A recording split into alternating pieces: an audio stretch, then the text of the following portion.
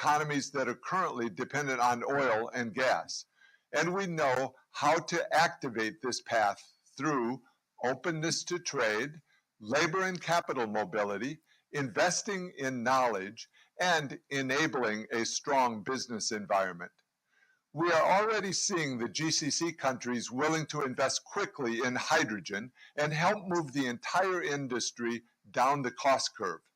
We are witnessing a massive restructuring of the global oil and gas market, where the supply flexibility of the GCC will be critical in dampening volatility in coming months. Regional cooperation on energy can bring GCC financing and expertise to the rest of the MENA region. With the current situation in commodity markets, the fiscal bill for fuel subsidies would crowd out many other activities if left unreformed.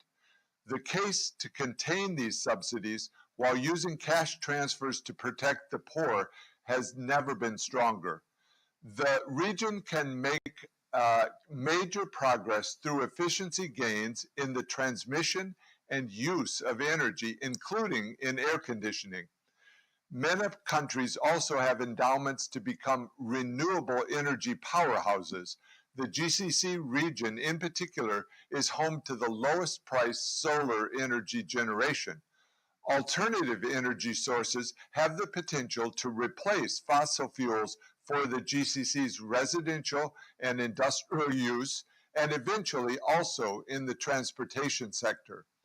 I thank you once again for the invitation to address this imminent gathering. With these few thoughts, I wish you a successful event and fruitful discussions. Thank you. Ladies and gentlemen, please join me in welcoming Her Excellency Marie Pangestu, Managing Director for Development Policy and Partnerships at the World Bank Group.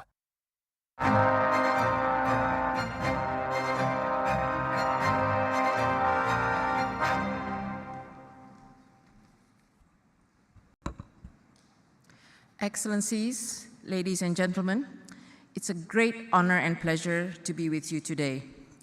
We gather at a time when the world faces multiple interlinked crises, from COVID-19 to climate change to conflict, when the urgency of the moment can make it difficult to envision a new normal. The devastation caused by the war in Ukraine is likely to significantly erode near-term global economic prospects. This puts developing countries at risk of falling further behind as COVID-19 recovery efforts had begun to falter. At the World Bank Group, we are supporting developing countries that have been hardest hit to meet immediate needs. But as the opening remarks of this summit by His Excellency Mohammad Gergawi, Minister of Cabinet Affairs, emphasized, the speed of change means governments must be able to keep up with the challenges.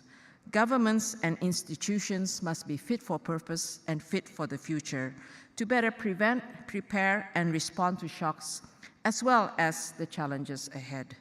We must therefore look ahead to take the opportunity to help development that is more green, resilient, and inclusive. Just then, you heard David Malpass provide an important component of such a development through a just energy transition. Today, I want to say a few words about institutions and governance systems, which are an essential part of this approach. The pandemic showed us very clearly that institutions matter, and good governance has always been at the foundations for development. Bangladesh provides a good example of how government reforms can help, even during the pandemic. Driven by a strong, sustained commitment by the government, they established an electronic government procurement system, enhanced transparency by making information publicly available, saving around $150 million, which could actually be used to build over 1,500 kilometers of rural roads or 3,000 primary schools. Institutions and systems anticipating future challenges also is key. And I think UAE is another good example where digital learning platforms created many years ago allowed pivoting to online and hybrid learning during the pandemic, leading to uninterrupted schooling. The time is ripe for change in governance and institutions to better enable us to tackle complex global challenges that can only be resolved through collective action. Let me outline 3 key areas for action that will help us move towards better governance and institutions. First, we must enhance public trust. Our work shows that high levels of integrity, fairness, and openness in institutions are strong predictors of people's trust in governments. Government responsiveness and reliability in delivering public services and anticipating new needs is crucial for boosting trust in institutions. Working with partners and local communities can improve outreach efforts. Rebuilding social contracts will also require governments to increase efficiency, transparency, and accountability, as well as to manage corruption. On the point of openness, leadership and clear communication to the public during the pandemic serves as important lessons learned in building public trust. Second, we must make greater use of technology and data for decision-making. The pandemic accelerated digitization and showed us how data and technology can contribute to better governance, to inform decisions taken by governments, to monitor the implementation and impact of decisions taken, and to correct course as necessary. The pandemic also underscored the need to address the digital divide so that citizens who lack digital access and skills are not left behind. 2.9 billion people still remain offline, and 40% of the developing world are not using the internet. Machine learning and artificial intelligence are revolutionizing what is possible. At the World Bank, we are piloting AI-based solutions for procurement and financial management and data analytics to support government systems and monitor high-risk projects. Governments can play and should play an important role in fostering private sector participation in the public sector and harnessing the innovations of tech companies around the world while providing a trusted digital ecosystem and protecting users. Third, we must build the institutions required for risk identification and crisis management. Every government needs to build out its capability of long-range risk forecasting to improve their capacity to deal with future crises and challenges. Critical decisions need to be made swiftly, as crisis impacts may spread beyond national borders and trigger significant economic, social, and environmental effects. Governments have a significant role to play in strengthening the resilience of their populations, communities, and critical infrastructure, networks, and systems. Given the potential shocks we are facing, this ranges from strengthening health and surveillance systems, macro-financial systems, and adaptation, protecting natural resources, and disaster risk management. On climate-related risks specifically, the increased frequency of droughts, floods, cyclones, and extreme temperatures can lead to large damages and affect food and human security, including in this region. And we know that in OECD and BRIC countries, the damages have been estimated to be around 1.5 trillion over the last decade. New vulnerabilities and interconnections may further exacerbate economic impacts.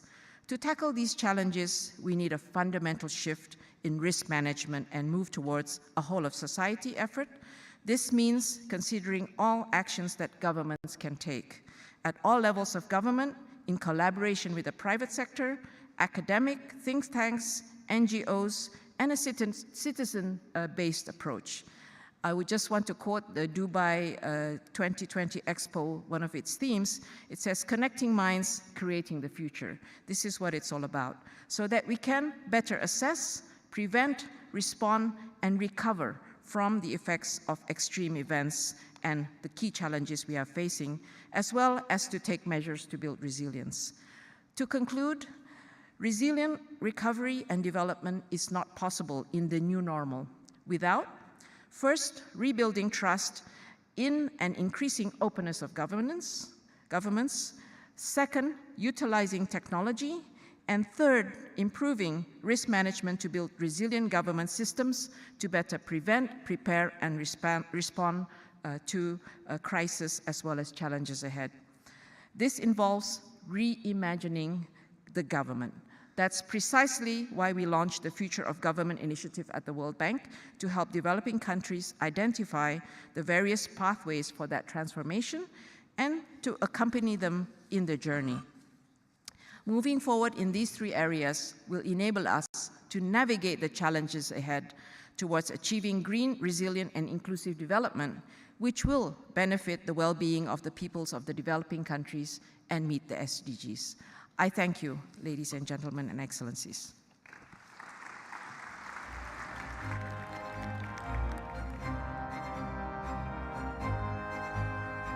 الحضور الكريم، الجلسة التالية حوار بعنوان تطوير المنظومة الصناعية ودور الصناعة في دعم الاقتصاد الوطني.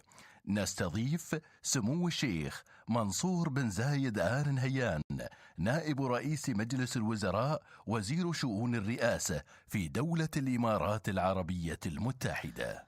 Ladies and gentlemen, our next session is a conversation titled Comprehensive Industrial Ecosystems Driving National Growth with His Highness Sheikh Mansour bin Zayed Al Nahyan, Deputy Prime Minister and Minister of Presidential Affairs of the UAE. Please note that this session will be in Arabic.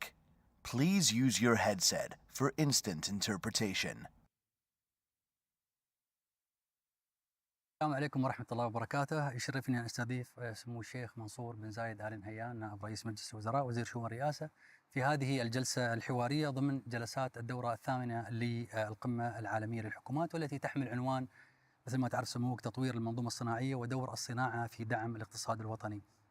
طويل العمر، بنبدأ من اختيار سموك لهذا المكان. لماذا تحديدا تم اختيار هذا المكان للبدء بهذا الحوار الجميل والشيق أيضا؟ شكرا أخ عبد الرحيم.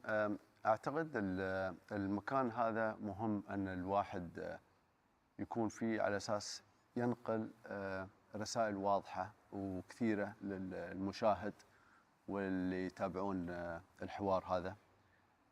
البحر لأهل دولة الإمارات مهم جدا تاريخيا. أهلنا راحوا الغوص وتاجروا في الغوص، وكانت تجارتهم بين الشرق والغرب، وكان عندهم صناعة السفن وتبادل تجاري في كل الدول المجاورة منها إلى قارة أفريقيا.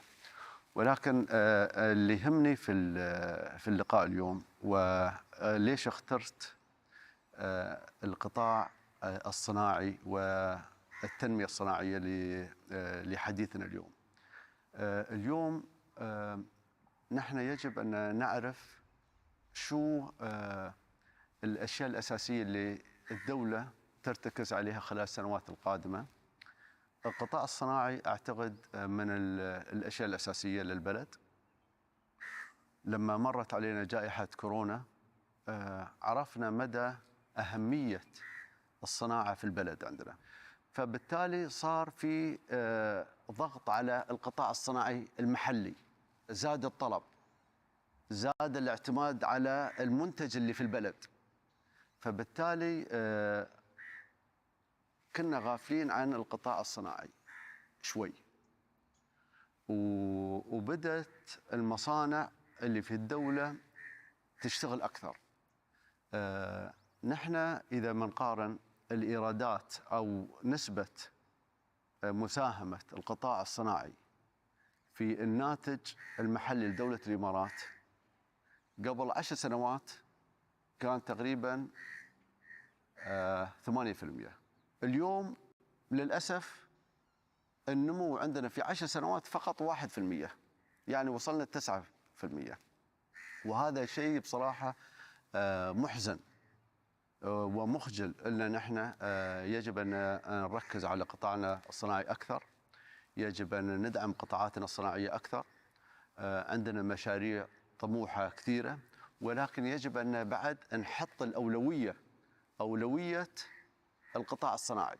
أنا بس بعطيك مثال، في مجالات كثيرة وفي دول كثيرة لنا نحن كدول داخلين فيها أو معاها شراكات استراتيجية.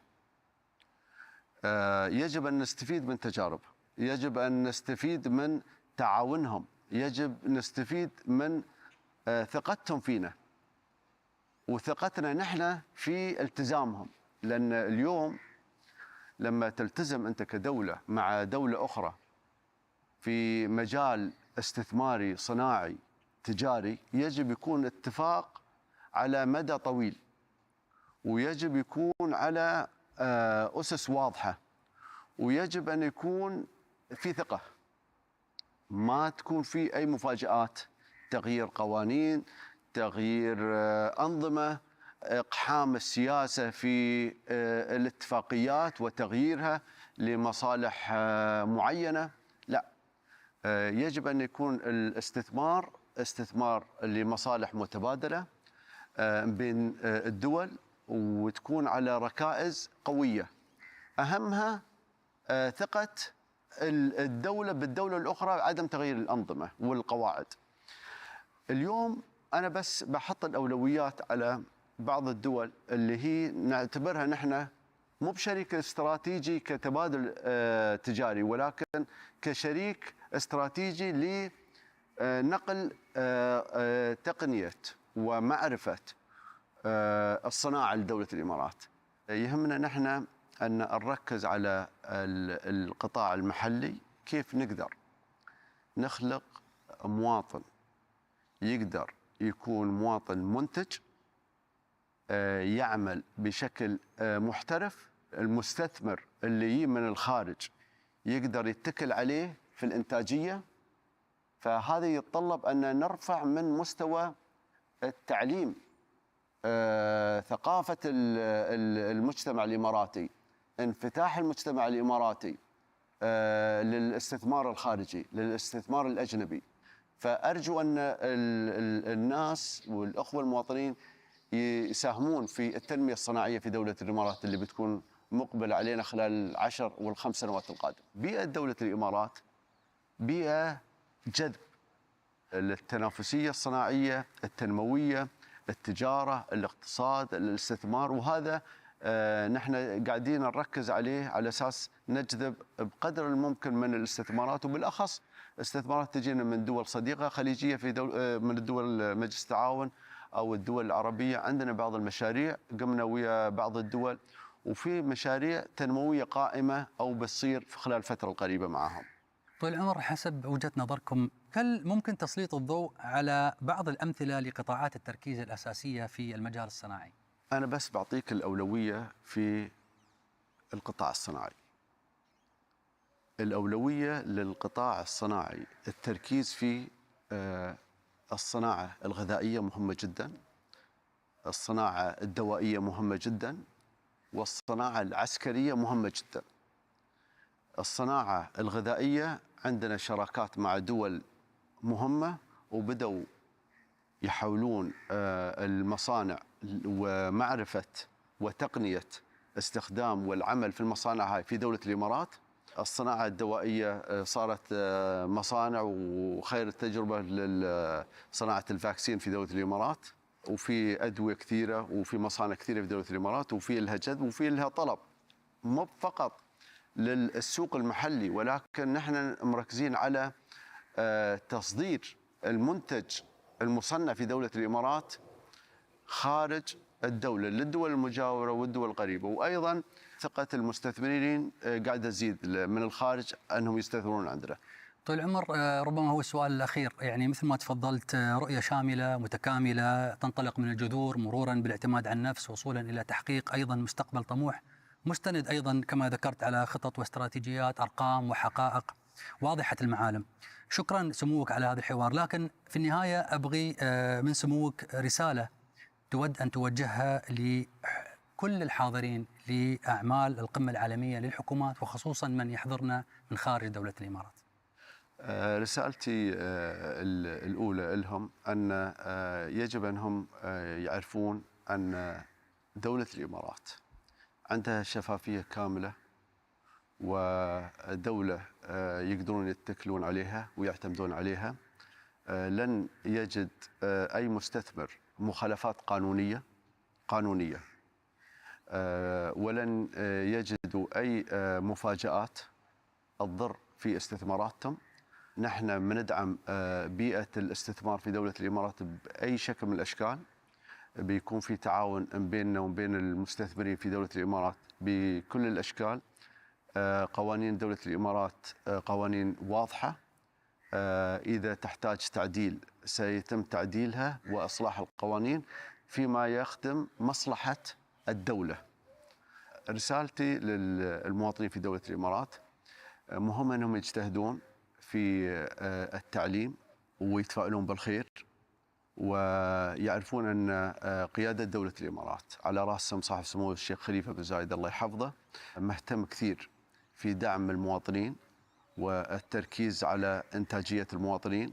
والمواطن مهم يستفيد من التنمية الصناعية اللي ممكن تصير في دولة الإمارات في الفترة القريبة، وهذه فرصة أن نحن ننوع من الاعتماد من قطاعات محددة إلى قطاعات متنوعة. سمو الشيخ منصور بن زايد آل نهيان نائب رئيس مجلس الوزراء وزير شؤون الرئاسة، شكرا جزيلا على هذا اللقاء المميز. شكرا وتحياتي للجميع وكل عام وانتم بخير. نشكر سمو الشيخ منصور بن زايد آل نهيان على هذه الجلسة. Thank you, Your Highness, for this session. For turning. 100 years of women making their mark in Parliament and shaping our legal landscape. There to be a focus around policy.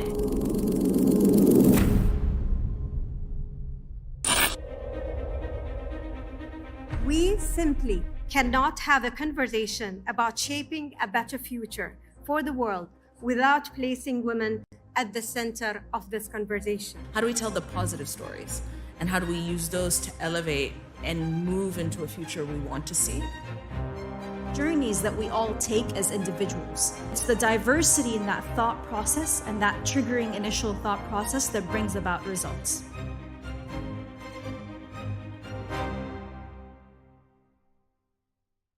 The ladies not for turning. 100 years of women making their mark in Parliament and shaping our legal landscape. There to be a focus around policy.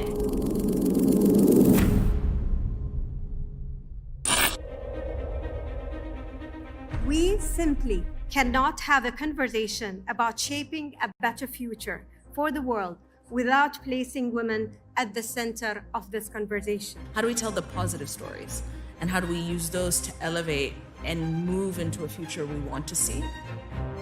Journeys that we all take as individuals. It's the diversity in that thought process and that triggering initial thought process that brings about results.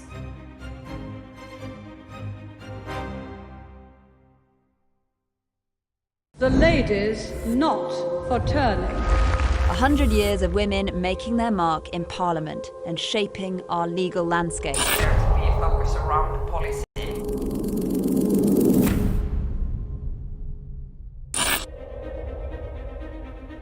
We simply cannot have a conversation about shaping a better future for the world without placing women at the center of this conversation. How do we tell the positive stories?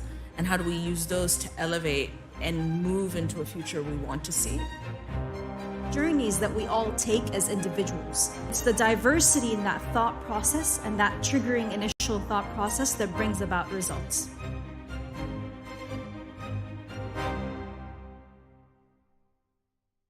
The ladies not for turning. 100 years of women making their mark in Parliament and shaping our legal landscape. There to be a focus around policy.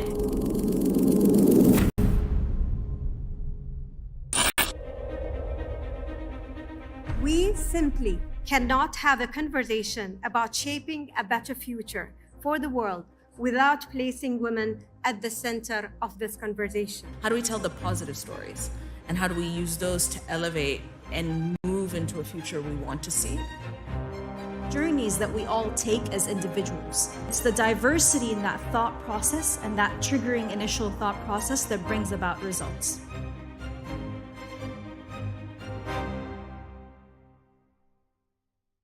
The ladies not for turning. 100 years of women making their mark in Parliament and shaping our legal landscape. We focus around policy.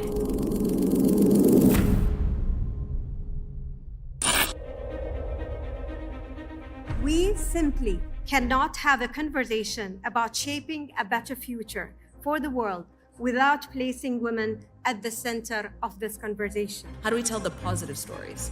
And how do we use those to elevate and move into a future we want to see? Journeys that we all take as individuals. It's the diversity in that thought process and that triggering initial thought process that brings about results.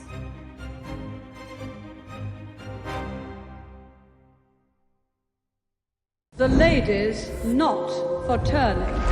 100 years of women making their mark in Parliament and shaping our legal landscape. We focus around policy.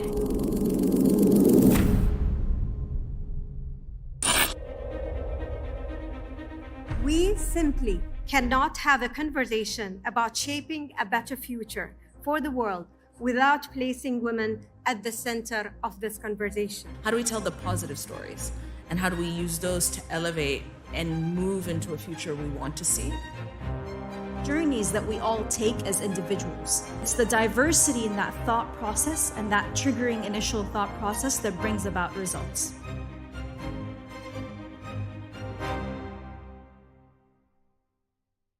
The ladies not for turning. 100 years of women making their mark in Parliament and shaping our legal landscape. We focus around policy.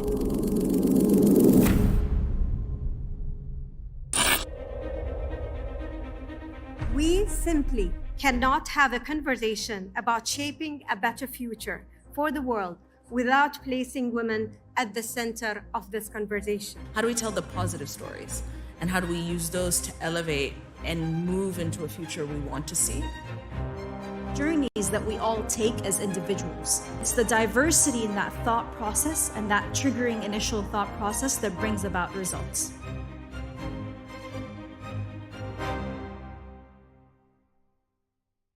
The ladies not for turning. 100 years of women making their mark in Parliament and shaping our legal landscape. We focus around policy.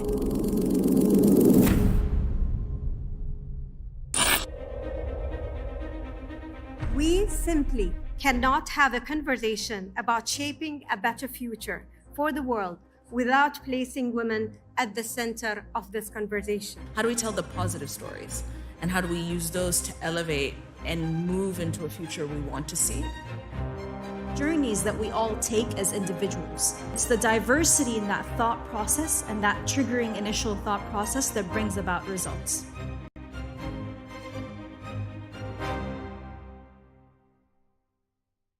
The ladies not for turning. 100 years of women making their mark in Parliament and shaping our legal landscape. We focus around policy.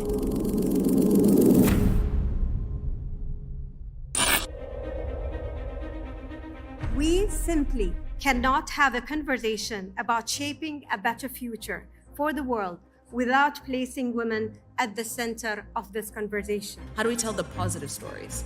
And how do we use those to elevate and move into a future we want to see? Journeys that we all take as individuals. It's the diversity in that thought process and that triggering initial thought process that brings about results.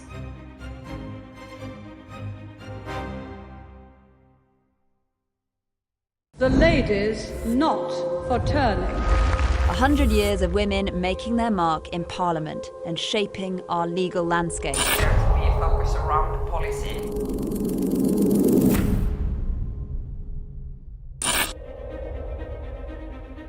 We simply cannot have a conversation about shaping a better future for the world without placing women at the center of this conversation. How do we tell the positive stories?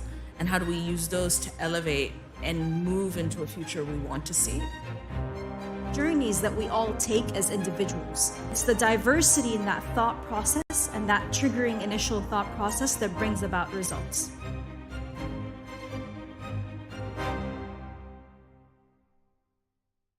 The ladies not for turning. 100 years of women making their mark in Parliament and shaping our legal landscape. We focus around policy.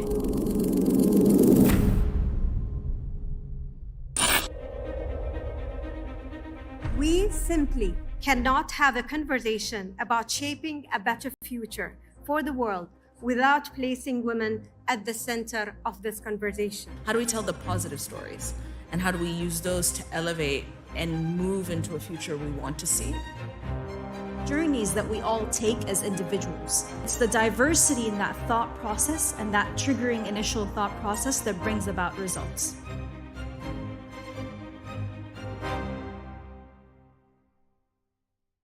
The ladies not for turning. 100 years of women making their mark in Parliament and shaping our legal landscape. We focus around policy.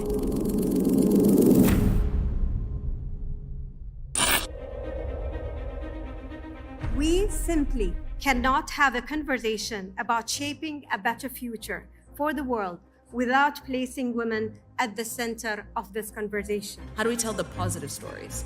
And how do we use those to elevate and move into a future we want to see? Journeys that we all take as individuals. It's the diversity in that thought process and that triggering initial thought process that brings about results.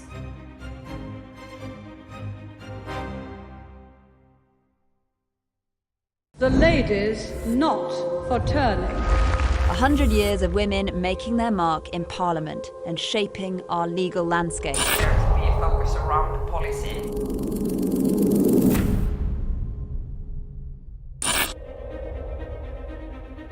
We simply cannot have a conversation about shaping a better future for the world without placing women at the center of this conversation. How do we tell the positive stories?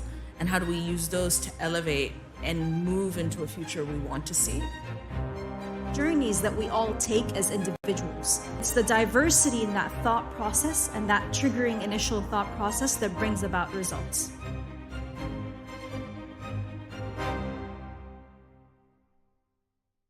The ladies not for turning. 100 years of women making their mark in Parliament and shaping our legal landscape. We focus around policy.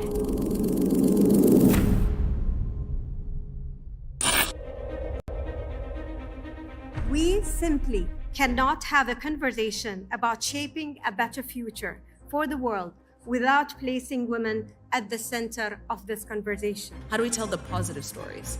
And how do we use those to elevate and move into a future we want to see? Journeys that we all take as individuals. It's the diversity in that thought process and that triggering initial thought process that brings about results.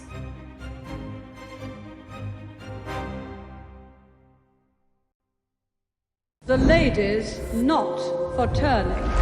100 years of women making their mark in Parliament and shaping our legal landscape. We focus around policy.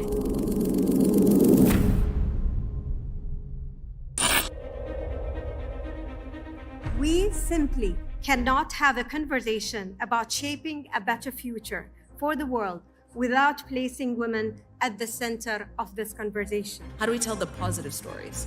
And how do we use those to elevate and move into a future we want to see? Journeys that we all take as individuals. It's the diversity in that thought process and that triggering initial thought process that brings about results.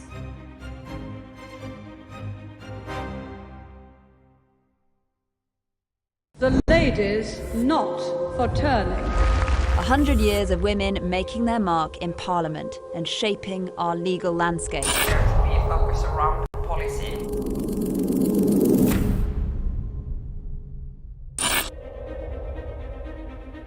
We simply cannot have a conversation about shaping a better future for the world without placing women at the center of this conversation. How do we tell the positive stories?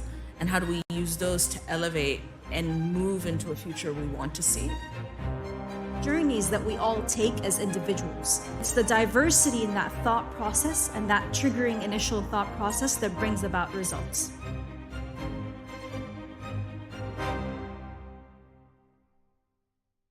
The ladies not for turning.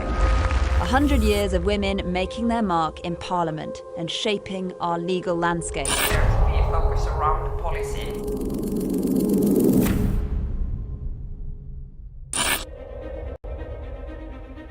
We simply cannot have a conversation about shaping a better future for the world without placing women at the center of this conversation. How do we tell the positive stories?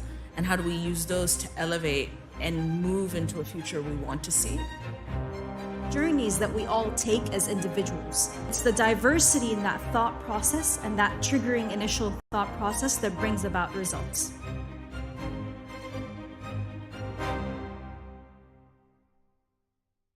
The ladies not for turning. 100 years of women making their mark in Parliament and shaping our legal landscape. We focus around policy.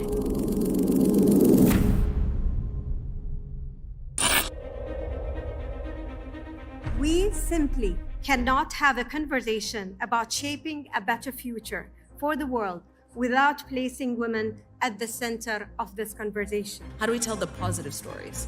And how do we use those to elevate and move into a future we want to see? Journeys that we all take as individuals. It's the diversity in that thought process and that triggering initial thought process that brings about results.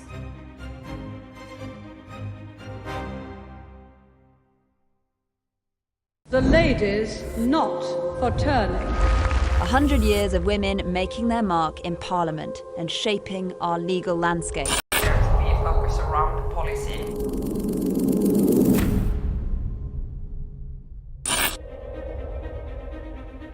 We simply cannot have a conversation about shaping a better future for the world without placing women at the center of this conversation. How do we tell the positive stories? And how do we use those to elevate and move into a future we want to see? Journeys that we all take as individuals. It's the diversity in that thought process and that triggering initial thought process that brings about results.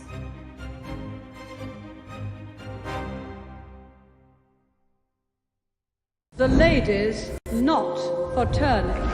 100 years of women making their mark in Parliament and shaping our legal landscape. We focus around policy.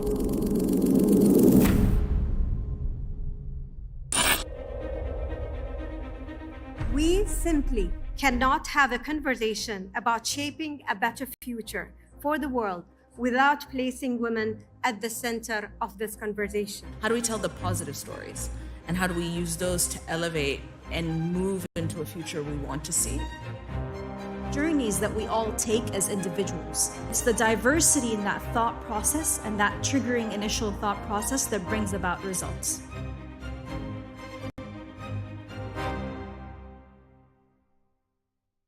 The ladies not for turning. 100 years of women making their mark in Parliament and shaping our legal landscape.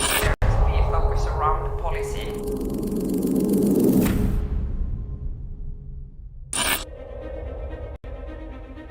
We simply cannot have a conversation about shaping a better future for the world without placing women at the center of this conversation. How do we tell the positive stories? And how do we use those to elevate and move into a future we want to see? Journeys that we all take as individuals. It's the diversity in that thought process and that triggering initial thought process that brings about results.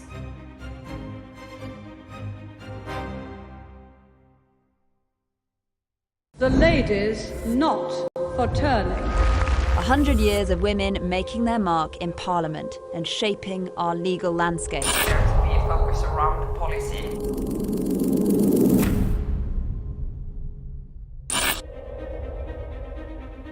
We simply cannot have a conversation about shaping a better future for the world without placing women at the center of this conversation. How do we tell the positive stories?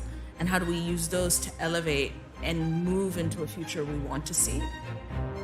Journeys that we all take as individuals. It's the diversity in that thought process and that triggering initial thought process that brings about results.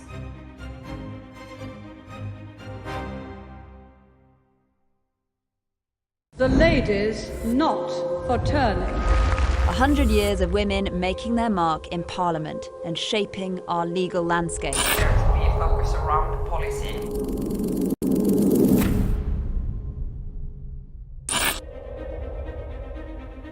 We simply cannot have a conversation about shaping a better future for the world without placing women at the center of this conversation. How do we tell the positive stories? And how do we use those to elevate and move into a future we want to see? Journeys that we all take as individuals. It's the diversity in that thought process and that triggering initial thought process that brings about results.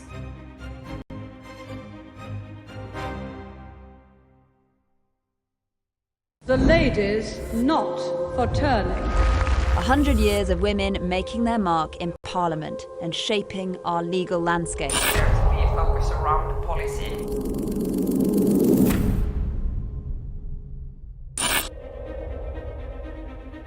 We simply cannot have a conversation about shaping a better future for the world without placing women at the center of this conversation. How do we tell the positive stories? And how do we use those to elevate and move into a future we want to see? Journeys that we all take as individuals. It's the diversity in that thought process and that triggering initial thought process that brings about results.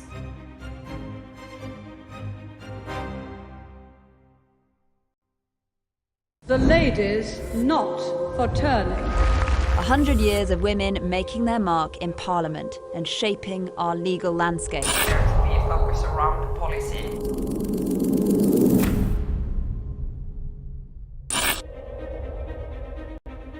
We simply cannot have a conversation about shaping a better future for the world without placing women at the center of this conversation. How do we tell the positive stories? And how do we use those to elevate and move into a future we want to see? Journeys that we all take as individuals. It's the diversity in that thought process and that triggering initial thought process that brings about results.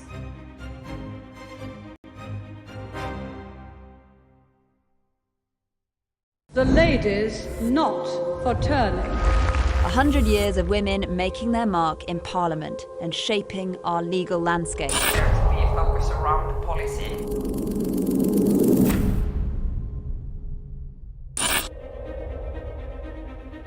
We simply cannot have a conversation about shaping a better future for the world without placing women at the center of this conversation. How do we tell the positive stories? And how do we use those to elevate and move into a future we want to see? Journeys that we all take as individuals. It's the diversity in that thought process and that triggering initial thought process that brings about results.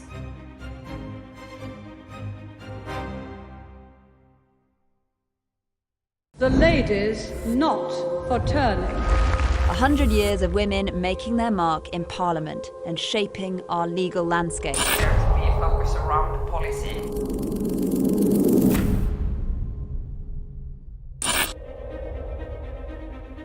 We simply cannot have a conversation about shaping a better future for the world without placing women at the center of this conversation. How do we tell the positive stories? And how do we use those to elevate and move into a future we want to see? Journeys that we all take as individuals. It's the diversity in that thought process and that triggering initial thought process that brings about results.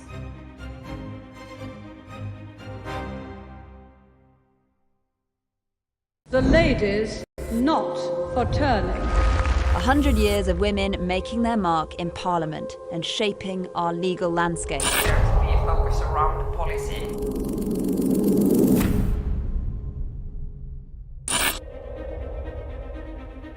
We simply cannot have a conversation about shaping a better future for the world without placing women at the center of this conversation. How do we tell the positive stories? And how do we use those to elevate and move into a future we want to see? Journeys that we all take as individuals. It's the diversity in that thought process and that triggering initial thought process that brings about results.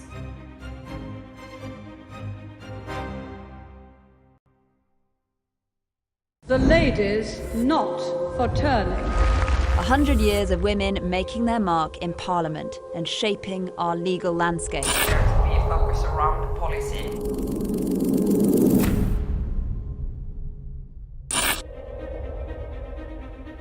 We simply cannot have a conversation about shaping a better future for the world without placing women at the center of this conversation. How do we tell the positive stories? And how do we use those to elevate and move into a future we want to see? Journeys that we all take as individuals. It's the diversity in that thought process and that triggering initial thought process that brings about results.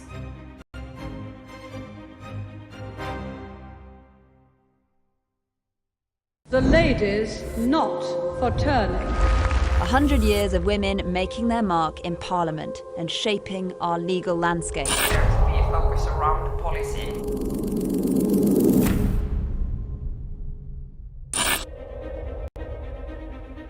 We simply cannot have a conversation about shaping a better future for the world without placing women at the center of this conversation. How do we tell the positive stories? And how do we use those to elevate and move into a future we want to see? Journeys that we all take as individuals. It's the diversity in that thought process and that triggering initial thought process that brings about results.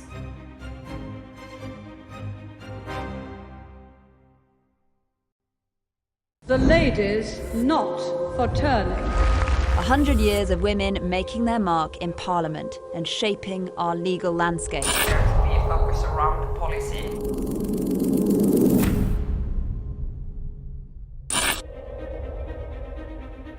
We simply cannot have a conversation about shaping a better future for the world without placing women at the center of this conversation. How do we tell the positive stories? And how do we use those to elevate and move into a future we want to see? Journeys that we all take as individuals. It's the diversity in that thought process and that triggering initial thought process that brings about results.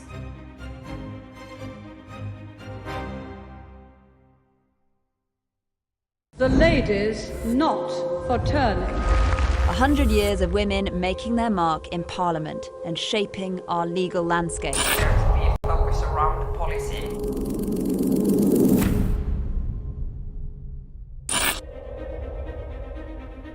We simply cannot have a conversation about shaping a better future for the world without placing women at the center of this conversation. How do we tell the positive stories? And how do we use those to elevate and move into a future we want to see? Journeys that we all take as individuals. It's the diversity in that thought process and that triggering initial thought process that brings about results.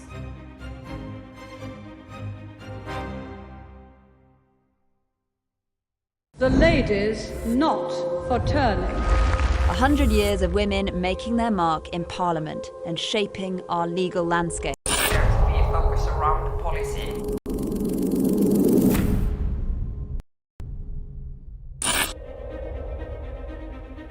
We simply cannot have a conversation about shaping a better future for the world without placing women at the center of this conversation. How do we tell the positive stories?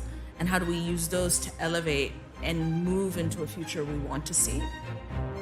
Journeys that we all take as individuals. It's the diversity in that thought process and that triggering initial thought process that brings about results.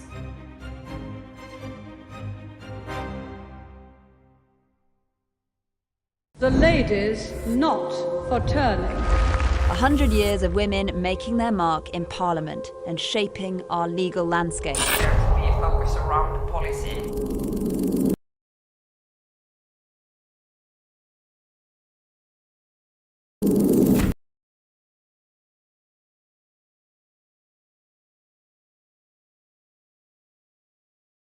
As individuals. It's the diversity in that thought process and that triggering initial thought process that brings about results.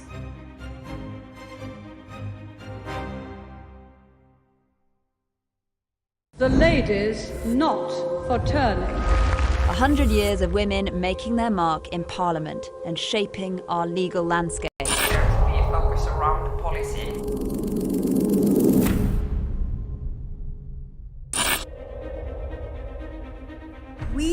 simply cannot have a conversation about shaping a better future for the world without placing women at the center of this conversation. How do we tell the positive stories? And how do we use those to elevate and move into a future we want to see? Journeys that we all take as individuals. It's the diversity in that thought process and that triggering initial thought process that brings about results.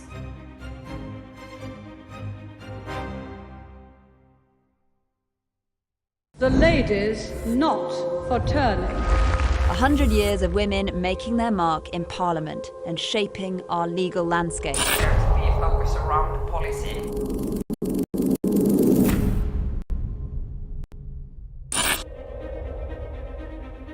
We simply cannot have a conversation about shaping a better future for the world without placing women at the center of this conversation. How do we tell the positive stories? And how do we use those to elevate and move into a future we want to see? Journeys that we all take as individuals. It's the diversity in that thought process and that triggering initial thought process that brings about results.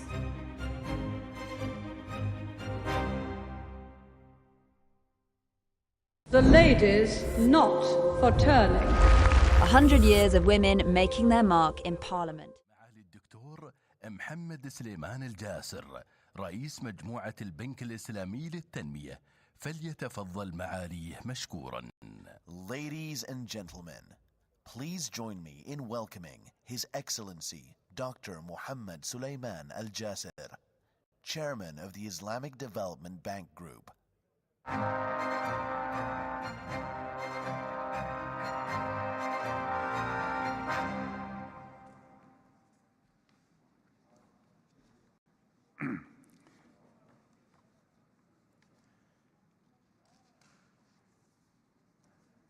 بسم الله الرحمن الرحيم، والصلاة والسلام على أفضل الأنبياء والمرسلين سيدنا ونبينا محمد وعلى آله وصحبه أجمعين ومن تبعهم بإحسان إلى يوم الدين. Your Highnesses, Your Excellencies, distinguished participants, Assalamu alaikum wa rahmatullahi wa barakatuh. It is a great honor and privilege to participate in this 8th World Government Summit at the invitation of His Highness Sheikh Mohammed bin Rashid Al Maktoum. I would like to congratulate His Highness and the UAE government on convening this exceptional global event, which coincides this year with another no less successful event, Expo 2020, in this metropolitan city. For the last 45 years, the Islamic Development Bank has had a solid track record of serving its 57 member countries, spanning 4 continents: Africa, Asia, Europe, and Latin America. We support the socio-economic development of our member countries and improve the quality of life for around 1.8 billion people worldwide, or 1 out of every 5 citizens of the world. All our member countries are developing countries, while about 21 of our 57 members are classified as least developed countries. Ladies and gentlemen, the 4th Industrial Revolution is reshaping our world. Digital technologies and new tools have opened new vistas for economic and social development. Because of its exponential contributions to productivity and efficiency, the world has experienced an accelerating transition towards a digital economy. Here, ICTs play an increasing role in producing, consuming, and exchanging goods and services. This has undoubtedly broadened the spectrum of opportunities and potential for human advancement by fostering ever higher productivity and innovation. Amid the challenges brought about by the ongoing global pandemic, our role as a development bank has become more crucial than ever. While the supply chain in transportation and trade was stalled in various parts of the world, reinventions of people's living never stopped. It was through the digital transformation that many people sustained in their social, professional lives in the middle of stringent lockdowns. Indeed, digital transformation was already underway, even before the pandemic and the lockdowns that forced people to work remotely. The pandemic has underlined the crucial role of digital technologies in keeping economies and societies afloat. They greatly helped maintain business continuity, supported students in education, and provided access to certain health services through telehealth. This was not only present in private transactions, but also in public service delivery, allowing for the streamlining of e-government. Although the pandemic has challenged humanity in many ways, it has also paved the way for a digital transformation that serves the socioeconomic needs of the broad population. A favorable opportunity stemming from the challenges is that communications, trade, services, and many economic activities have increasingly moved online, thereby facilitating access. World governments can lead by accelerating the mainstreaming of technologies such as network sensors, artificial intelligence, Internet of Things, machine learning, data analytics, real-time decision-making, and transactive energy systems for efficient public service delivery. Ladies and gentlemen, since its inception in 1975, the Islamic Development Bank has supported digital transformation. It has been supporting the ICT sector through standalone ICT projects and as a supplement in other sectors such as education, health, and agriculture for various operations. The IDB has strategically positioned itself to serve its member countries for post-COVID-19 recovery, driving green economic growth, tackling poverty, and building resilience. Since digital transformation is considered an integral part of this new strategic orientation, we strive to leverage technology tools to build a future that promotes connectivity, competitiveness, and innovation in our member states. It goes without saying that we cannot do it alone. A coalition of the brave will have to be formed to bring about such transformation. Distinguished delegates, over 1 billion new internet users have been added globally during the last 5 years. Yet close to half the world's population, over 3.7 billion, does not have access to the internet. While nearly 87% of people in developed countries use the internet, only 44% in developing countries have access, and the situation is even worse in the least developed countries. According to a study conducted by the International Telecommunications Union, the ITU, an estimated $428 billion is needed to connect the remaining offline population to the internet by 2030. The digital divide is also within countries. While a mobile broadband network covers virtually almost all urban areas globally, worrying gaps in connectivity and internet access persists in rural areas. Globally, 72% of households in urban areas have access to the internet at home, almost twice as much as in rural areas. However, with many essential services pushed online during the COVID-19 pandemic, a threat remains that those without broadband internet access could be left behind in terms of economic and social development.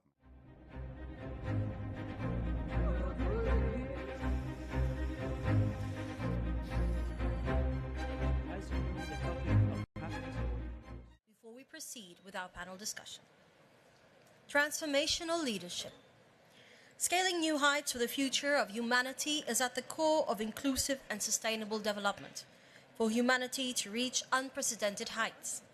So how do we move from base camp to the summit from here.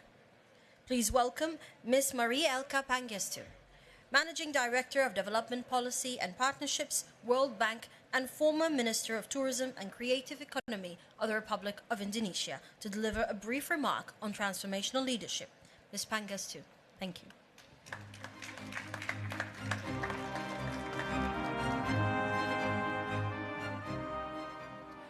Thank you very much, Excellencies, ladies and gentlemen. Pleasure for me to be with all of you today. I think the previous speakers have actually set up the scene very well. And we all know about the 17 Sustainable Development Goals, which is very much in line, obviously, with the World Bank Group's vision of eradicating poverty and shared prosperity in a sustainable manner. And, you know, we all know that the SDGs is really a blueprint for our common future. And it is really the future that we want to collectively build for generations to come. And many of us in this room, I can see Mahmoud, I can see many others in the room, we've actually been at this for a while. I started my journey with MDGs, review of the MDGs with Amina Mohammed and Jeffrey Sachs, and then the whole long process to get to SDG 17. Cybersecurity problems. Excellencies, ladies and gentlemen, let me conclude by being a bit audacious. I will claim that bridging the digital divide can help humanity reap the following benefits. First, creating quality jobs for youth and women. Second, expanding educational opportunities through e-education and e-learning. Third, allowing e-health to be provided to larger segments of the population without the need to travel and at a fraction of the cost. Fourth, enhancing the efficiency of world governments through e-government services, thus reducing trips to government offices. Fifth, strengthening e-commerce within and cross borders. Sixth, enabling micro and small and medium enterprises to expand their reach through the expansion of e-finance and fintech. Seventh, capitalizing on the demographic dividend of a large youthful population by creating a large ICT service industry. Eighth, narrowing the knowledge gap intranationally and internationally, thus reducing the income gap, which is stifling development in many of our member countries. I warned you, it is audacious, but with reflection, these benefits are within reach if we put our hearts and minds into them. So let us at least try. Ladies and gentlemen, I take this opportunity to reiterate my thanks and gratitude to His Highness and the esteemed government of the United Arab Emirates for their outstanding efforts to organize such an august forum to exchange creative ideas and innovative solutions to meet the challenges facing governments in their quest to achieve inclusive and sustainable development. Wassalamu alaikum wa rahmatullahi wa barakatuh.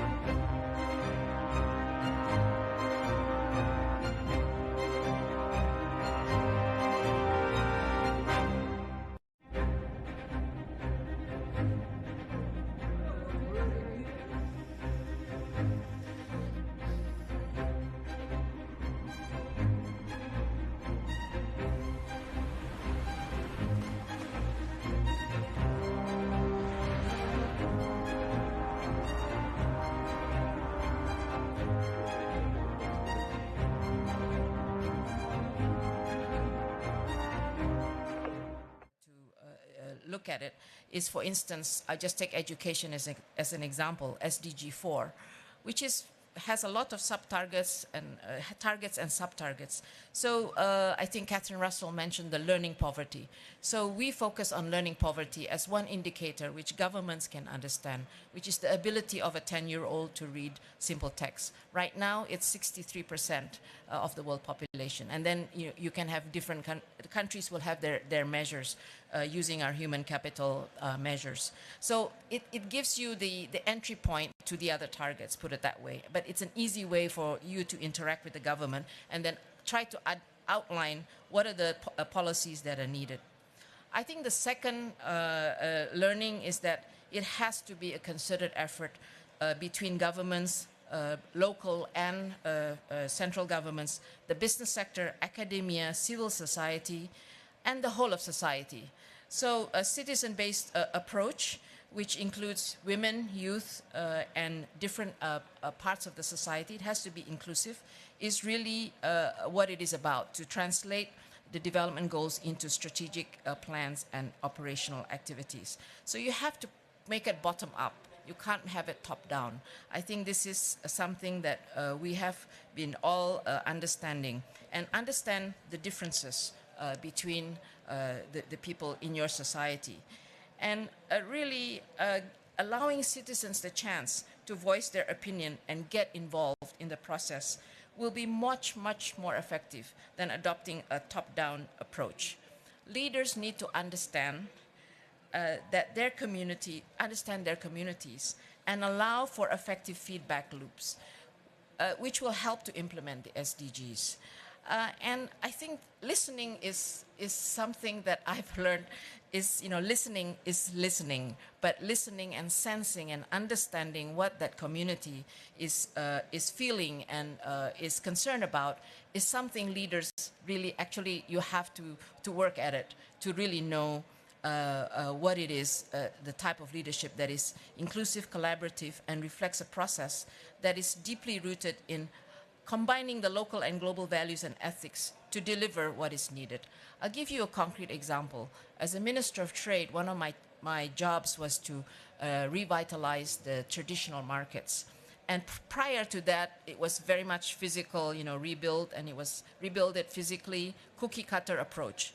But the moment I started listening to the women in the markets, who are the majority of the traders in the market, you start understanding the needs, including how to outfit the bathrooms, child care centers, and developing their ability to access financial markets and to be able to become entrepreneurs. So we built that into the revitalization of the markets.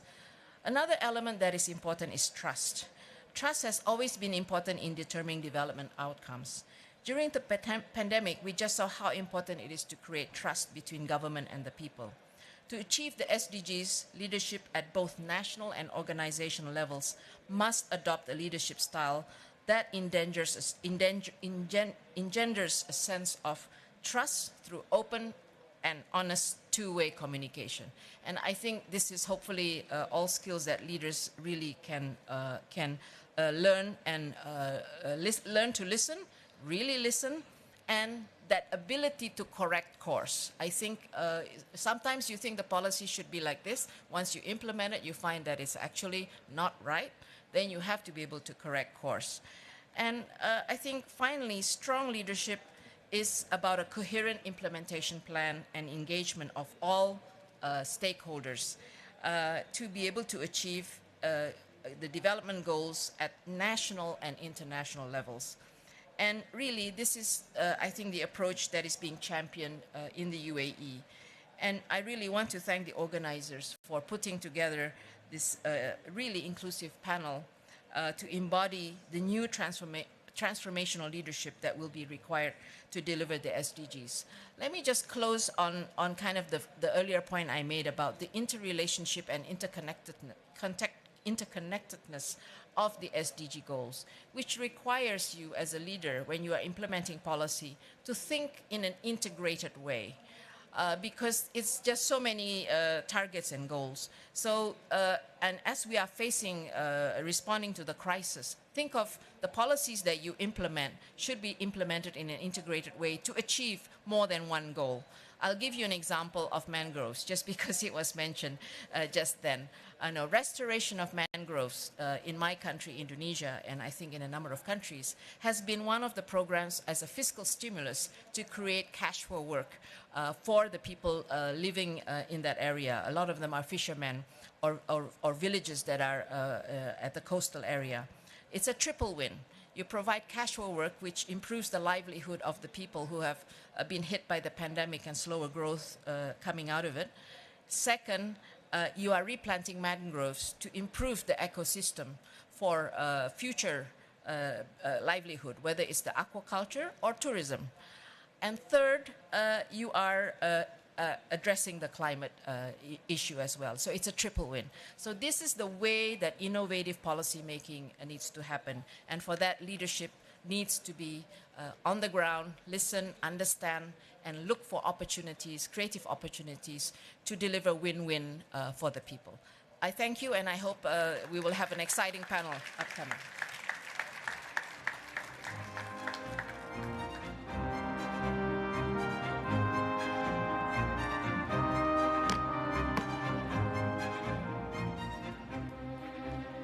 Thank you, Ms. Pangestu. Your speech did wonderful in highlighting all the innovation as well as flexibility in policy, and definitely does coincide with our theme of transformational leadership. Distinguished guests, please welcome our ministerial panelists onto the stage. His Excellency Suhail Al-Mazroui, Minister of Energy and Infrastructure of the United Arab Emirates.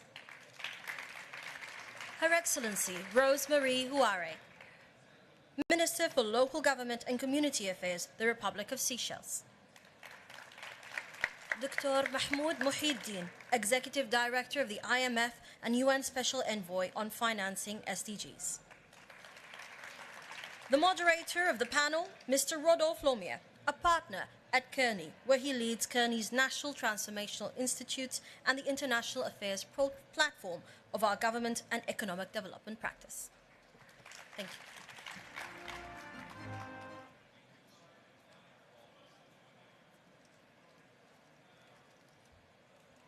There we go. I have a famously loud voice, so I couldn't really tell. It's really an honor to be sharing this circular stage with the three leaders that you see before you. It's also just an honor to be in this session today doing humanities work. I hope for all the young ones in this room that they've had the chance to experience what I know you have, each of you, and you now embody, which is truly transformational leadership. You know it when you feel it. In this country, we're privileged to have a great depth of it. It's a field of order, it's a field of direction, and it's a field of action. People know where they're going. They're motivated to go there. They're cared for, and they're focused on results. Even more rare in transformational leadership is a culture of leadership, where it's not just one great person, but it pervades everyone. And I think we can agree that to achieve the Agenda for Sustainable Development, we have the tools, we have the technologies. This world is blessed so richly in innovation and solutions. Then what's the gap? And I think the gap that we have to fill, that which we have to harness, is transformational leadership. And we're privileged to have three transformational leaders with us here today. Of course, Your Excellency, Suhail Al-Mazroui, a pleasure to have you with us today. Thank you so much. Mr. Mahmoud Muhyiddin, thank you so much for being here as well. And Her Excellency Rose-Marie Huare, it's a pleasure to have you. If I may, Your Excellency, I'd like to begin with a question for you. The UAE has made tremendous progress towards achieving the Agenda for Sustainable Development, and in particular, remarkable progress towards net zero by 2050. Tell us about that journey, and tell us about the kind of leadership that it has required and will require going forward. Well, thank you. Thank you very much, and it's great to be with these distinguished leaders. If I may start with a story, and because that, I think, sets how our government and how we are thinking. Back in the 1995, late His Highness Sheikh Zayed, the founder of the United Arab Emirates, was one day in the desert and he saw smoke. As you know, we're producing oil and gas, and flaring is part of what you do to clean up the well. And he instructed that we should have a plan to stop flaring. I don't want to see smoke. So from that initiative, that started the zero flaring initiative in our national oil company back in the 90s when companies all over the world were burning natural gas just to get rid of it. We've been incentivized, and he said, I would like to save that gas. Don't burn the gas. And it was costly, and we had even struggled with our international oil companies to convince them we need to spend in zero flaring policy. That cascaded down to the different policies. And back in 2007, we started thinking about diversifying our energy mix away from natural gas, even though we have plenty of it. And we started our first, or the region's first, peaceful nuclear program. Today, we recently celebrated the putting on stream the second power plant. Each one of them is 1,400 megawatt, and they are going to transform the way we are consuming energy because they come with zero flaring. And that's when we even started to put, driven by our leadership, we want a long-term strategy. No, everyone was talking 2025, 2030, and my ministry was chartered to put probably the world first long-term strategy looking at sustainability. Back in 2014 we started working, 2017 launched it, and we're targeting a reduction of 70% of CO2 by the year 2050, diversifying to 50% of our energy sources from renewable or green forms of energy. And that's led us to today where we are also influencing more than 40 countries, doing projects of sustainability in those countries. So it starts from the leadership, and yes, we follow because we believe it's within the DNA, I would say, of this nation. Thank you so much for that. It certainly is. Having lived here for 8 years, even my children are aware of that. They go elsewhere and they say, why are things so slow when they go back home to their home countries? Here's where things happen first. It's just the truth. A follow-up question, if I may, just looking farther into the future. Before the pandemic, the UAE made some very bold decisions about its digital infrastructure, its medical systems, a whole host of investments that at the time were not obvious, but which paid huge dividends during the pandemic. What is the next frontier of transformational leadership in this country, in your view, looking out to the 2030 period? We are just at the tip of the iceberg of using data, and we believe in data. And now we are putting in place data gathering. We're having simulations using artificial intelligence to use that data to react quicker than the human brain or the human beings. And we are using it in every form.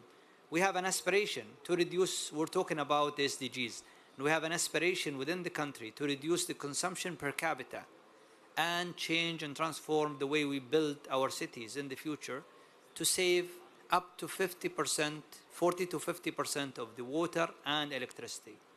And we cannot do that if we are not using this enormous data.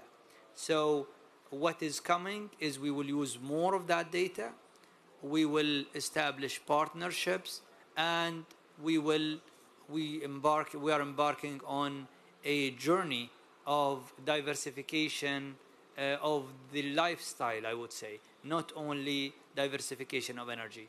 We need to change our behaviors. If we're serious about SDGs, we need to consume less. We need, from food to energy to water. More population is coming, and if we just continue the way we are behaving as human beings, I don't think it's gonna be sustainable. It's good to dream of the SDGs, but the action is to reduce and reuse the circular economy, and that's what we are doing, and that's what's coming in the UAE. Thank you so very much. If I may, Mr. Muhyiddin, turn to you, dear sir, and I thank you, Your Excellency, for those insights. In implementing the Agenda for Sustainable Development, you have a front row seat. I should disclose to the entire audience that I'm a passionate fan of the IMF. I really am. I've had many friends who've worked there, and I think it's doing such incredibly important work. So you have a front row seat to the challenges facing countries in achieving them. What do you see as the most important challenges countries face in achieving it, and where are the opportunities for acceleration? Right. Thank you so much. It's great to see a fan of the IMF. Which is not really very common in many places. But I'm representing a group of countries at the board, including having the honor of representing my home country, Egypt, the UAE, and others. And the IMF is very much, as you said, in the forefront of in dealing with major challenges, including with a major area of concern and disruption related to debt and debt management. Let me just get that in a context, because being here today in this gathering, being reminded with the excellent speeches earlier, including by the president of the UNICEF, telling us that the UAE is hosting us here since 2016 on the SDGs in action. I remember it like yesterday, just 1 year after launching the SDGs, saying what we should really be doing at the World Bank. I was at the World Bank at the time. So we talked about data, His Excellency just mentioned that, finance for investment in human capital, in infrastructure, and in resilience. That includes climate change, and how to master implementation in the field. Linking that to the excellent speeches, again, including by His Excellency, the President of Seychelles. It's great to see a president speak in the SDG language. SDG 5, SDG 17, 13, and the rest. And then in the room was the President of Colombia and His Excellency here, the Prime Minister of Rwanda. So how can I connect all of that together and trying to answer your question? It's about the leadership here in dealing with major challenges, with partnerships, with organizations and institutions like IMF, the World Bank and others, that we can really deal with the challenges facing the SDGs. Rwanda, everybody knows, it went through major difficulties, but now it is being looked at as a country of hope, transformation. It finds solutions based on research and development, digital transformation, major investment in human capital. Then you go to Colombia, a country that had been suffering from civil war, disruption, using SDGs as benchmarks, linking its activities with the IMF and the World Bank, taking the OECD accession criteria, and now becoming a member of an OECD. That was not really thought of when we were here back in 2016 talking about which country will be leading the road forward in its region or globally.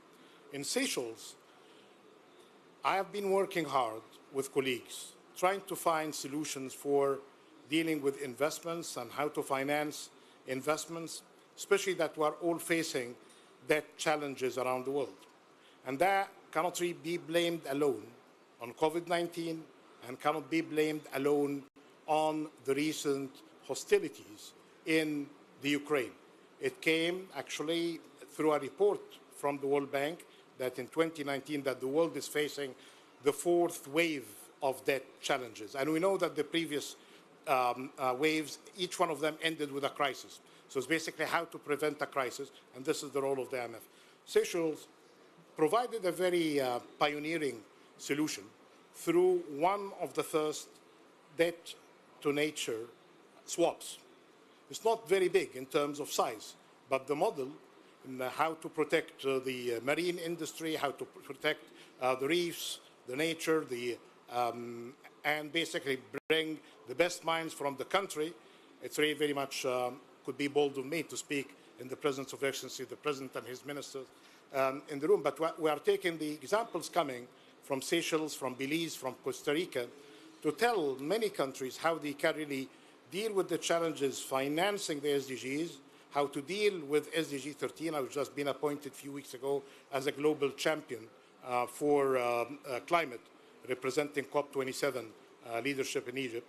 So we're trying to find solutions. It's not just, you can always spend time talking about problems and how to design solutions. Back to 2016 again, I was on the stage with the DSG of the United Nations, Her Excellency, the Minister of International Cooperation, and before going to the stage, I received a call from my daughter, and that's why I always tell the Minister I cannot forget his name, because my daughter's name is Suhaila, and his name, of course, is Suhail. So she said, well, I decided that I'm dropping economics. I'm an economist. So I go, what went wrong? He said, well, economists are good in describing problems, as I'm trying to do now, perhaps. But I'm going to be an engineer. Okay, congratulations for that, because engineers are about providing solutions. She was 18 at the time. She provided this kind of a challenge. It's basically about how to design solutions to the world that is full of problems. We have data, so we use technology now. Mr. Abdallah Luta here led a very important summit, preparing us to understand better how we deal with the 17 goals, with their 169 targets, and more than 230 indicators. When he did this kind of work, the work on artificial intelligence and using big data systems was still in its infant days, but he led the world in this direction. On issues related to finance and design, we can brag about lack of finance for investments, that we are facing that crisis, but basically how to bring some of the solutions that went beyond the lab kind of experiments into implementation, like in Seychelles and Belize, in other countries, to deal with this big potential disruption. If we have widespread debt crisis, we'll be derailed. And that's why the IMF comes here nicely by providing solutions. Debt swaps is one of the areas that we're considering. But as you know, the IMF was part of the DSSI, the Debt Service Suspension Initiative. It worked hard as well in delaying or postponing some of the due installments for repayments. But we need to do more. And we need to do more while we see, unfortunately, this is not going to be politically correct what I'm going to say, that the G7 is very much preoccupied with the hostilities in the Ukraine. The G20, good luck with Indonesia in hosting it now, but again, great deal of disruptions. But what I'm going to go back to here, that there are some fundamental, strong institutions owned by the membership that is basically representing every country in the world, like the UN system, supported institutions, the IMF, the World Bank, that we need to use them for the better, to provide solutions, not just to describe the problem that we are trying to solve. I can't thank you enough for that. I mean, every single thing you just said was solution. So you were hard an economist, but thank you so much for that. A follow-up, if I may. By the way, amazing that you mentioned your daughter. I have 3, and one of mine, exactly the same choice. I think we're seeing in the new generation an obsession with making a real decisive difference in the world and not just talking about things, which is fantastic. A follow-up question, if I may.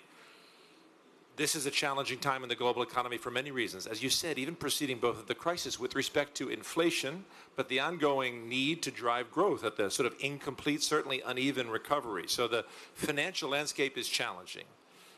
What do you see as the key progress being made with respect to financing specifically in achieving the SDGs in that context? Right. So talked about debt to be a challenge before COVID.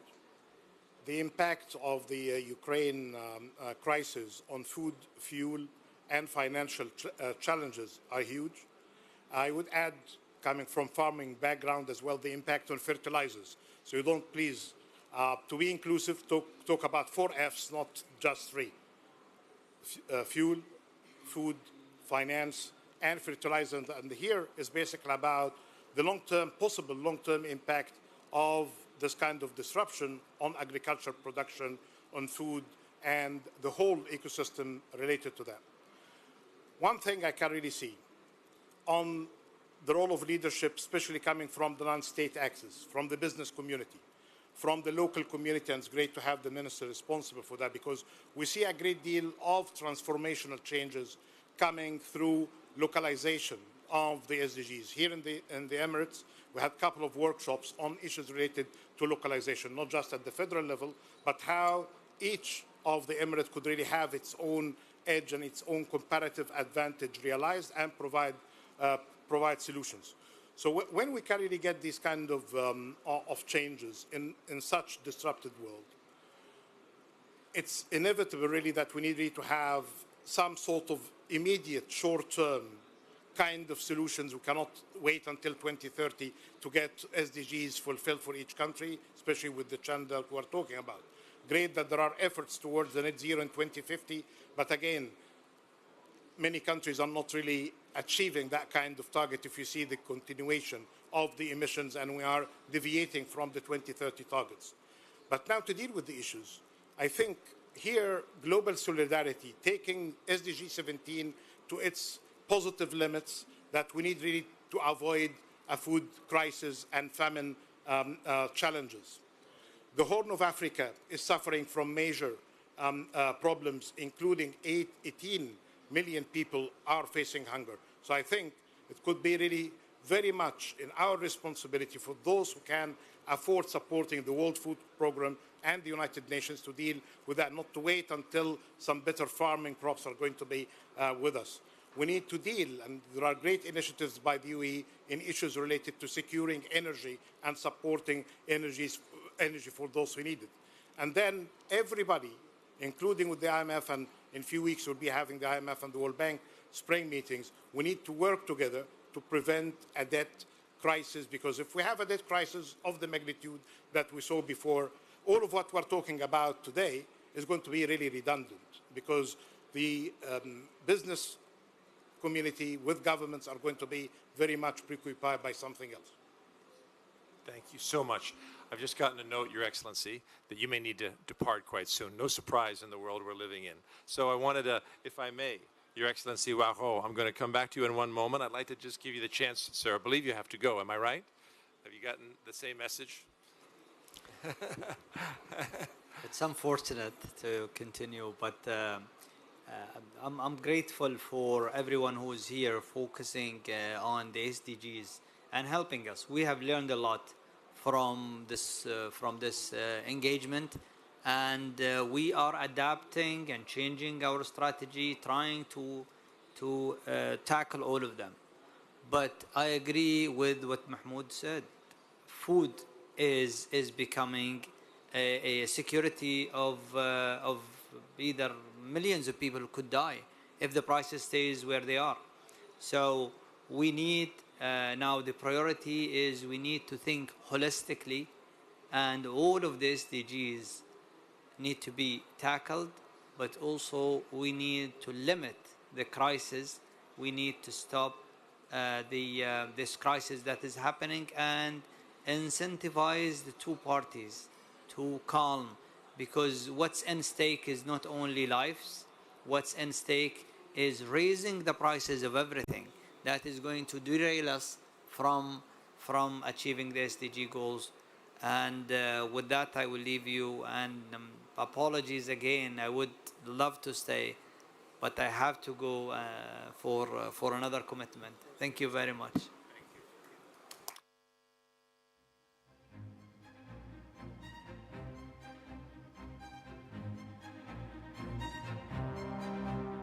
The ladies not for turning.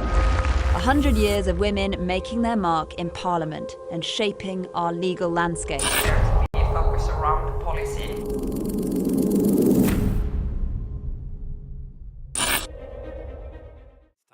Anyway, I just want to say that your role is particularly interesting, and as Mr. Muhuddin so articulately said, in so many ways, it's very easy to make policy pronouncements, but when it comes to actually making change, it is always, by almost definition, at the local level. That's where the change is ultimately needed, and that's where this transformational leadership that is required has to have its teeth, has to have its traction, and that's, of course, where you serve. And so I would just like to understand, how does the ministry actively contribute to the very hard work the Seychelles is doing on this?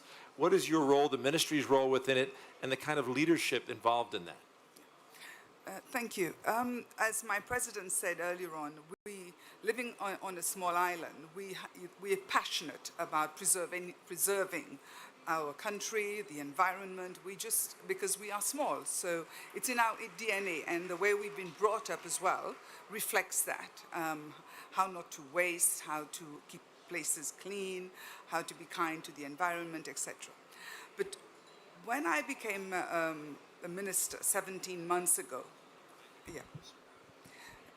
when I became a minister 17 months ago, I had to inspire the team that I had to work with, I am currently working with.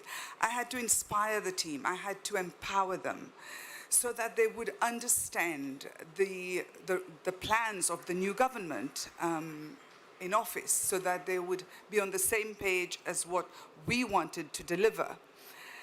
And once I had assessed the situation and I realized there was a willingness for this, I then also understood I needed to speak to my colleague ministers, because it was as important for them as well to understand the importance of the role of the Ministry of Local Government and Community Affairs, because we are the ones who have the resources and the vehicle to cascade any message that government wants known to the communities. So once I had established these two priorities, I then, of course, had to take charge of making sure that we undertook a change program, because it's pointless me as minister having my views. I had to get the team on board. I had to get their buy-in. And for that, you need to inspire, you need to empower, you need to train, you need to encourage, you need to keep an open line of communication.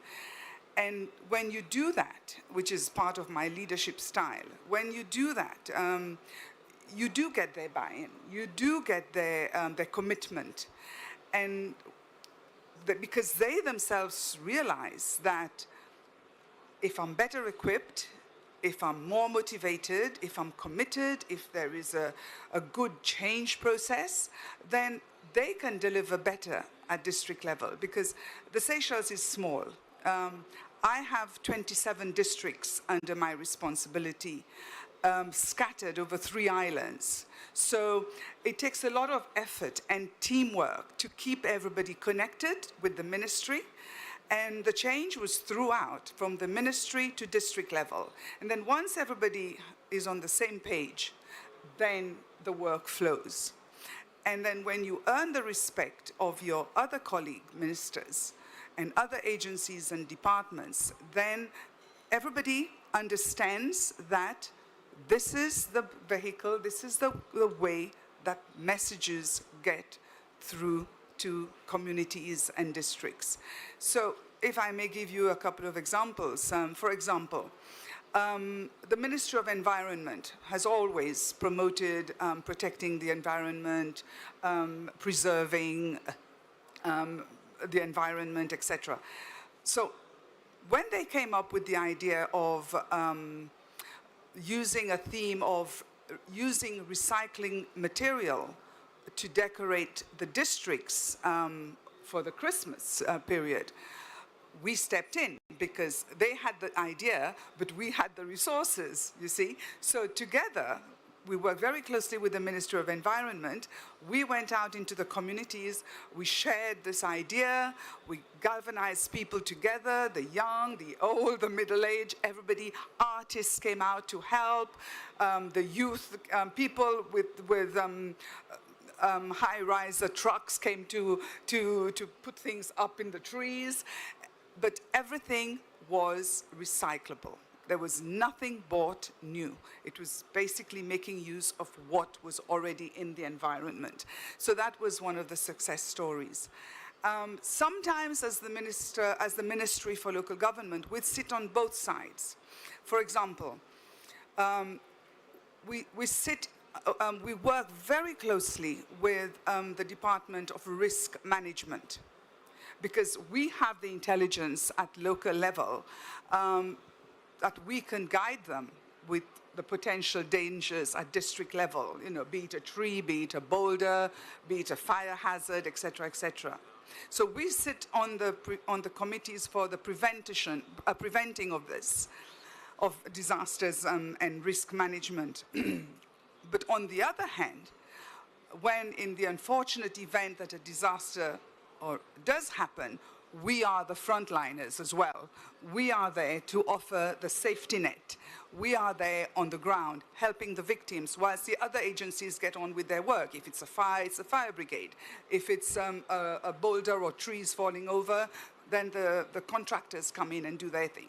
But we are there as part of as one of the main frontliners, helping the victims, rehabilitating them, providing them with food, making sure they have shelter on the night, giving them, providing the psychological support that comes from going through such a trauma. So we are very much part of helping the community and getting things done at that level. Thank you so very much. We need to conclude now in the next minute or so, but I don't want to do that without letting you have each of your final word, a quick one. You're surrounded, we sit in a circle, surrounded by a circle of leaders.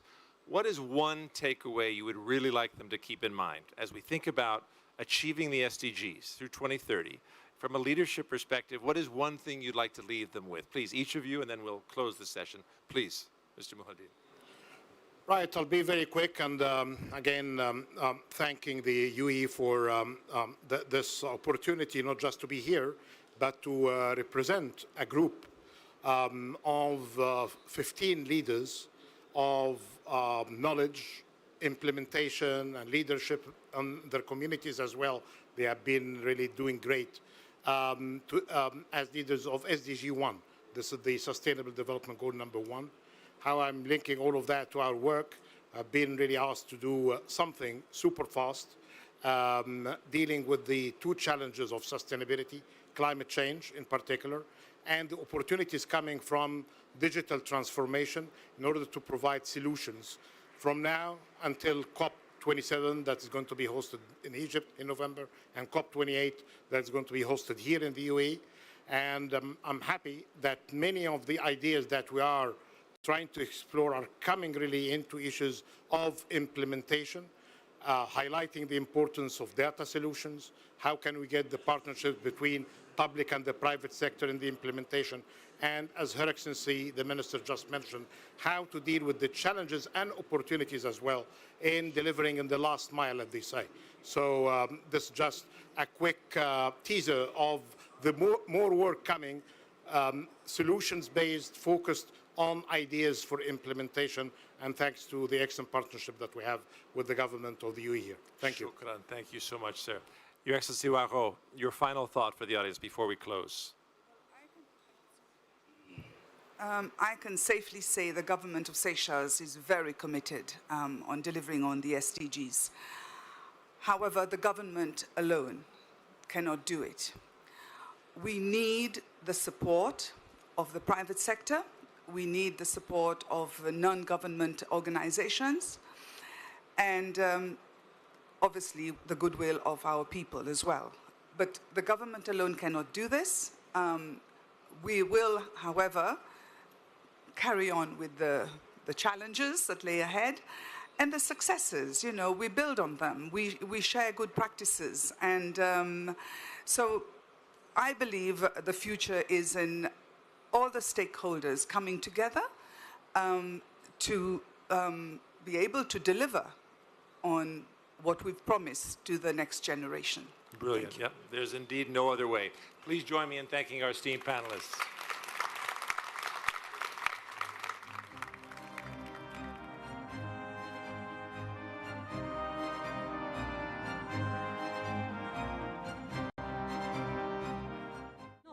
For turning. 100 years of women making their mark in Parliament and shaping our legal landscape. We focus around the policy.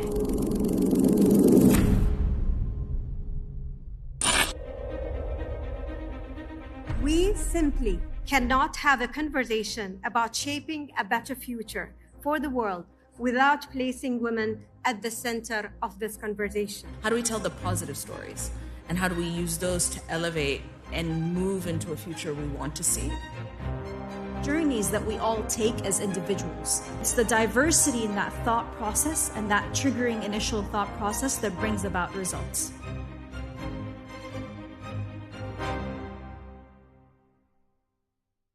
The ladies not for turning. 100 years of women making their mark in Parliament and shaping our legal landscape. We focus around policy.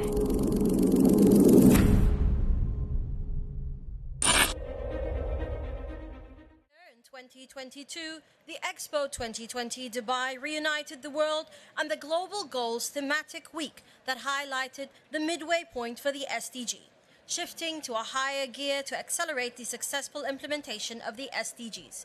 What do we require today, Your Excellency?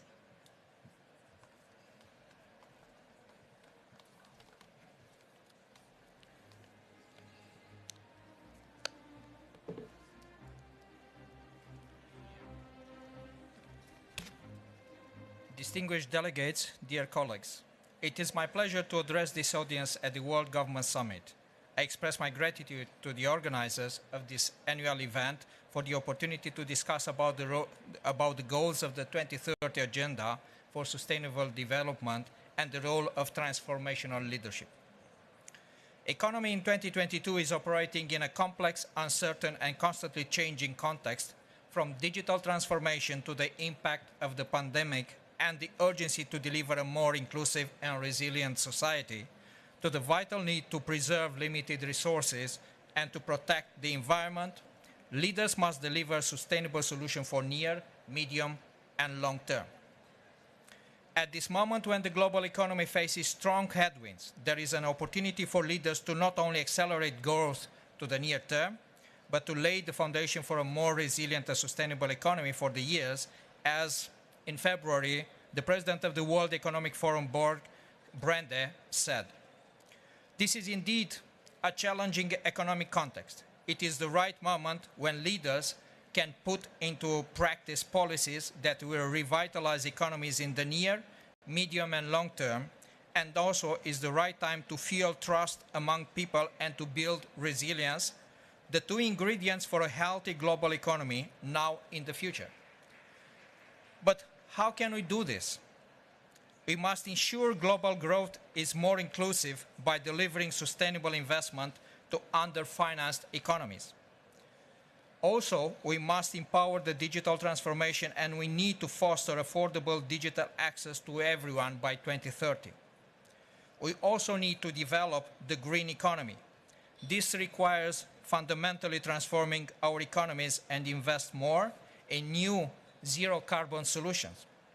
And as we all know, a green transition can add millions of jobs and trillions of dollars to the global economy. Sustainable development is a shared goal on a global scale, and it requires joint efforts by all nations to achieve sustainable use of natural resources and prosperity for all. A competitive and sustainable industry plays a key role in accelerating economic growth, reducing poverty through productive activities, and achieving all the sustainable development goals set out in the Agenda of 2030.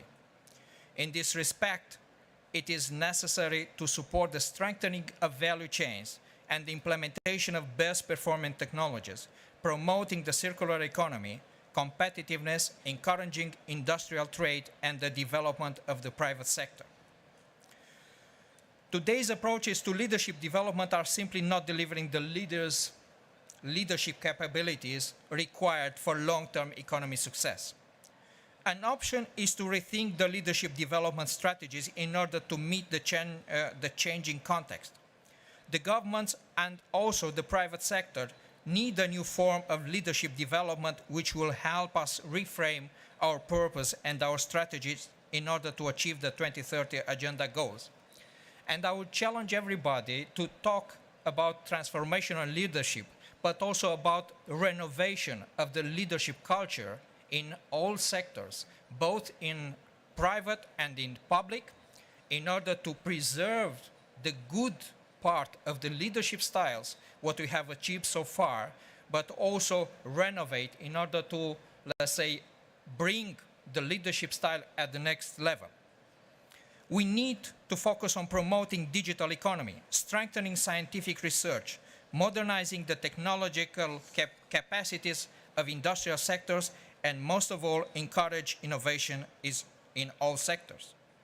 We all know that digital transformation is revolutionizing our economies and our societies with rapid technological advances.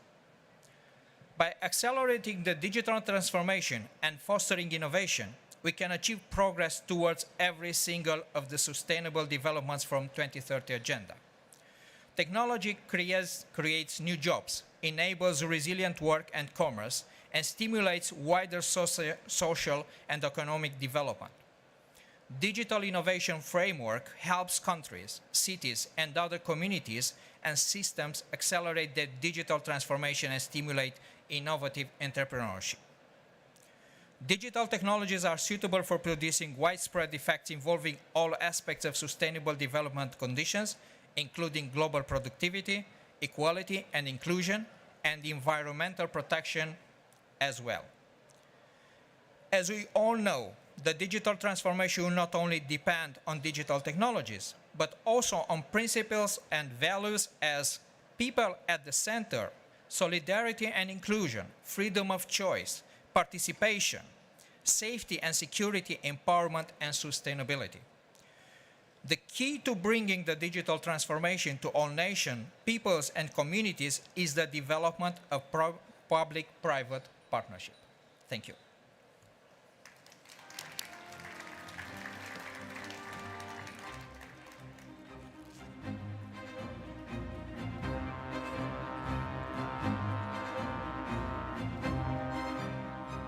Thank you, Your Excellency, for highlighting the need of definite development and partnerships. With 1 hour to go, I'd like to finally invite our distinguished guests, the panelists on stage. His Excellency Dr. Tariq Al-Gurq, Chief Executive Officer and Vice Chairman of Dubai Cares.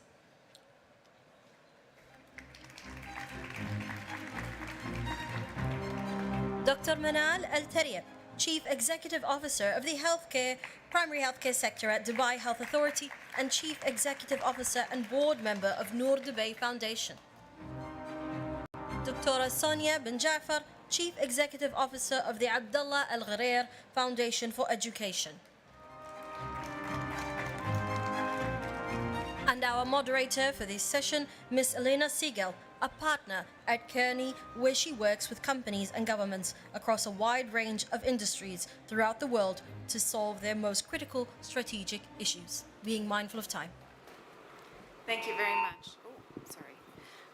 It is a true pleasure to be here with all of you today. And we have already heard so much from the speakers before us on the importance of partnership and driving implementation through meaningful engagement across a range of different dimensions of society, whether it be the community, the government, nonprofits, and the private sector. And it is an honor to have the opportunity to speak with all of you with your great experience in actually driving successful implementation of programs that are making real substantive achievements against the SDGs. So thank you very much for your presence today. Your Excellency, if I may begin with you, Dubai Cares has had tremendous achievements since its inception. In 2007, you've reached millions of children across 60 different countries, many of which have been challenged by both natural disasters, conflict, as well as those that are developing economies. This is an incredible achievement since the inception of Dubai Cares. I would like to ask you, many developing countries, girls are often left behind when it comes to education and opportunities. In your view, how does action around SDG 4, quality education, make a difference in helping to move forward also SDG 5 around gender equality? Thank you, Lena.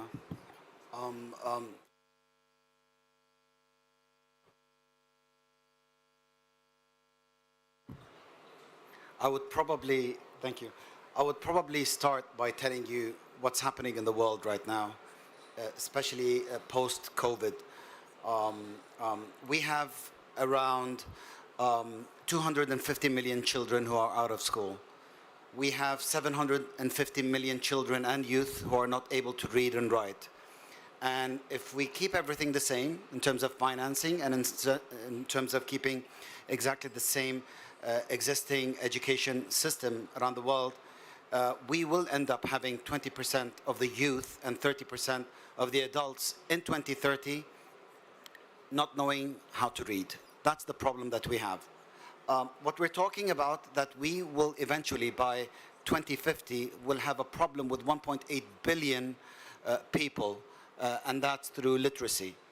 The sector of education pre-COVID was not united. It was fragmented. Don't understand me wrong, I'm not saying no one is doing their jobs, but each one has a big mandate from the international organizations, whether those are UN or multilaterals, NGOs, or global mechanisms. What COVID did, it kind of united the sector right now. The problem with the sector still, there is no coordination and collaboration at the highest level. And if we think that we can sit and do pilots in some countries that succeeds and get some achievements done with a number of, or a cluster of children, fine. I mean, but I think it's enough for us to do research and experiment. This is education, what we're talking about. We're talking about the future of humanity. You asked me a question about girls. How can we get girls' education, girls having access to education, and getting solutions to girls, especially girls who are refugees, who are migrating from one country to another, who have their own problems, especially after puberty, whether they have the facilities and the tools to be dignified. We won't be able to solve all these issues if we're not united.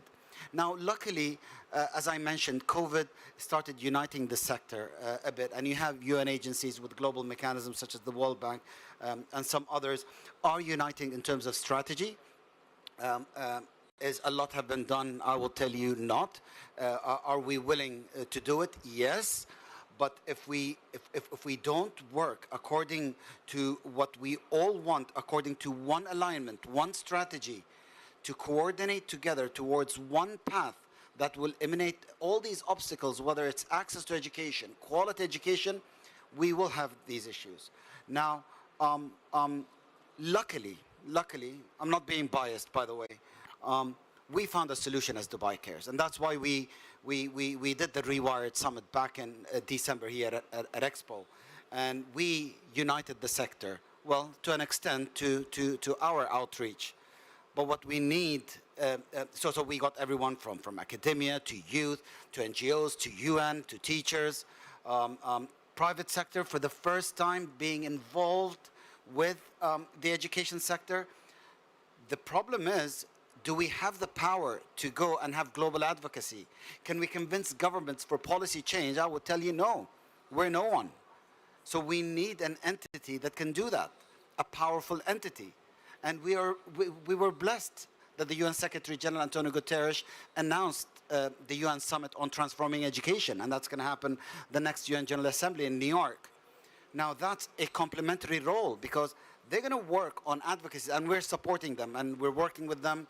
The outcomes report that's going to come out of the Rewired Summit is a main building block to feed into that system. So now what we have Rewired taking the feedback of everyone. We have the outcomes report that's going to feed into the UN system. We have the UN Transformation Education Summit, and the special advisor is actually sitting over there, Leonardo from Costa Rica. He's the former Minister of Education. We also have Minister David Senge, who is co-chairing a couple of committees on the summit. Now we can talk, but what we need more engagement, we need financing, we need countries to adopt new education systems. Do we have an education system that can replace our current education system that has been implemented 120 years ago and was done to uplift humanity at that time? It's not inclusive. There's no technology, there's no internet. It doesn't play a role with girls' education and gender equality. Can we create a system today that can replace it? Well, I would like to tell you that I want to take advantage of this session to tell you that Dubai Cares have been working on designing an education system for the past 5 years, and I am launching it on this panel.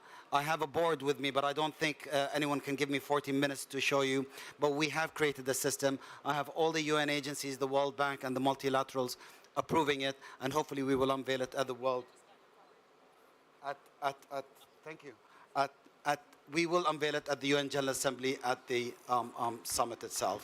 So we are launching it. We're sending out a very big press release today. Thank you, Your Excellency. That's it's very exciting to hear, and I'm thrilled that this is the panel where you're announcing the launch of this. This is very exciting to see the progress that's been made in bringing together on a global basis, thinking around new education systems to support the development of our youth across the world. So thank you for sharing that. Dr. Ben Jafar, I would actually like to build on what His Excellency has just said in thinking about the new institutional models that we actually do need in a post-COVID world to engage with youth and bring together players from across the system in effective partnerships for implementation. Thank you for that. Most certainly what we've seen, and it's almost hard to believe, but if we just rewind for a minute and look at March 2020, overnight 13 million students in the Arab world, university students, not even talking K through 12, lost the chance to go to campus. All of their dreams got shattered in a moment. And then something magical happened. Everybody in the educational system decided to just move forward. Things that were in the pipeline just got accelerated. Online learning, especially in this region, was not popular. It wasn't refined. It wasn't being promoted except for little pockets here and there. And suddenly everybody went into this emergency mode. What it did teach us, now that we're starting to return to what is seemingly, mixed bag of normal, old normal to this new normal, is that it is possible to change. We have, at the foundation, supported the American University of Beirut with our own cooperative hub, so the Abdullah Al-Hurair Hub for Digital Teaching and Learning at the university level, to be able to take their engineering programs and further programs online and actually spread that across and see how to make it more accessible to those who cannot even afford to go to campus. And looking at that and working with 9 universities here doing the same thing and seeing how we can move into this digital space without sacrificing the campus, but just making it mixed. Looking at how we're working with different actors like Udacity and Coursera and seeing how these combine. But I'll go further than that and say, even though we do have these models and these tools that are starting to work, it's patchwork. And I think that, His Excellency Tariq said it, and he'll say it again, but he said it a lot a few months ago. It's not just about using these new tools. It's about rewiring, rethinking, and actually coming up with a strategy that looks different than what we've had. And we haven't gotten there yet because we're still working in pockets here and there, and we don't have a strategy that's more global that we absolutely need in education. Thank you, Dr. Ben Jafar. Dr. Taryam, and I realize we are very short on time because things have run a bit long, but I would like to ask your perspective. You have many roles that you are responsible for, both within the Dubai Health Authority, where you've been championing much of the primary health care in the COVID-19 pandemic, but also through the Noor Foundation. And when we spoke a few days ago, you talked very passionately about the requirement for community engagement and effective partnership, and how that partnership looks different in different countries to actually ensure successful implementation. If you could just take a few minutes to speak about that, I would think the audience would find that valuable. Yeah, thank you, Elena. Well, actually, when it comes to SDGs, we've heard a lot of strategies and plans and different approaches to different goals from governments and from NGOs as well as decision makers. And it all seems like it's an easy task. But when it comes to implementation, it's a different story. implementing strategies that are related to development and sustaining the development is not an easy task. And it's even more difficult when you're trying to have meaningful implementation with specific goals and specific indicators. My role in both the primary health care and the government of Dubai and Noor Dubai, which is an NGO that is specializing in preventing blindness, it is very important for us to, in Dubai, to maintain, and also in other countries, to establish accessibility to good quality, affordable healthcare. Healthcare that does not discriminate, healthcare that does not look at an individual as a male or a female or of a different religion, or even the differences in the cultures. So, as you've mentioned, partnership. Partnership to me is like the pillar that all the SDGs rotate around. Having clear partnership that is, again, having a clear goal, choosing your partners, choosing where to implement your program. I'll give you an example. When it comes to Noor Dubai, we have different programs in different countries. You might think, yes, because the needs are different from Asia to Africa to Dubai. It's true, but it's also the diversity and the differences that we see in our partners and in the culture.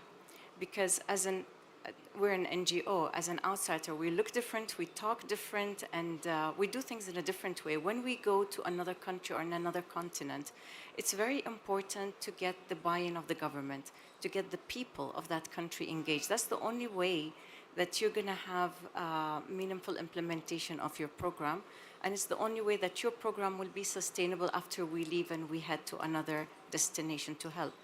So I think what helped us in reaching out to over 30 million beneficiaries since the start of Noor Dubai 10 years ago is actually understanding where we're working, understanding the needs, and understanding the culture and the people that we're trying to help or even partner with. It's like setting up a business here in Dubai. If you don't understand the market you're working in, you will never become successful.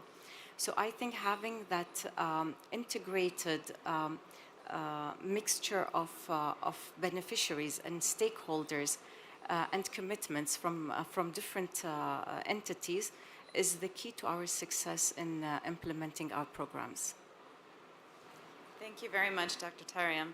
I realize we are just about out of time, so if I may pose to all of you one final question and you can give your thoughts. I would like to leave the audience with something very tangible that they can take forward into their own thinking, their own programs. So Your Excellency and Dr. Taryam, Dr. Ben-Jafar, we have much still to accomplish by 2030 to achieve the SDGs. In your view, what is the most critical factor to drive implementation and accelerate our achievements for many programs? What is the piece you would leave our audience with today? Your Excellency.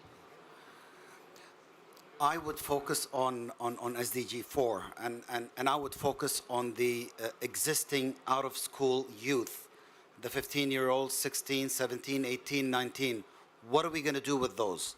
We will find solutions for the children. I have no doubt that we will, and we will prevail, and we will change the education system, hopefully, inshallah. But what's going to happen with the current youth? They're out of the school system. They don't have any support, any lifeline. What we need to do, we need to get the private sector speaking to government, speaking to ministries of education, ministries of economy, and Ministry of Finance to tell them what are the future jobs that are awaiting and what kind of curricula and skills they require from now, so the Ministries of Education starts working on it, and the Ministry of Economy looks at a human being as an investment to the future. So it's collaboration between the private sector and government towards sustainable development. Thank you, Your Excellency. Dr. Ben-Jafar? I would say that I'd like to see us move from the opportunistic partnership models that have gotten us into the crisis mode that we're in, and I'd like to see us move into an ecosystem of partnerships that is purposefully built based on a shared set of values, which is sustainability and the SDGs. And to do that, that means that we need to really step out of our comfort zone and find those corporates or governments that we may not understand, but to find the shared value set and say, okay, how are we going to do something together that is beneficial for you and for me and for everyone. And it sounds a little bit up in pie in the sky, but that is what we did at the Refugee Education Fund, and we were able to double our targets in 2 years, from 20,000 refugees to over 40,000 refugees because of our partnership model. So it really does work. Thank you, Dr. Benjafar. Dr. Tariam.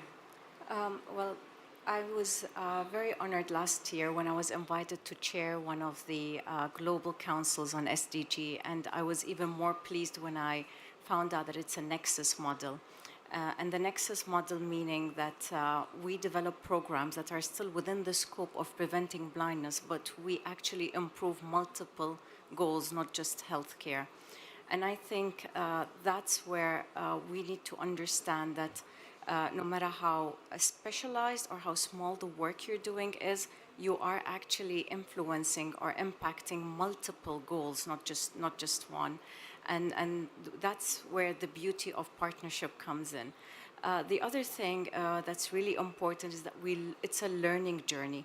Everything that we do, you've mentioned COVID, and I think being blessed, being in the United Arab Emirates, I think we've had the best success story for controlling the spread of COVID and recovering from it. And one of the evidence is us being here without masks and during the government summit. And I think one of the key factors that drove this success is having a government that puts the people first, like at the top of its priority, the top of its agenda, and having the people who trust in the government.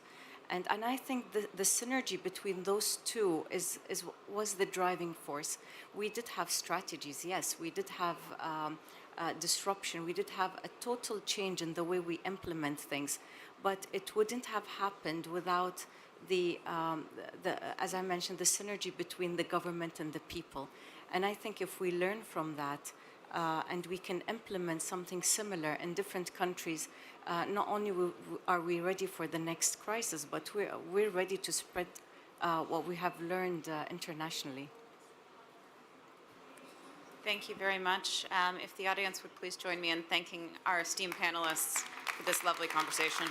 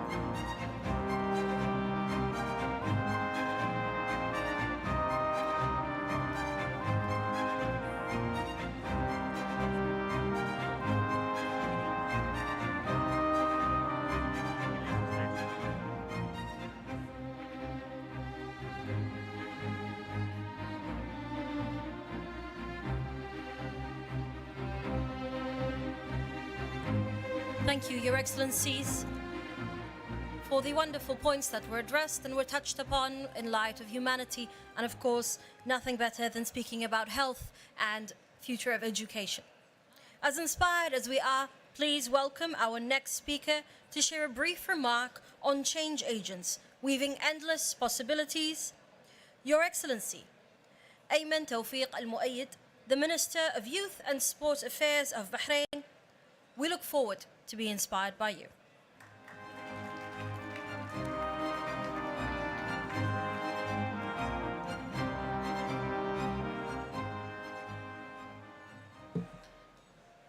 Excellencies, distinguished guests. It's a pleasure being here. It's a pleasure addressing such an esteemed gathering. First of all, let me start by thanking the Emirates for everything that they've done for us, to be honest.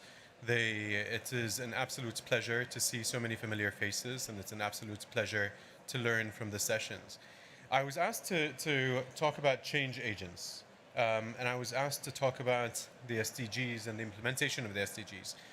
And I wanted just to shed light on maybe 5 phrases that we use in Bahrain, and we do this constantly. And maybe you can take something away from this. Number 1, cross-pollination. Every Thursday in Bahrain, ministers communicate with counterparts internationally. We do this systematically, we do this religiously, and that's done every single Thursday. So every single Thursday, if anybody was to check my program or the program of our undersecretaries and so on, you would see that we'd have sessions throughout the day, sharing experiences and learning from experiences. So as far as I'm concerned, to be very honest, the vast majority of everything that we implemented in Bahrain came from these types of learnings. There's a lot to be said, I think, as far as cross-pollination. And so that's just something that we needed to share with you, that's a high priority for us. So that was point number 1. Point number 2 is localization. As far as the SDGs is concerned, so the SDGs brilliantly gave us not the North Stars, but the due north, the direction that we want to go to. We know that we want our future to be better than our present for our kids and future generations. And so we effectively know, we might not know the direction we're going to take, we might not know the exact steps that we're going to take, but we kind of know where our due north is. And so the second word that I wanted to share was localization. The SDGs tell us where we should be heading, but it doesn't tell us how the local community is going to sort of embody, embed, and adopt what we're doing. And so for us, it is extremely important to learn from all of you how you've localized your experiences, how you've localized these programs, so that we can share ours, and maybe we can take some of your programs as change agents and see how we can get the biggest ripple possible with the minimum amount of resistance. And that lack of resistance is what localization gives us. The third one is communication and awareness. So as far as communication and awareness is concerned, we're all, I think, beset with a conviction that what we're doing is right. But more importantly, I think we're all under the assumption that everybody knows what we're doing. Everybody knows the efforts that we're investing. Everybody knows the meetings that we're having. Everybody knows the reports that we're reading, the orders, and so on and so forth. And sadly, this brings me to the next point, sadly, when we go down to the grassroots, when we meet our beneficiaries, when we meet our constituencies, it tends to become very clear very, very quickly that that's not the case. They don't know what we're doing. They don't know the impact. They will not be able to see the impact right now, and they might feel it in a few years. I doubt that anybody will make the link between what they feel then and the actual steps that you took now. So communication for us is very, very important. So cross-pollination, localization, communication and awareness. Our next one is something that for us was a game changer, to be honest. And it's hope and faith. The two things that we try to do to minimize resistance and to understand resistance is hope and faith. And I'll try to explain it as best as I can. What we did a while back is that we wanted to figure out whether, yes, the constituency knows what we're doing, but more importantly, do they believe that the country is on an upward trajectory? When we looked at the studies, when we did the surveys, and we do surveys every single month almost, with constituencies of 10,000, what we ask to find, or try to find out, on a dashboard, is whether our kids feel safe, seen, supported, wanted, trusted, hopeful. This tells us whether our communication is correct. If our communication is correct, then they will feel safe, seen, supported, wanted, trusted, hopeful.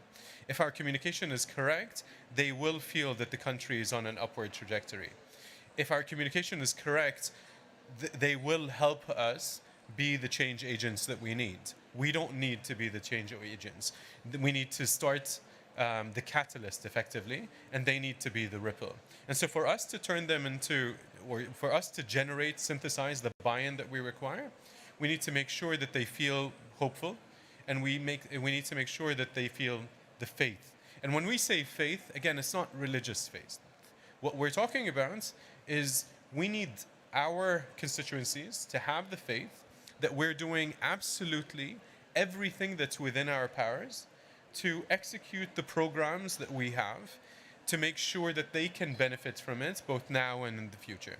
And so, just to recap, we talked about cross-pollination, because there's no point without cross-pollination as far as we're concerned. We talked about localization, and we talk about this all the time. We talk about communication. We talk about hope and faith. So yesterday, His Highness Sheikh Nasser gave what we deem to be a landmark speech where he introduced the idea of hope and faith. And again, just to recalibrate everybody's language, or at least the perception of what I'm saying, what we're talking about is not faith in a religious faith. What we're talking about, very, very simply, is faith in leadership, faith in the community, faith in partnerships, faith in collaboration, and so on. And then finally, we just simply repeat this. So we go through cross-pollination, localization, communication, hope and faith, and then we repeat. And this is what we do day in and day out, day in and day out. And so with that, that is a quick take, my personal take, on change agents, on how you can expand the impact and the effect of the ripple that we're trying to make, we're all trying to make. And I look forward to opportunities to collaborate and cross-pollinate with everybody here. So thank you very much. Thank you particularly to the Emirates for making this happen. Thank you.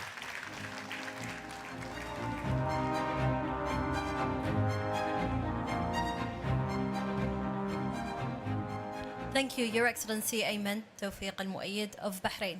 You touched upon some very interesting ideas about change making. I'd now like to invite the Right Honourable Nigerente Edward, Prime Minister of the Republic of Rwanda, to deliver a special keynote address on the importance of the SDGs in Action 2022.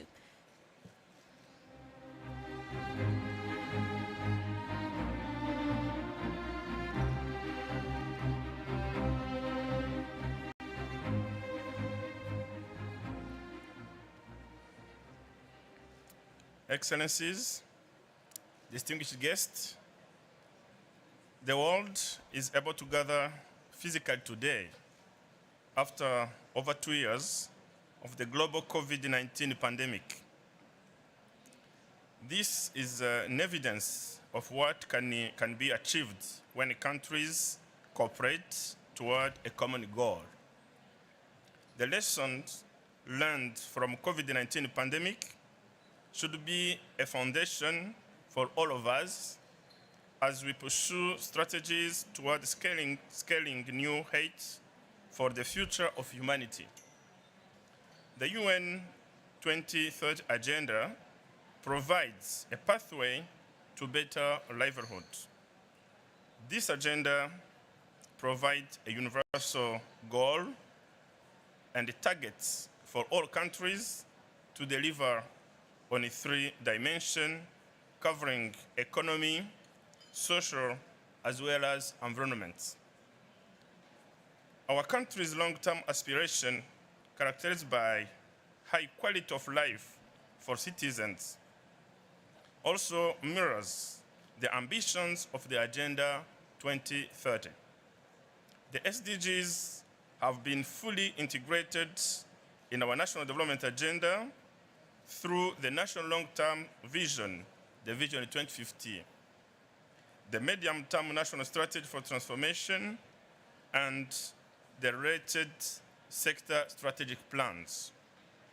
Excellencies, distinguished guests, this year's theme of scaling a new height for the future of humanity goes with the 2022 theme of high-level political forum on sustainable development, namely building back better from COVID-19 pandemic while advancing the full implementation of 2030 Agenda for Sustainable Development. The recovery process must deliver greener, healthier, more inclusive, and more resilient economies and societies that put the 2030 Agenda for Sustainable Development and the goals of Paris Agreement within reach by leaving no one behind. On the recovery front, allow me to share with you key aspects of Rwanda's economic recovery efforts due to COVID-19 negative effects. The government of Rwanda's economic response was driven by the Economic Recovery Plan, comprising sizable fiscal and monetary policy support, economic recovery funds, and a program called Manufacture and Build to Recover, and also a prompt vaccine rollout. And I can tell you that so far, over 60% of our population above 18 is now fully vaccinated. Today, the government of Rwanda is optimistic as recovery initiatives are delivering tangible results. Rwanda is showing promising signs of recovery, whereby it grew by 10.9% in 2021, and it's projected to grow at a rate of 7.2% in 2022. Excellencies, this session on SDGs in action is an appropriate moment for us as a global leaders, both in the public and the business community, to reflect and devise strategies to reinforce our commitment and maintain the momentum for the decade for action, 2021-2030. The 2030 Agenda was ambitious and required substantial financial resources which weren't available, especially due to most developing countries. This has been worsened following possible reversals and strain that COVID-19 inflicted on most countries that often led to relocation of most financial resources toward confronting the pandemic. Furthermore, the impact of human-induced challenges toward the delivery of sustainable development, such as impact of climate change and more recently the geopolitical tensions on global commodity prices, reaffirms the need to refocus on the critical elements of the 2030 Agenda, which are people, prosperity, peace, planet, and partnerships, also known as the 5 pieces. This is in addition to the need for enhancing resource mobilization capacities, including tapping into innovative finance, promoting investment in human capital development, championing technology and innovation, and inclusion and equality, as well as mutual beneficial partnerships. The lack of adequate investment in SDGs to date has made many countries vulnerable to economic fallout from COVID-19 crisis. Sustained recovery requires solid foundations, including global cooperation and effective integration of SDGs into national recovery plans of both developed and developing economies. Recovery must also be underpinned by multilateralism and the collaboration between governments, international organizations, international financial institutions, civil society, and the private sector, and draw on international research and innovation to get our shared goal back on track. Excellencies, distinguished guests, as Rwanda, we are committed to working this transformation journey toward achieving the 2030 agenda domesticated in our national strategy for transformation, as well as collaborate with other countries, especially on the African continent. In relation to SDGs reporting, Rwanda has committed to undertake voluntary country reports that are part of the follow-up and review of the 2030 Agenda for Sustainable Development. These provide opportunities for sharing experiences, including successes, challenges, and lessons learned with a view of accelerating the implementation of the 2030 Agenda. The presentation of the voluntary country report at the UN High-Level Political Forum on Sustainable Development started in Rwanda in 2016. And at that time, our government presented its first VNR in July 2019.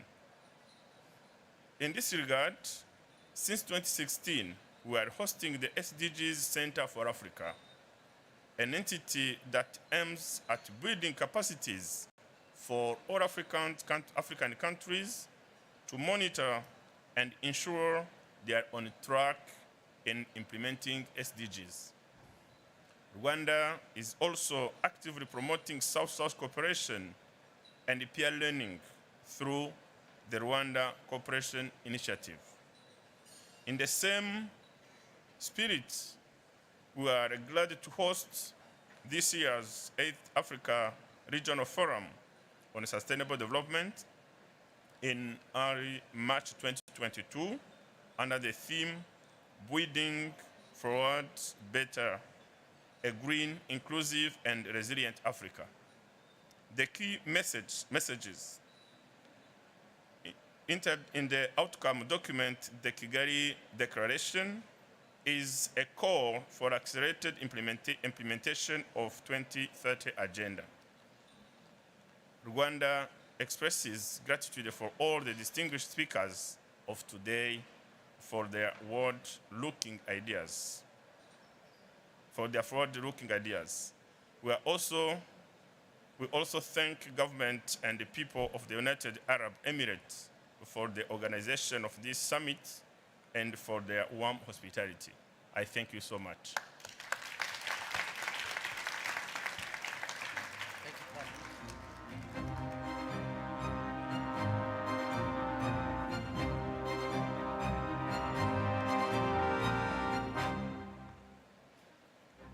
Thank you, Right Honourable Nijrente Edward, Prime Minister of the Republic of Rwanda, for shedding light and sharing with us the experiences of Rwanda for the SDG goals.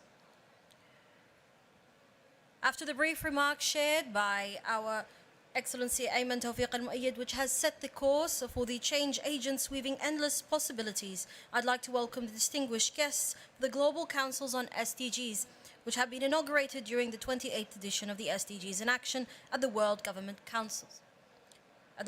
Summit. The councils are a composition of global leaders from multiple sectors around the world to address the SDGs through innovative partnerships and impact-driven projects. Please welcome our next panelists to the stage, Dr. Mohammed Ali Pat, Julio Frank Professor of the Practice of Public Health Leadership, Harvard. Ms. Marie-Ami Bari, Head of Impact-Based Finance at Societe Generale Corporate and Investment Banking.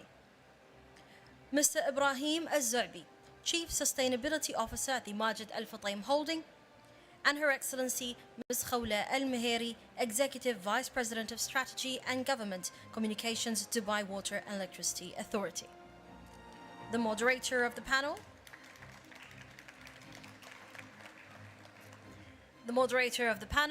Ms. Aisha Valiani Robertson, who is the Senior Specialist Advisor to the UAE Gender Balance Council in the UAE government. She has over 10 years of experience researching and advising on issues of gender and minority rights and law and policy in the academic, international organization and governmental spaces.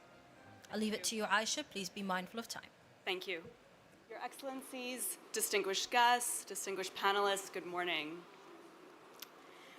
According to the UN Global Compact in the UAE, sustainable partnerships ought to be categorized into 3 categories. The first is philanthropic, the second is transactional, and the third is integrative. And I think, especially after this morning, it's safe to say that to deliver on the SDGs, we must have meaningful partnerships. But, according to the Global Sustainability Database, currently only 24% of cross-sector partnerships actually match these expectations. And all of your focus areas, climate, financing, public health, and policy solutions, demand collaboration to ensure effective problem solving. Essentially, all of you, as members of global councils, have to connect in order to innovate, in order to solve. And so I start with you, Ms. Buri. Thank you for joining us today. Your global council, the Finance Advisory Board, has perhaps the greatest responsibility to actually support SDG implementation in the realm of the global councils. What do you believe the global councils should take into consideration when connecting into the finance ecosystem to fund their projects? So I'm going to be a bit disruptive. Please. And you know, when we think about connecting to the finance ecosystem, we think about financing solutions, you know, sustainability-linked bonds or loans or, you know, financial products, sustainable finance products. And in fact, my advice to the other councils would be not to think about the financing solution first, but to focus on impact first, and to be able to make an impact case about this initiative or project that they want to pursue as part of their council, because where you can demonstrate positive impacts, you can demonstrate value, and if you can demonstrate value, then you have a case to raise finance, because each time financing is made, whether it's you know, a grant or a loan, whether it's public or private, the question is, how do I get my money back? I'm making an investment. How do you convince me that I'll get my money back either in cash to repay the loan or in kind because it's public investment and I want to make sure that I'm bringing value for the people. So I think to be stronger and more efficient in order to raise funding for those initiatives that the various councils are putting together, my first advice would be really to take enough time to identify as many impacts as possible that can be derived from the initiatives that are going to be launched, so have a multi-impact approach, you know, this nexus approach that many of the previous speakers referred to.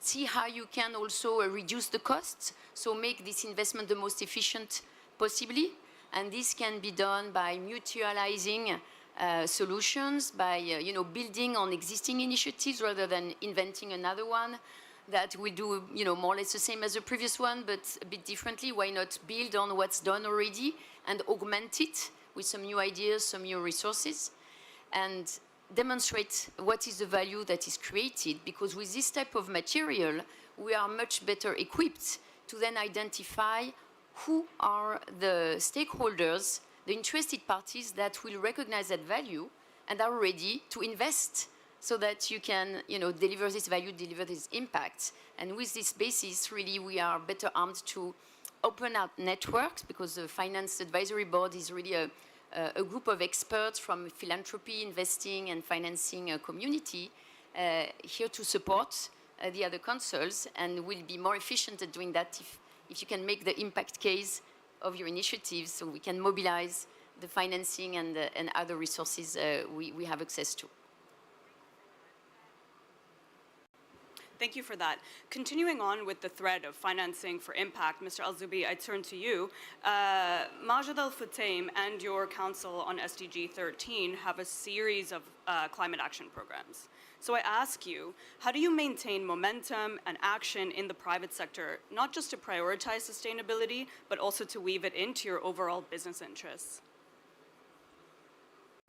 Thank you very much, Your Excellency Sheikh Lubna Al-Qasimi, Excellencies, everybody, colleagues. First of all, I would like to acknowledge being in the most, so far, diversified panel. Not only gender, but I think this is well diversified. This is what SDGs stands for. We've been listening since morning about the action and a call for action, and I think one of the things that we managed to identify, be it in the private sector or even within the United Arab Emirates in the public sector, and when it comes to sustainable development, is to acknowledge the success and forthcoming. And this is what we managed to do, keeping the momentum. One, we knew that we succeeded when it comes to my SDG, SDG 13, climate action.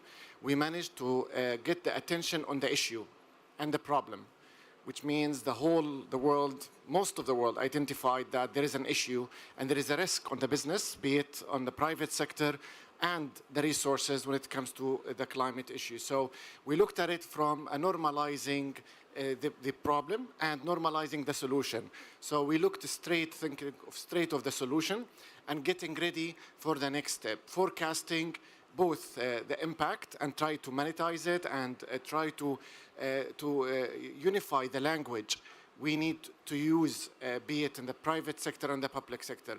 So what we've done in the private sector is we looked at the opportunity and the solution and how we can embed this solution because the whole world identified the problem. We did not waste time looking at the issue itself. We knew the issue, but we looked at how we can embed and manage such risk as being part of the business and business model, and look how we can even do well by doing good, how we can increase revenues, and the rest will come by default, because if you look at the solutions and acknowledge that this can be an impact of the business and look at it as pure business model, and this is where the momentum will come by default.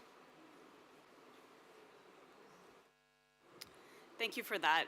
Now, continuing on with the point on momentum, Dr. Pate, you chair the Global Council on SDG 3, and the Health in Your Hands initiative has actually made knowledge accessible to communities and practitioners around the world, which in many ways is a real manifestation of partnership. Could you tell us in brief about the initiative, but specifically also how you engage diverse stakeholders to come together to increase access to healthcare? Thank you.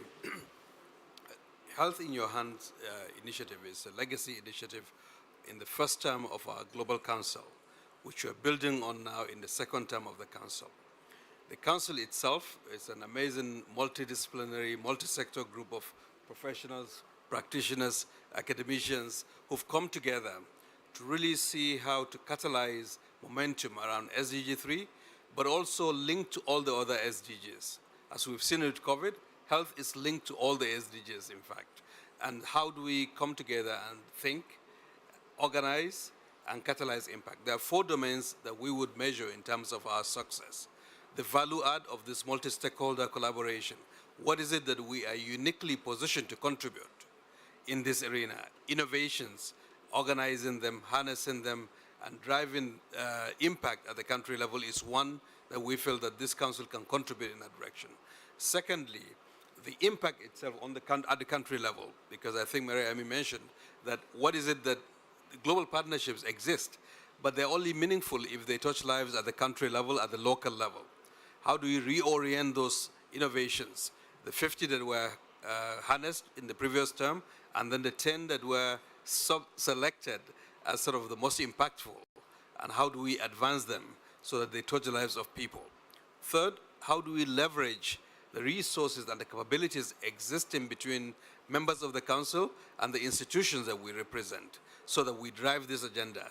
Because at the end of the day, it's resources and how do we leverage those resources for much bigger impact, not only financial resources, but the time of people, the intellectual capabilities that exist. And then finally, in terms of the duration of it, impact takes time. Partnerships, SDGs, whatever partnership takes time. And so we're building on what was developed in the first term of the Global Council 3 to accelerate progress out of the SDGs. The 10 innovations that we are focusing on in this Health in Your Hands platform really goes beyond maternal and child health and basic health services to other things like food and nutrition, empowering frontline health workers, using technology and innovation, digitization, gender.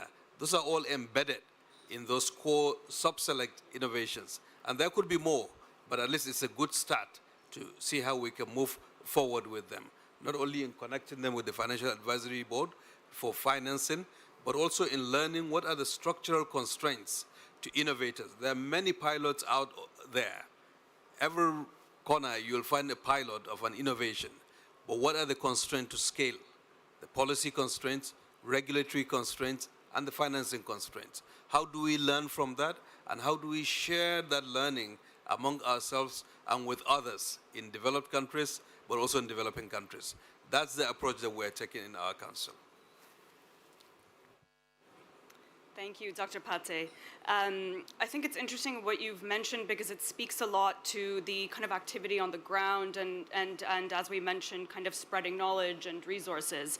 But you also highlighted the importance of the policy environment and how that should be conducive to action.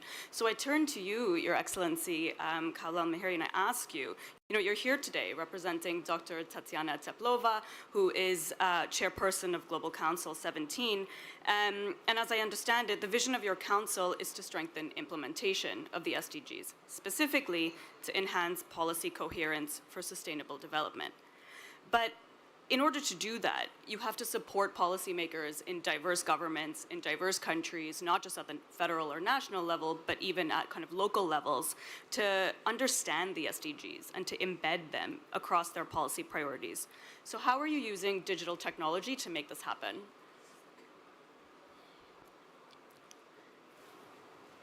First of all, good morning, everyone, esteemed guests, Your Excellencies, ladies and gentlemen, thank you for being here today with us. First of all, Aisha, basically I would like to state a very important fact. When it comes to successful partnerships, everybody has their own criteria and definition for successful partnerships, but I do believe that the Global Council is a great example of collaborative partnerships as we convene here, the capabilities, as Dr. Mohammed stated, along with the resources, as well as consensus on multilateral challenges in order to pull our effort together to basically scale up the achievement of the SDGs. Marrying the multidisciplinary and interconnected nature of the SDGs, I do believe that the councils have a great potential to develop integrated policy solutions and enhance policy coherence for sustainable development, which is referred to as PCSD by SDG Target 17.14. And policy coherence is very critical in order to ensure that today's actions taken by all stakeholders, whether it being governments, private sector, even the civil society, and more importantly, our councils, do not undermine the prospects of the future generations. And as far as successful partnerships are concerned, as stated by other panelists and today dignitaries and guests, they must be meaningful and tangible with great potential to create value. So successful partnerships from the SDGs point of view are built on whole of government and whole of society commitment to policy coherence for sustainable development with solid planning, time-bound targets, and basically to ensure that alignment is there between the short-term and long-term priorities and the good management of the tools and the technologies in hand to basically help decision makers to make impactful decisions that would show you basically the progress towards these SDGs and their relevant targets. Monitoring progress is quite important. I believe most of the panelists today talked also about the importance of having flexibility within the system itself or the institutional system that you have in place to basically adjust and adapt to change and deliver expected values and expected value and results. We've seen basically, Aisha, during the pandemic when it hit the world, many multilateral systems being basically criticized for not being ready to deal with the pandemic, and as a result of that, many lives were lost. Poverty eradication was impossible. SDGs were basically were put on hold, and what we need is a better world, a better UN, a better collaborative partnerships to be able to move forward and make sure that people do have access to education, do have access to their basic rights according to the Agenda 2030, as well as having access to sustainable financing, which also is one of the key challenges as we move into the future. Thank you very much, Your Excellency, for that. You said two things that stuck with me, and I'll use them to jump into the final question. You mentioned measuring, the importance of actually measuring success and monitoring, rather, and you mentioned the need for some freshness, some new ideas to how we address global challenges which are being faced by all of us. So in brief, I'll ask each of you to speak to how you will measure success for each of your global councils. Dr. Pate, please. I think to the extent that we are able to identify pathways for taking innovations to scale and share that knowledge broadly with countries and make that happen in partnership with the countries, that will be success. To the extent that we're able to work with Financial Advisory Council to help those innovators get the resources, that will be success. I think those two metrics, and to the extent that we have fun while doing that as a group, that also will be success, I think. Thank you, Dr. Pate. Ms. Buri. Yes, so I second on the fun thing. I think it's important to have passionate and motivated people and develop trust between those different groups that we are representing here. So success is really having motivated groups working together, and eventually success will be measured by the impact we'll have. So not so much, talking at conferences, but concrete actions that result in impacts that we can track, and having as efficient as possible investments where we achieve multiple impacts and make the best out of the financing and the funding we'll be mobilizing. So we are definitely intending to set ourselves some measurable targets, and we're currently reaching out to the other councils to see what are the projects to be accompanied, and hopefully will be of some help. I think I'll give a very practical measurement that it's been in use, and if you would like to go and call for action, we have ESG. The ESG rating, environment, social, and governance. And this is here, for example, in my group, where we did in the last 2 years a transaction around $2.7 billion based on ESG. Other than we have now TCFDs, KPIs, Science-Based Targets Initiative. We've been talking about it in the Climate Week, and it's endorsed and approved by the Competitiveness Council, by United Nations. So from a private sector perspective, back to your question about the momentum. The momentum is there. We need to scale it up. How we scale it up? We have a measurement tool that we must use. What is the measurement tool? It's an ESG. So technically, I'm talking about a manual, for example, now for climate action that public sector and even CEOs can take, which is the solution is there. We succeeded in identifying the issues, and now we have the platform, which is the SDGs. We just need to succeed in scaling up the solution. How we scale up the solution, looking at measurements, which is off the shelf, it's already there. We have financial institutions ready. We started to see asset managers globally to shift into SDG or sustainability-related or linked financing platforms. The governments, we are in the World Government Summit, we are talking about SDGs and the presence of we've been presented by ministers, which means the governments are there approving, endorsing.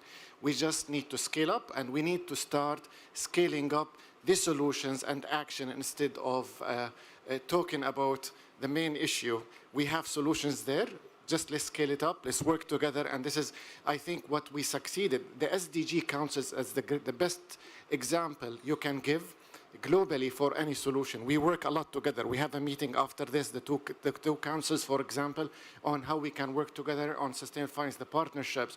So there is a great model to be maximized, and you talked about the UN, Khawla, and I think the United Nations, if you look for a good example now, if they want to reinvent for post-COVID-19 era, I think what the United Arab Emirates did in the SDG councils is a great example that can be taught and can be put in a manual for international multilateral organizations. So that's I think, for me, the measurement now is how many impacts we can see from other the WGS of the world. If we can see a cloning of what we do here in the United Arab Emirates from a government level and from private sector level. Thank you, Your Excellency. Thank you. Well, I do believe that we can mirror the example set by the UAE here in many countries, and we've seen efforts made by some countries also to institutionalize the SDGs within an integrated system using basically a whole of government and a whole of society approach to implementing policy coherence for sustainable development. The key criteria for success, I would say, from the perspective of the SDGs, is having a clear vision, and the UAE is already already has put together the global councils with the intention to integrate that within its system, and we've seen efforts being made by both public as well as private sectors in different aspects of their businesses, where SDGs are being really deeply rooted in their organizational cultures. What we need is basically the more awareness about what we're doing in order to engage basically with the civil society and make sure that it's a truly two-way communication for that.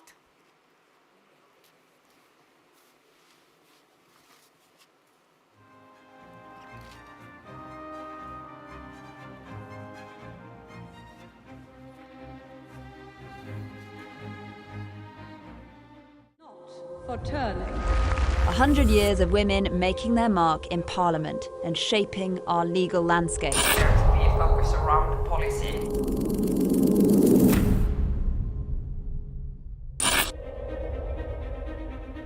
We simply cannot have a conversation about shaping a better future for the world without placing women at the center of this conversation. How do we tell the positive stories? And how do we use those to elevate and move into a future we want to see? Journeys that we all take as individuals. It's the diversity in that thought process and that triggering initial thought process that brings about results.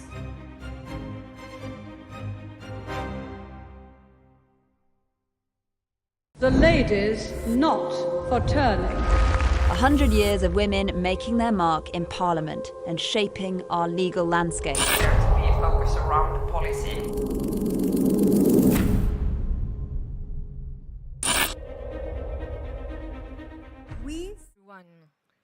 Dear Excellencies, distinguished speakers and participants, first of all, I would like to thank you for your presence today. I have to say that the Women's Forum is honored to co-host the upcoming sessions during this 8th edition of the World Government Summit.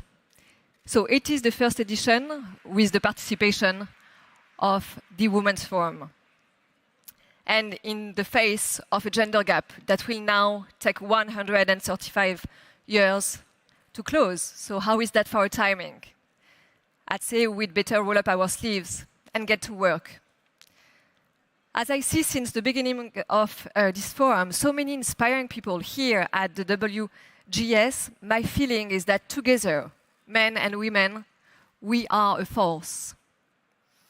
The subject of gender inequality is now no longer a side subject. It's mainstream, it's political, it's commercial, it's in the boardrooms, in the war rooms, in the schoolrooms. Now more than ever has it become more interesting to everyone, men and women alike, to address the collective toolbox that women and men together, side by side, can achieve. So talking to you about numbers, obviously during these opening remarks, was tempting and easy. But the truth is, I think we all know them by heart by now. And I also don't want to lose your attention so quickly. So let's focus only on that one takeaway.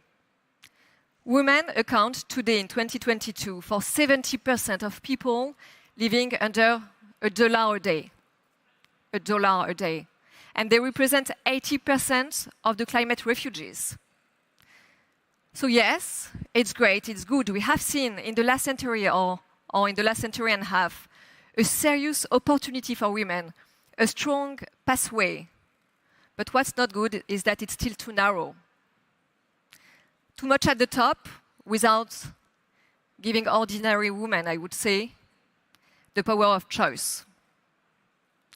The ability to say yes and to say no is probably the strongest gift that we can give to any human being. And yet, too many women and too many girls are not being given that power. So this is something that must engage us to act, and to act fast. So our discussions today are therefore essential to ensure that women won't be forgotten when building our future. And our two sessions will participate in providing solutions to foster equality, diversity, and inclusion in two major areas where inequalities are prevalent: economy and scientific fields. The persistence of gender inequality in the workplace is an immense, immense waste of talent. So today we'll try to answer that simple question. What are we waiting for before giving women a place in the economy and promoting female leadership as a driving force of change? So the cost of gender bias is now qualified and quantified. While the rate of women's participation in the paid economy has been stagnating around 50% since the 90s, and legal discrimination against women continue in 155 countries, reducing inequality would lead to a global GDP increase of several billion of dollars. So it's a win-win. The Women's Forum was created in 2005 in France with a major and simple ambition: to raise women's voices and empowering them to become tomorrow's leader. So I'd like us today to learn from the speakers who are coming on stage just now and unite around their stories. Unite, I would say, around collective wisdom. In the last decade, the Women's Forum has also become the leading international platform for action. Our community now gathers more than 30,000 men and women across the globe to ensure that girls and women have the same opportunities as men globally. Our means of action to spread this essential message are diverse. We create data and reports to highlight the prevalence of gender inequalities and the urgency to reduce them. We also gather international leaders during our international forums to discuss the most pressing issues of our times and highlight women's voices on a variety of topics.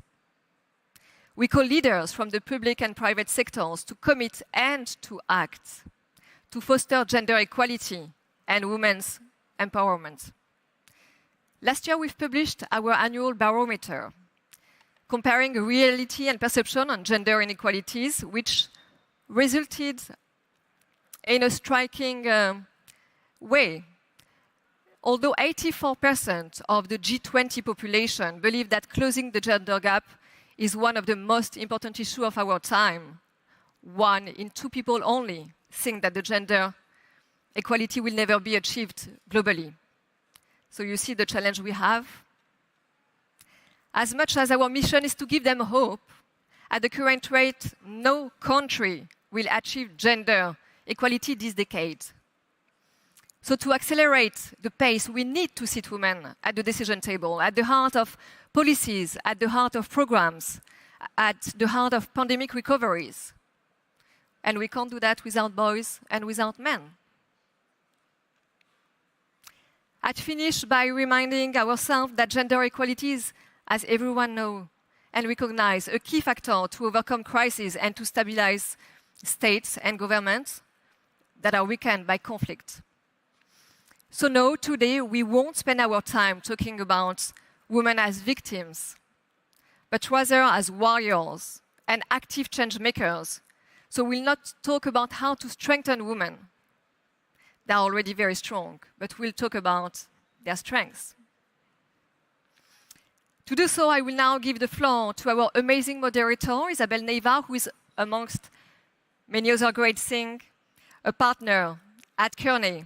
So on behalf of the Women's Forum, I wish you a fruitful day at the World Government Summit. Thank you, everyone. Thank you. Thanks. Well, you can hear me well. Fantastic. Good afternoon, everyone. Thank you so much for being here today. Our session right now is about empowering societies with the future skills. And for that, I would start to welcome to the session Her Excellency Sarah Al-Amari, UAE Minister of State for the Advanced Technology and Chairwoman of the UAE Space Agency. I would also like to welcome Azhar Damam, a scientist and entrepreneur with a PhD in electrical and computer engineering, also founder of Ureva, a startup that is basically addressing the food shortages and the food shortages of the households. So, Azhar, thank you.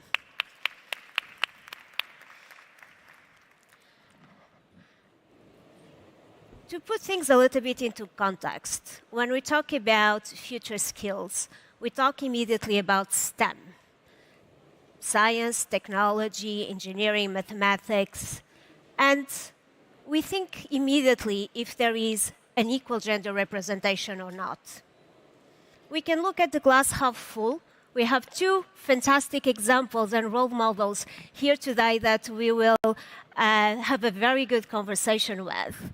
And it's true that more than ever before, we see women pursuing STEM-related education and careers. But we also need to look at the other side. And in the G20 economies, today, only 15% of women, or only 50% of the graduates are women. In the workforce, 15% in engineering, and 11% in cloud computing. That tells us that we also need to see the glass half full. Today is not about statistics, it's not about, as was said before, talking about the weaknesses or how women can change, but it is about talking about experiences, about how we as a society can be stronger and can ensure that there is an equal representation across all the future skills, and specifically in STEM. So, Your Excellency, maybe you could start by sharing a little bit of your path, of your journey till today. So, Assalamu alaikum and good afternoon at this point to everyone here. Thank you for joining us during this forum, and thank you to the Women's Forum for bringing this important topic into the World Government Summit. The path towards STEM, I would actually start it from the foundations of the Emirates that was built on equal opportunity for education.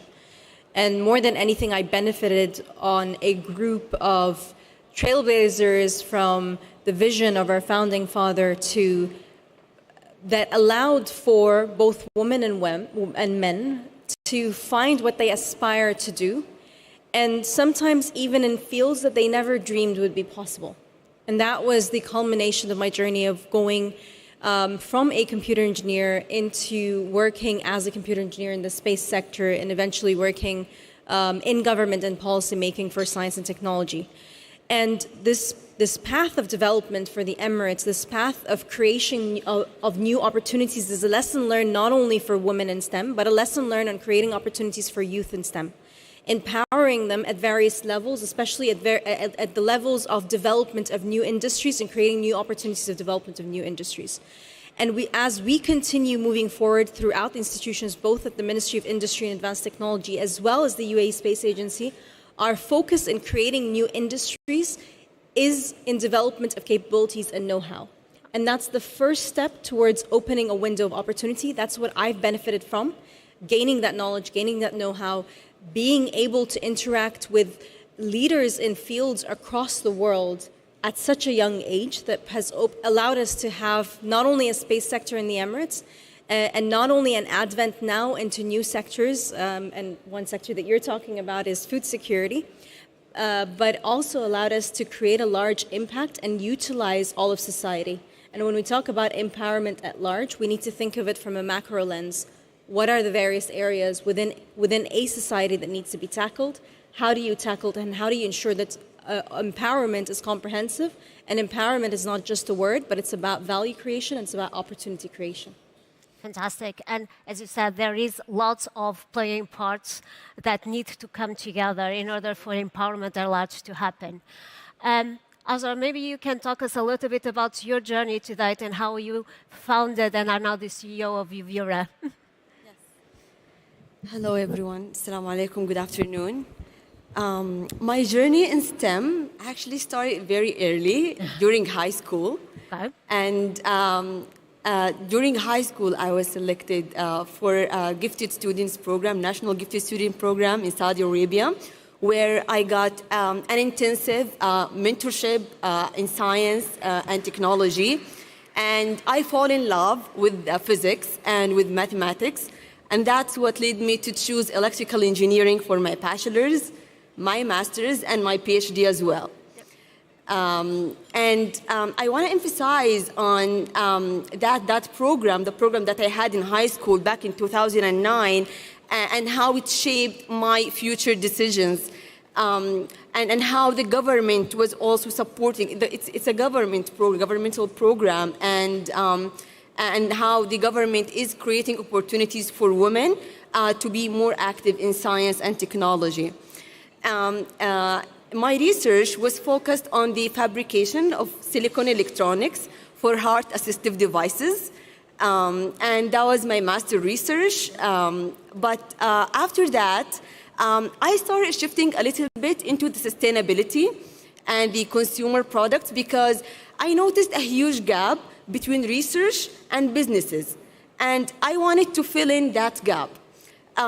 So I took 1 year off from the PhD in 2019, and I flew to California, to Silicon Valley, to study entrepreneurship. And there I started my company, Uvira, to tackle the challenge of having food waste by 50% by the year 2030. This is the Sustainable Development Goal 12.3, and it focuses on reducing food waste at the households level and at the retailers level as well. And I wouldn't get this opportunity if, again, it wasn't supported by the community, because the entrepreneurial program that I attended in California was fully sponsored by MISC Foundation. And that's what enabled me to go to explore, to learn, and then coming back from California in 2020 and shifting my PhD to solely focus on the Internet of Food.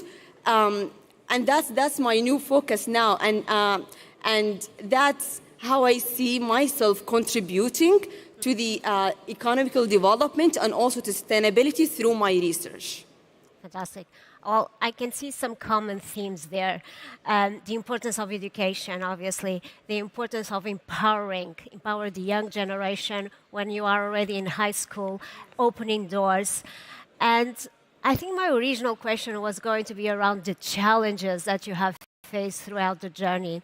I leave it open because with such a positive, I would say, experience, would you like to highlight how have you been empowered and what are a few of the challenges that you face in your leadership journey as anyone else's faces as well?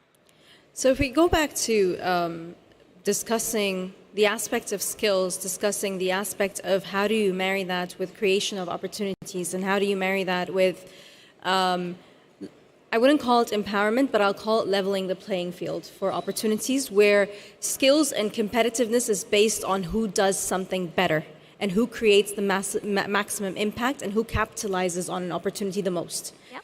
From that perspective, the development aspect then comes, and I'll take it from the development of new sectors in the economy. And how do you go about developing something that doesn't exist?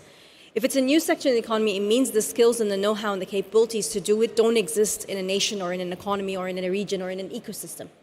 So the first aspect about developing any industry or any ecosystem or entering into any field that doesn't exist in any one nation or any one sector or any one area is the development of capabilities. And that is highly evolved around, especially if you're talking about industry, and is highly evolved around capturing know-how.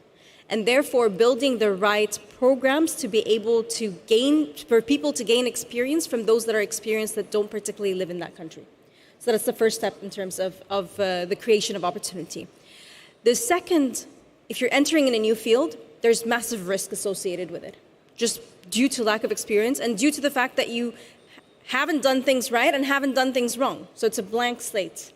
And therefore providing a field by which you alleviate, so the necessary policies by which the risk is not carried by somebody who's in the experience development journey, but the risk is carried by institutions, associations, governments, as you're moving along. So that's the second aspect with regards to how to enable skill development in a particular society or in a sector. The third is creating then opportunities. So you've got the skilled workforce at that point. You're able to have the necessary mechanisms to alleviate risks. You need to identify what direction creates the necessary opportunities. So where do you play in that playing field? And how could you be competitive in it? And that's a journey, if I take it back to the space sector, that's a journey we've been taking in the space sector. And today we're at the level of how do we go about empowering those individuals and organizations to function in a global space sector and a global space industry. What areas within the space sector provide a competitive edge for them to enter into? Same thing for industry. With the adoption of technology and with the support of existing industrial players within the country, you're elevating the requirement of technology, therefore creating more opportunities for STEM. And it's these active measures that need to be put into place to be able to safely empower societies to establish new sectors and to develop existing sectors.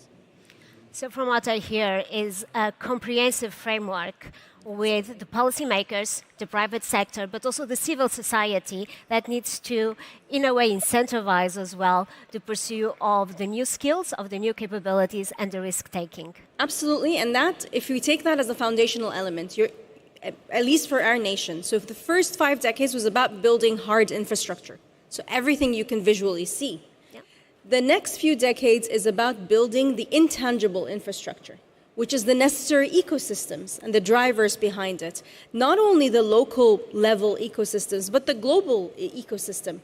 As the economy of this nation will continue to grow, as the competitiveness grows, as it becomes more and more attractive to skilled workforce to come and create and co-create here with the dynamics that we're moving towards in the areas and sectors that we are focusing on, it becomes then foundational, what is our role from the global perspective?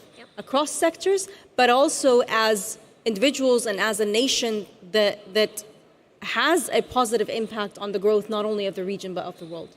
Fantastic. And shifting exactly to the individual, Azra, maybe you can tell us a little bit more about how you felt empowered or what a few of the challenges that you also felt in your journey to be an entrepreneur and the CEO of Uvira. Because I'm sure it was not an easy ride.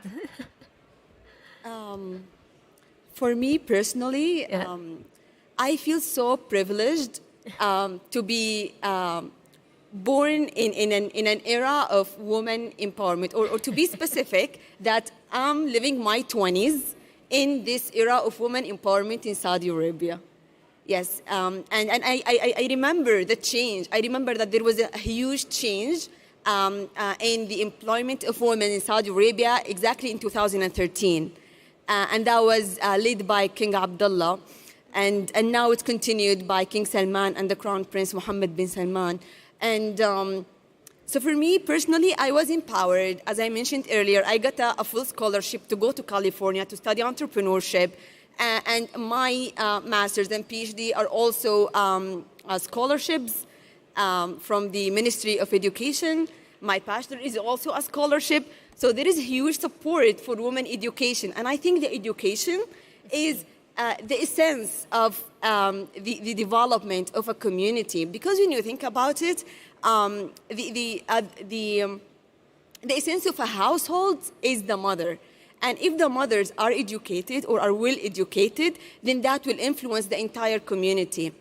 So talking about the obstacles, I feel empowered. I don't feel that I faced a lot of obstacles, but I noticed that in other communities or in other countries, there are still obstacles that would prevent women from doing their best. And I guess it is a journey, right? Because worldwide, at least in the G20 countries, you still see that 15% of the graduates in STEMs are women. So there is a little bit of a journey that we need to go to have an equal gender representation. What would be your call for action to have more women in the scientific fields? Remove the preperception and biases that we as individuals have. Mm-hmm. By acknowledging that we do have these biases. Second, it was easier, so the UAE has reached roughly graduates every year gender parity in STEM in terms of graduates. And to be able to get to that point, or the fact that we've been able to get to that point, is due to the fact of not having legacy institutions that were either male only or institutions that had deeply entrenched biases in them. So from a global perspective, and this is not a perspective that would be implementable in the Emirates just by the nature of the diversity in terms of the workforce that exists here, but from a global perspective, removing these biases within institutions and creating the necessary frameworks to create opportunities and leveraging on not having these biases pass through, which is very similar to what the Emirates did, in the creation of new industries and new sectors. And that usually comes by commitment from the leadership all the way up top. Societal change is challenging to do from the get-go, but it's even more challenging to do if it's not supported all the way from top. So we've been blessed by having our founding father, who is, I think, deaf and to hearing that women couldn't be active parts of society. And it's through that just choice that was made, it changed society's perspective, cultural norms, and provided us with the right playing field for us to be where we are today. Fantastic, thank you. Azra, what would be your call for action? Before the call for action, I just remembered one obstacle, a very important obstacle, and that's the credibility gap. Women are still suffering from a credibility gap. When I say a piece of information and a man comes say the same piece of information, people would believe him more than they would believe me. And although I'm highly educated, a PhD in electrical engineering, but I still saw this in some situation. But I believe that my education helped me overcome this credibility gap. And my call for action is that I would emphasize on women to invest in their education, for themselves, for their children, and for the community. And also, my call for action for the government is to raise the awareness level on the importance of women education. Because as I mentioned earlier, that would affect the entire community. 100%. Well, thank you both very much. I think that if I just do the highlights of my key takeaways at least, and it's very difficult with such two great role models, is that when thinking about empowering societies with future skills, we need to really have a comprehensive framework from schoolroom to boardroom, because we need to create the opportunities from an education perspective that follow through and create value in the economy and the societies.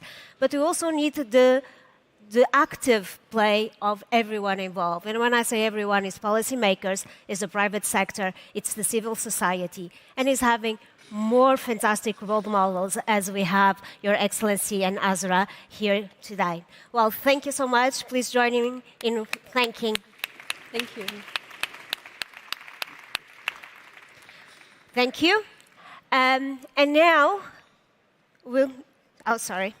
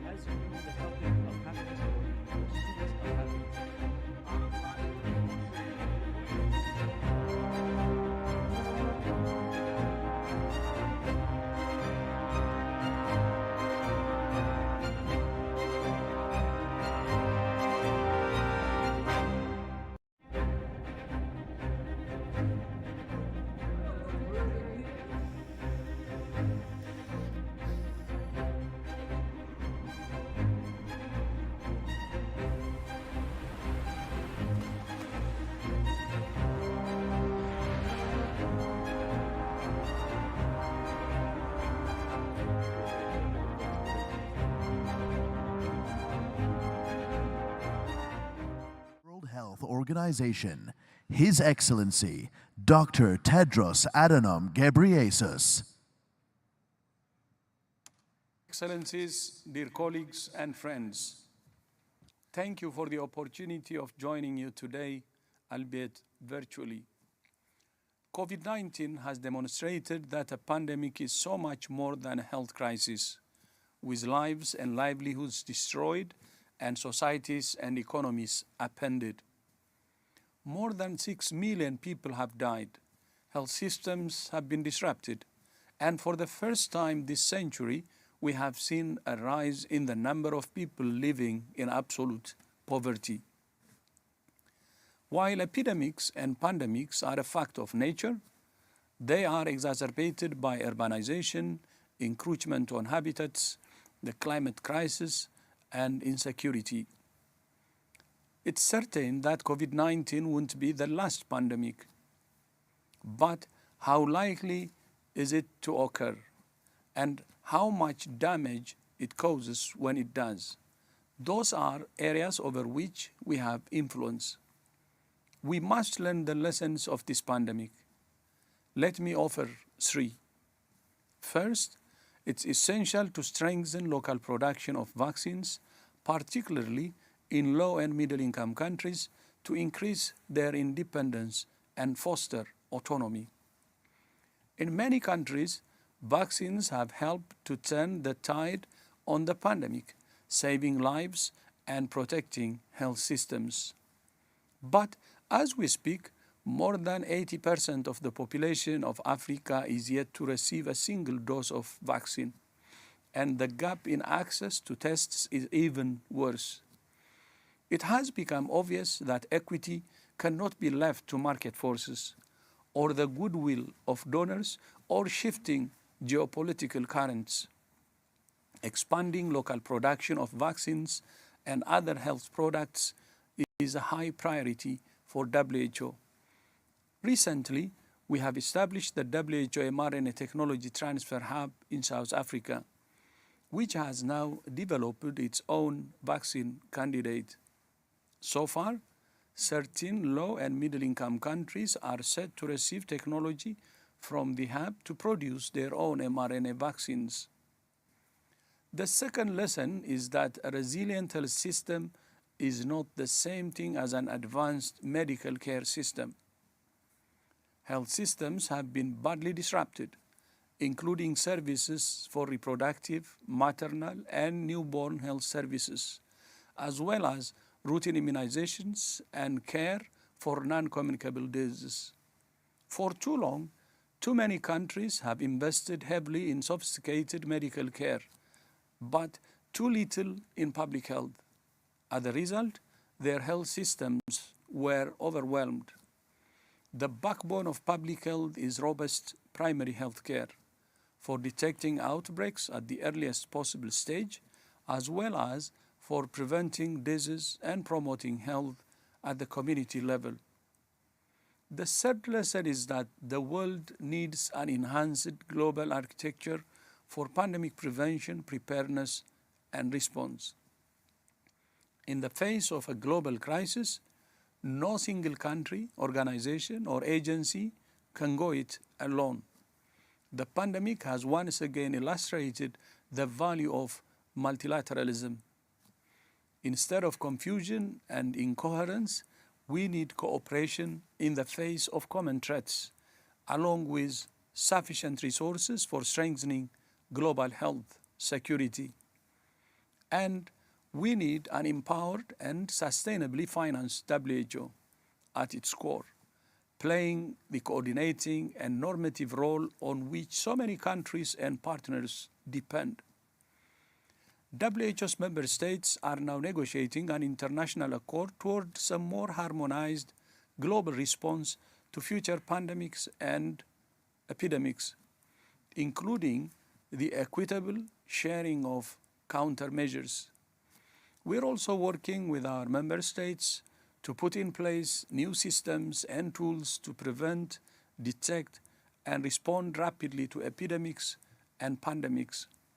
New initiatives include the WHO Hub for Epidemic and Pandemic Intelligence in Berlin, the WHO BioHub system for sharing pathogens in Switzerland, and the Global Economics Genomics Surveillance Strategy.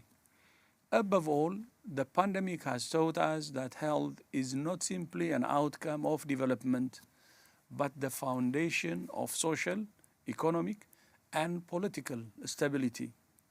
It's not a cost, but an investment. It's not a luxury for the few, but a fundamental human right for all. The World Government Summit is an opportunity to work together for shared solutions to shared threats and a healthier, safer, and fairer future for all. I thank you. Shukran jazilan.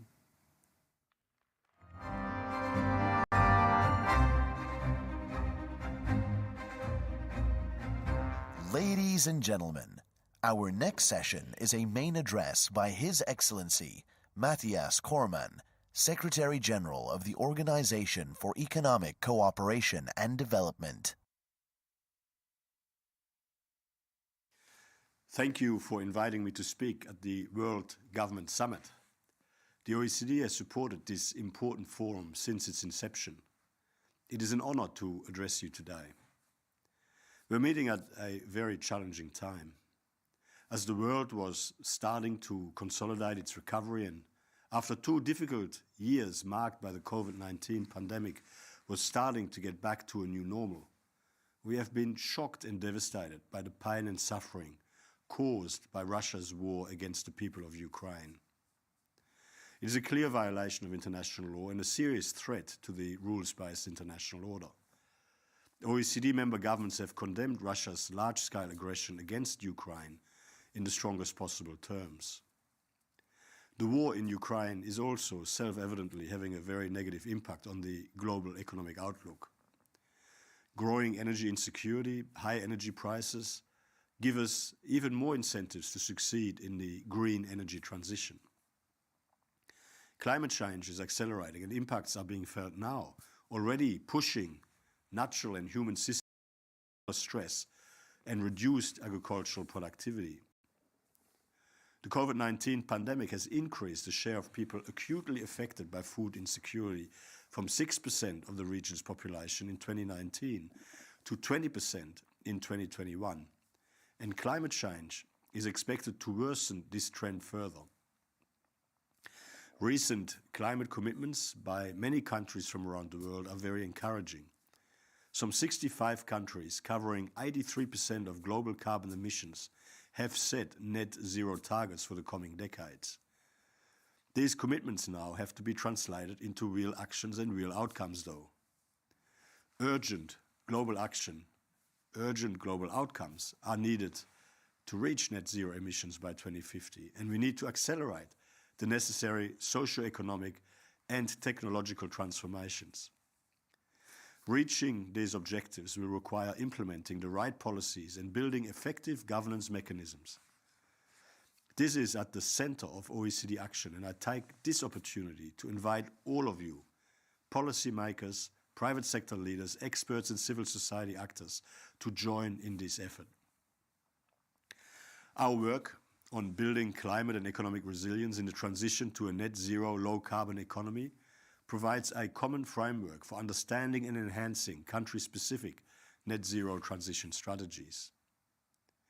The OECD is also working to measure, report and compare the climate action efforts pursued by countries through our International Programme on Action on Climate, IPAC. IPAC helps participating countries strengthen and better coordinate their climate action, complementing and supporting the UNFCCC and Paris Agreement monitoring frameworks. The historic joint OECD G20 process that paved the way for a landmark international tax agreement in 2021 underpins a new OECD proposal to develop an inclusive framework on carbon pricing to help facilitate a more ambitious, multilaterally agreed, globally more coherent and better coordinated approach to climate action. The net zero transition is challenging for all countries, and even more so for countries such as Gulf Cooperation Council countries that are dependent on fossil fuels for energy, income and employment. Economies that are fossil fuel exporters are likely to face some 51% reduction in oil and gas export-related government revenues to 2040, with annual per capita income from oil and gas falling by around 75% by the 2030s. These countries need to manage such risks and prepare for the transition while seizing the opportunities that renewable energy and clean technologies can offer. The strategic vision of the United Arab Emirates in this transformation is absolutely inspirational, and the OECD stands ready to deepen our engagement with you to help achieve this vision. Collective efforts at global level are more necessary than ever, which is why initiatives such as the World Government Summit are so critical. Shaping a better future for humanity is our motivation, and being part of the collective global action for climate is the condition to succeed. Thank you.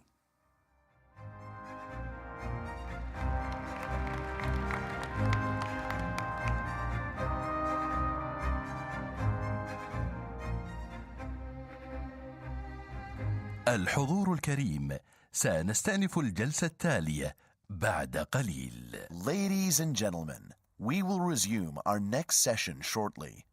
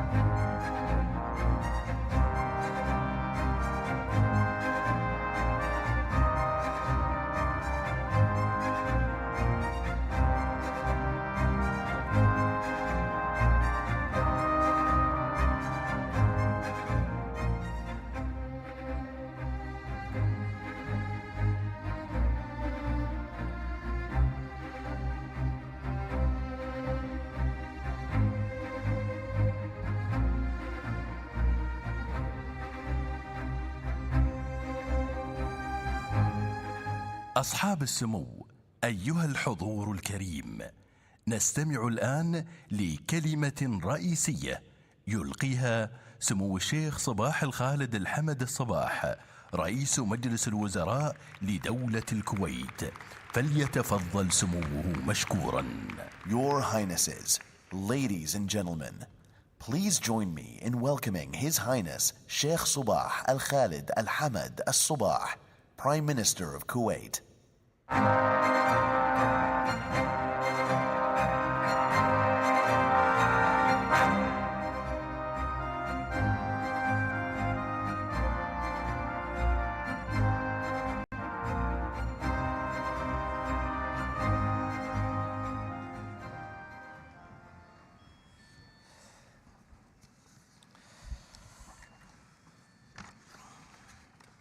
بسم الله الرحمن الرحيم. صاحب السمو الشيخ محمد بن راشد آل مكتوم، نائب رئيس دولة الإمارات العربية المتحدة الشقيقة، رئيس مجلس الوزراء، حاكم إمارة دبي، أصحاب السمو والمعالي والسعادة، السيدات والسادة، السلام عليكم ورحمة الله وبركاته.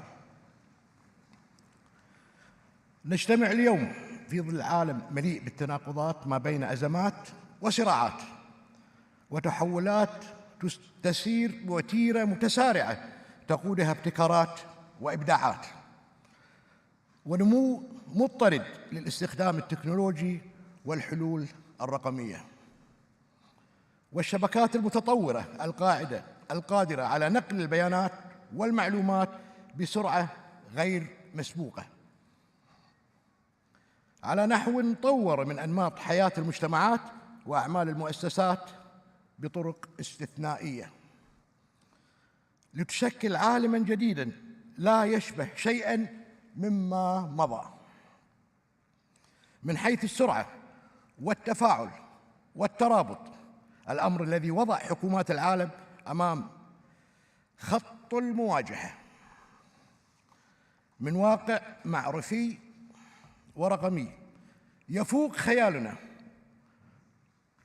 وتصور إدراكنا، وهي مواجهة تحمل في كنفها فرصاً وتحديات بين آفاق تساعد على استشراف المستقبل مئبل واعد للبشرية، ومخاوف من مزاحمة العقل الآلي للعقل البشري ضمن أسواق العمل وبيئة الأعمال التجارية، مما يستدعي فهماً أعمق وتدبراً أوسع لشكل وطبيعة دور الحكومات في الألفية الثالثة. أصحاب السمو والمعالي والسعادة، الحضور الكريم، إن أبرز ما تعاني منه أجندة العديد من حكومات العالم سبل معالجة تحديات القرن 21 كالتغير المناخي وندرة المياه والصراعات الجيوسياسية والتحولات الديموغرافية والفقر والأزمات الصحية والاختلالات الاقتصادية والأزمات المالية، مما يتطلب استجابة دولية سريعة وتضافر جهود الحكومات للحد من آثارها والعمل على تحويلها إلى فرص واعدة تحسن من جودة الحياة للشعوب عبر التمكين التكنولوجي والترابط الاقتصادي العالمي والتوسع في بناء شبكة المدن المستدامة واستخدامات الطاقة النظيفة. ورغم كل التحديات والتحذيرات العالمية بخطورة الوضع البيئي على مستقبل اقتصاديات العالم، إلا أن ما زال العديد من الدول بذات الوتيرة الاستنزافية المفرطة للموارد المتاحة، الأمر الذي يدعو إلى تبصر في سبل المحافظة على مقدرات الشعوب والأجيال المستقبلية لضمان حياة آمنة ومستقرة. وفي شأن التغير المناخي تبذل دولة الكويت عناية شديدة لتطبيق بنود اتفاق باريس للمناخ عبر المساهمة بحزمة من المشاريع التنموية الصديقة للبيئة وإقرار خطط وبرامج التنمية المستدامة على المستوى الوطني نظام اقتصادي منخفض الانبعاثات من الكربون المكافئ بناء على توقعات انبعاثاتها المستقبلية ضمن أنماط العمل المعتادة للفترة ما بين 2015 إلى 2035.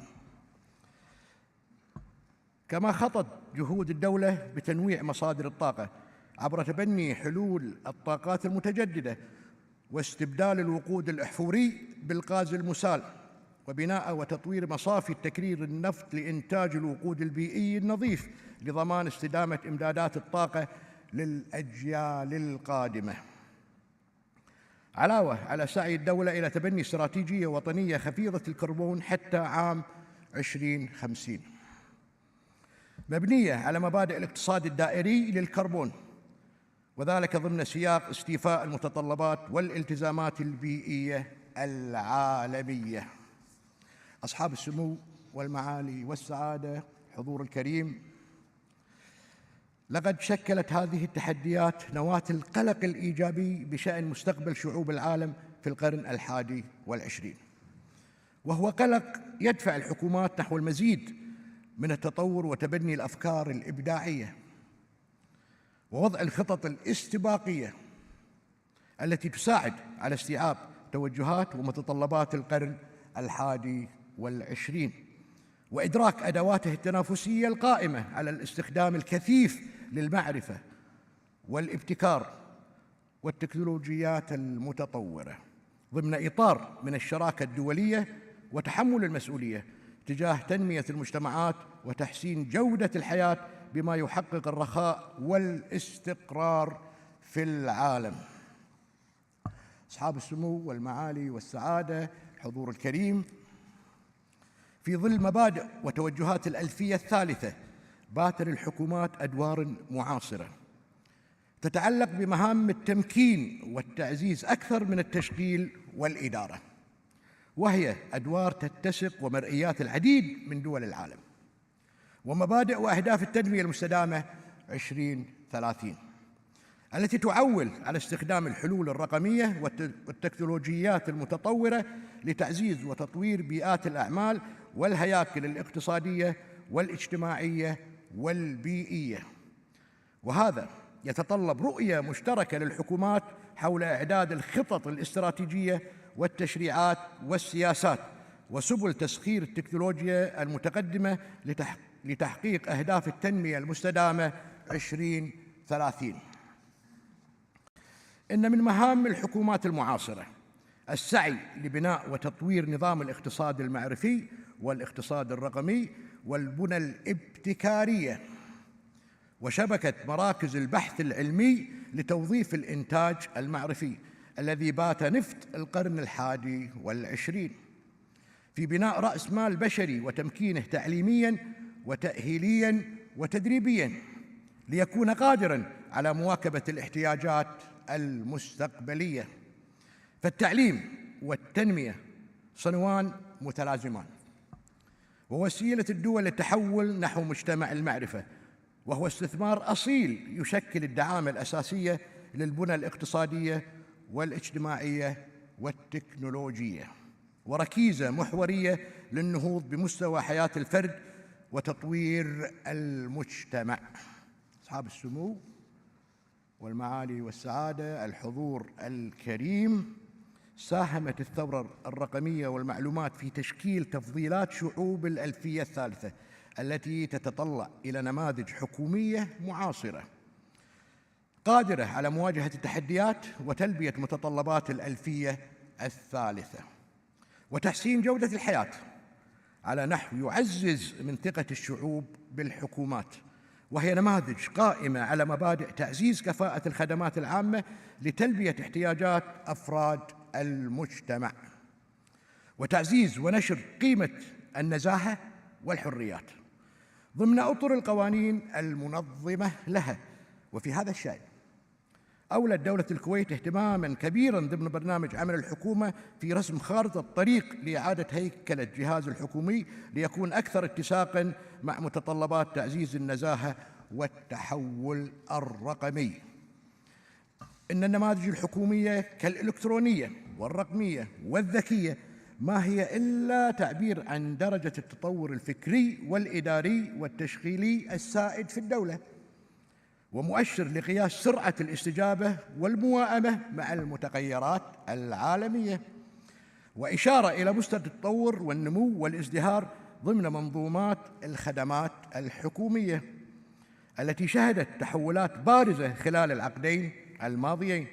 ولعل من المناسب في هذا التجمع العالمي للحكومات طرح أفكار جديدة بشأن مستقبل الحكومات في القرن 21،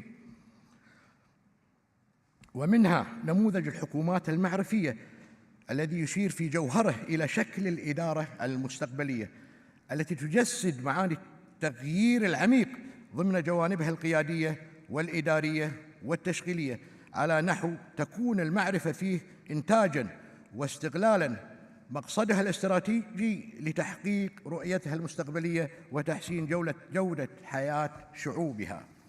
أصحاب السمو والمعالي والسعادة، الحضور الكريم، لقد وضعت دولة الكويت أولى لبنات نحو بناء الحكومة المعرفية من خلال إطلاق المركز الوطني للاقتصاد المعرفي الذي يطلع بالعديد من المهام التأسيسية لبناء الاقتصاد المعرفي وفق رؤية دولة الكويت 2035، بالإضافة إلى بناء المؤشر المعرفي للمؤسسات العامة وتطبيقه في دولة الكويت بهدف قياس فجوات المؤسسات العامة بين الأداء والنتائج بالتعاون مع البنك الدولي.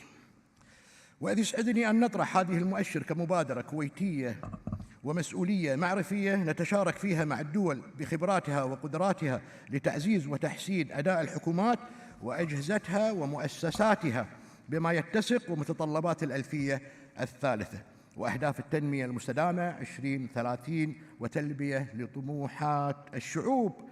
وفي الختام لا يسعني إلا أن أجدد الشكر والتقدير على هذه الدعوة وعلى الجهود الجبارة المبذولة لإنجاح هذا التجمع العالمي للحكومات. والسلام عليكم ورحمة الله وبركاته.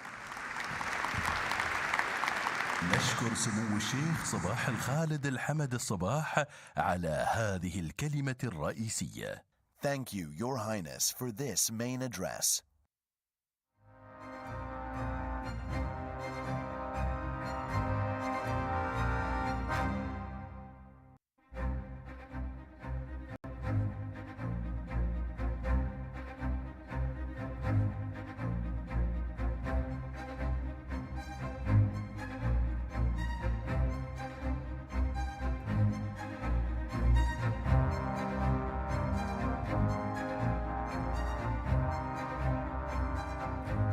أصحاب السمو، أيها الحضور الكريم، الجلسة التالية بعنوان بناء مدن المستقبل دبي حاضنة عالمية للإبداع.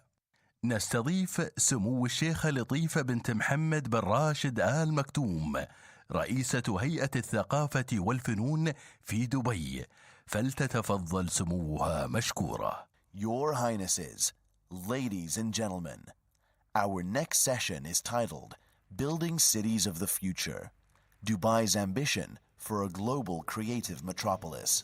We are pleased to welcome Her Highness Sheikha Latifa bint Muhammad bin Rashid Al Maktoum, Chairperson of the Dubai Culture and Arts Authority.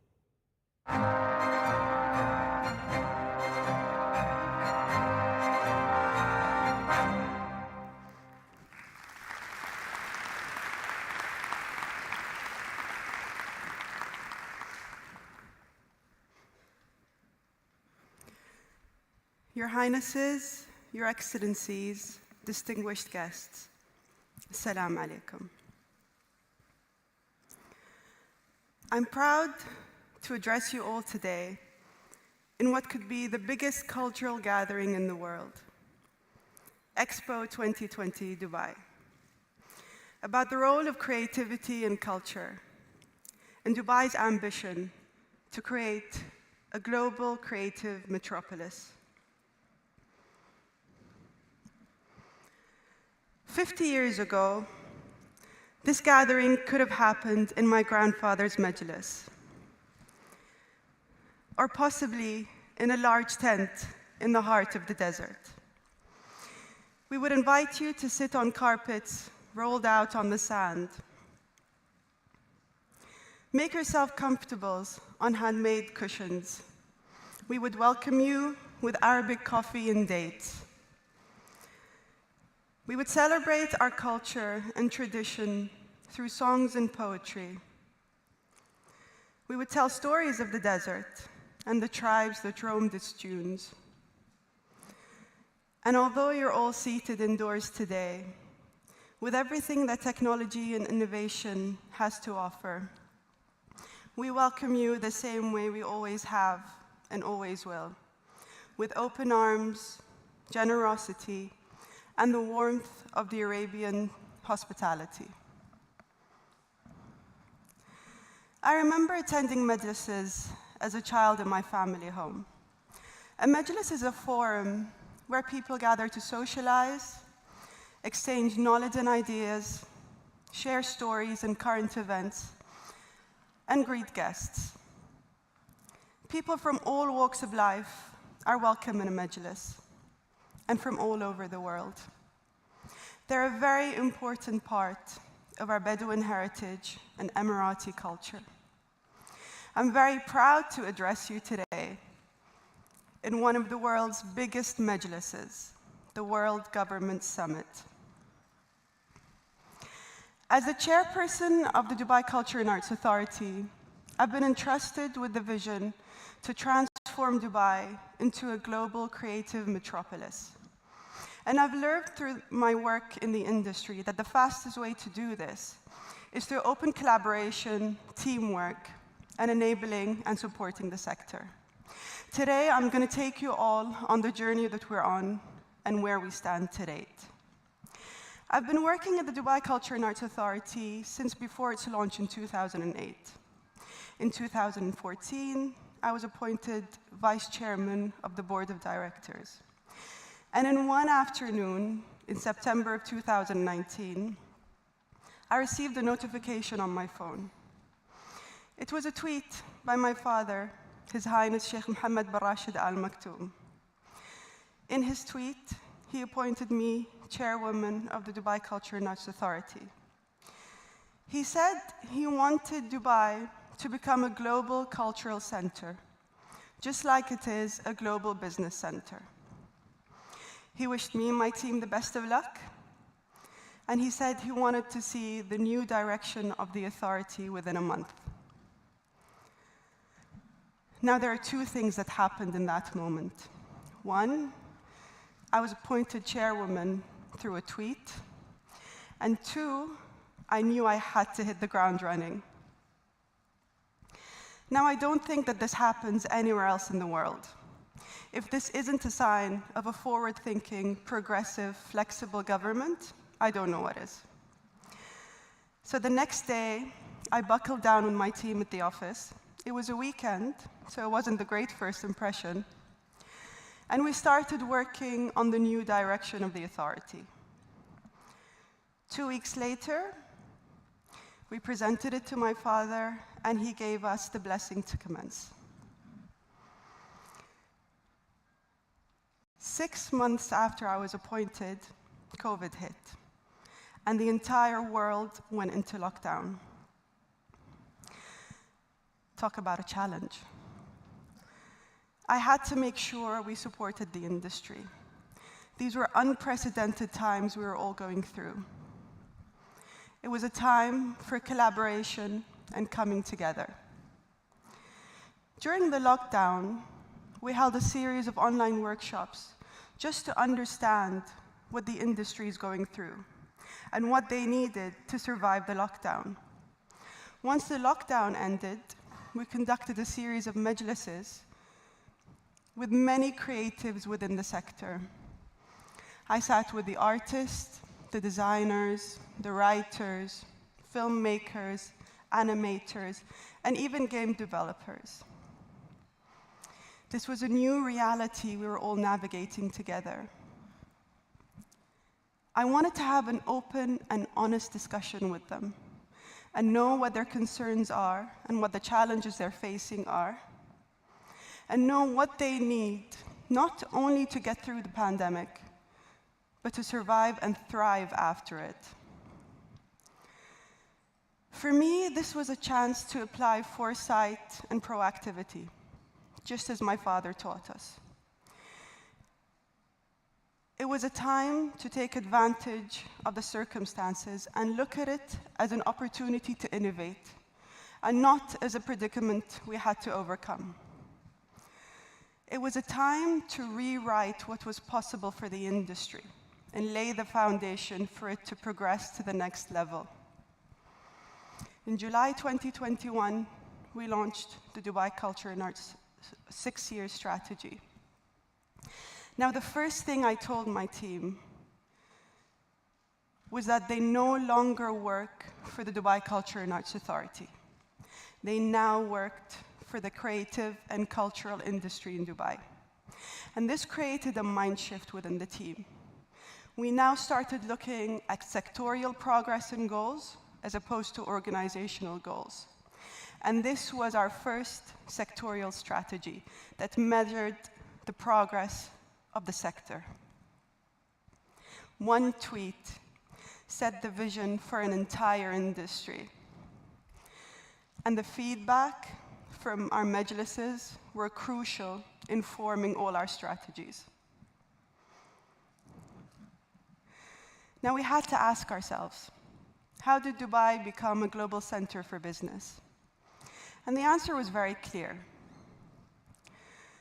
The government of Dubai, led by my father, made it very easy for entrepreneurs and businesses to operate in Dubai.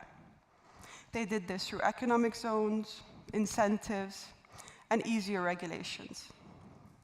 They made it very easy for people to locate to Dubai, ensuring a great quality of life for them.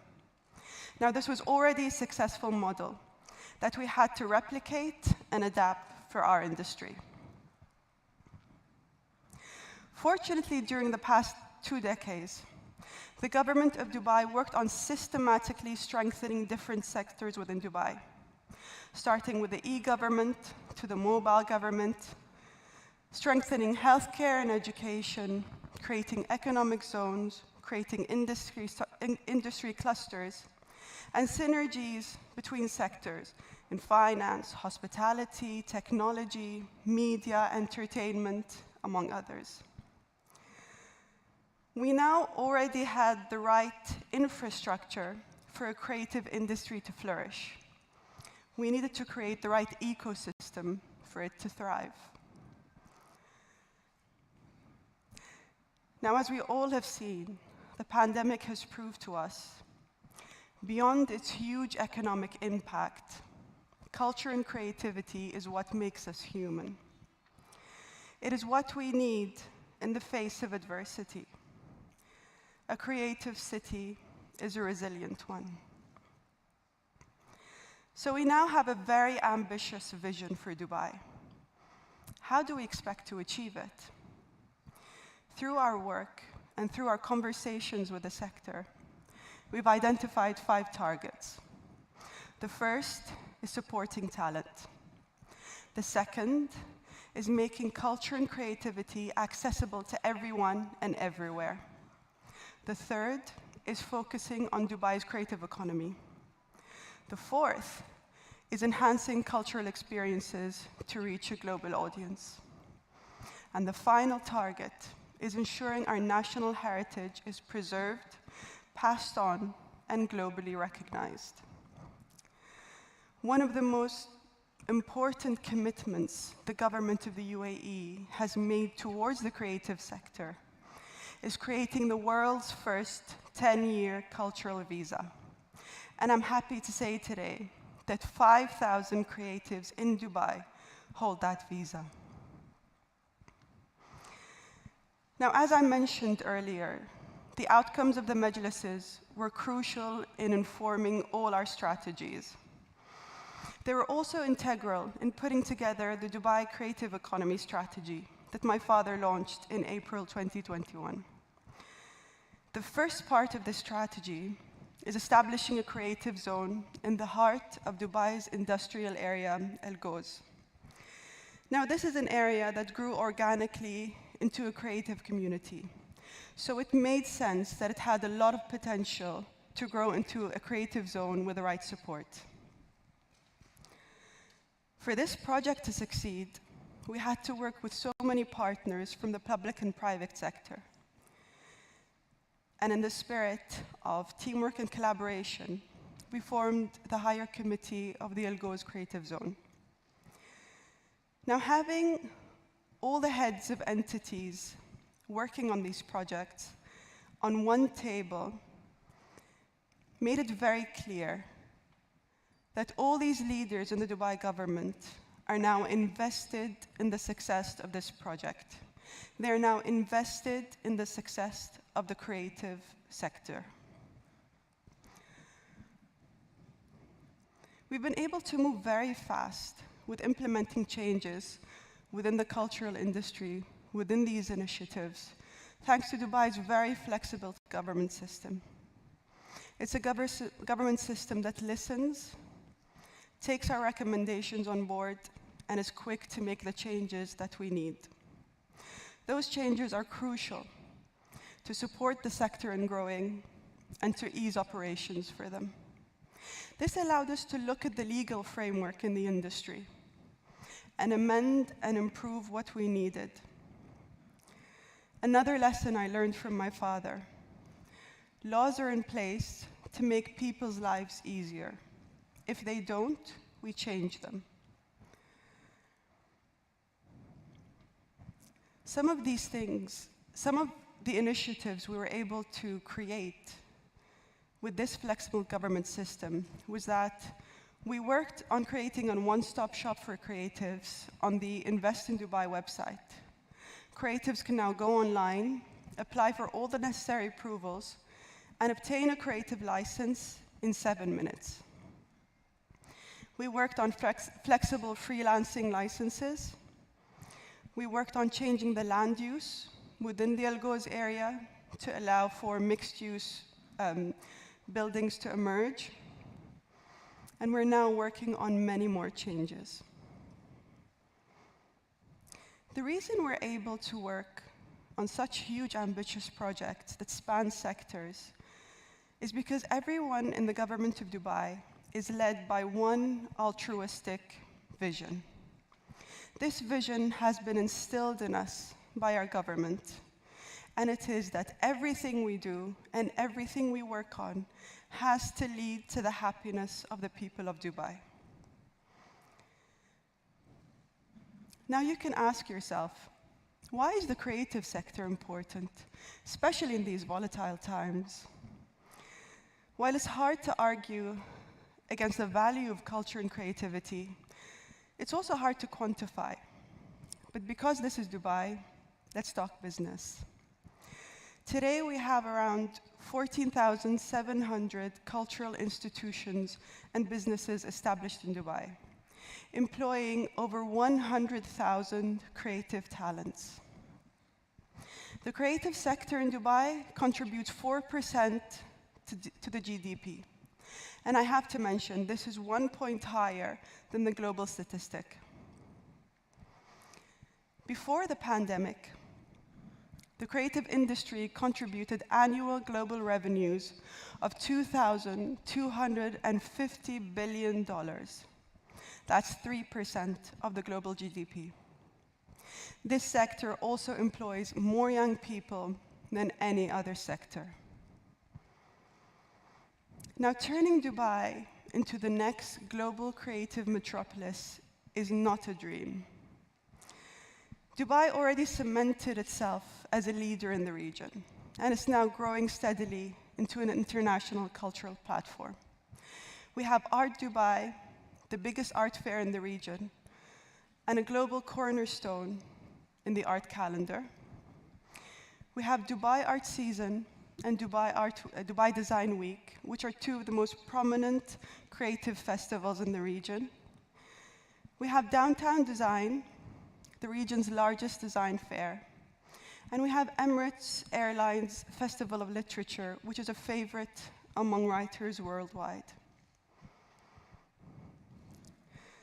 At a time when defiance against globalization and migration is rising, Dubai keeps building bridges between cultures. Freedom of entrepreneurship is very important in our culture. We will make Dubai the easiest place for creatives to set up and operate. Putting people and communities at the heart of our decision-making means welcoming international talent with open arms. We're in a very unique position, having more than 190 nationalities living, coexisting, working with each other in respect and tolerance and celebrating each other's cultures. Diversity can only make our cultural scene more vibrant.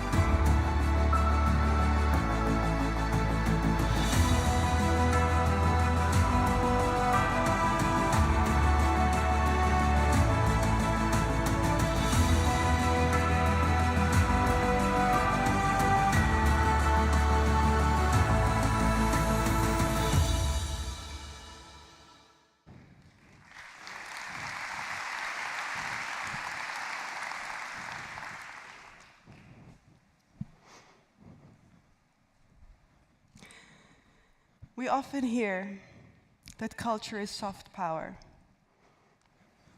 I have to disagree. Culture is power, full stop. Economic and social power. Thank you so much for your time.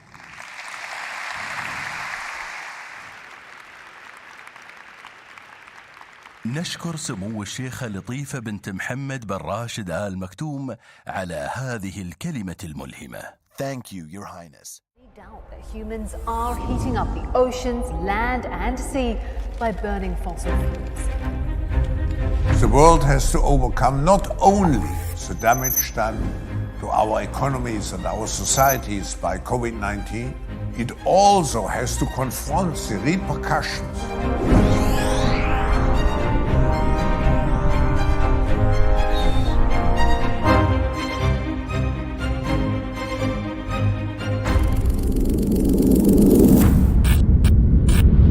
سرعة التغيير القادمة أكبر بكثير مما نتوقع. I see a future where the internet is available for free for everyone, and that means the location of power is going to shift. Decentralization of power structures everywhere may be the beginning of that shift in finance, in political power. We have to uphold our responsibility, which we have towards the next generation.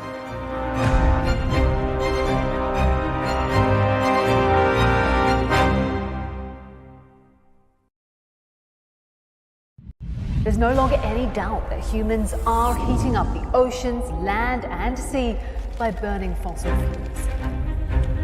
The world has to overcome not only the damage done to our economies and our societies by COVID-19, it also has to confront the repercussions.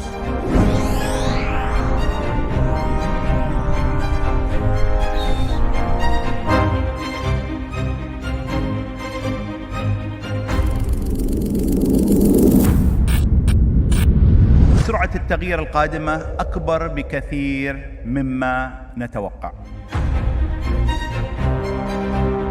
I see a future where the internet is available for free for everyone, and that means the location of power is going to shift. Decentralization of power structures everywhere may be the beginning of that shift in finance, in political power. We have to uphold our responsibility, which we have towards the next generation.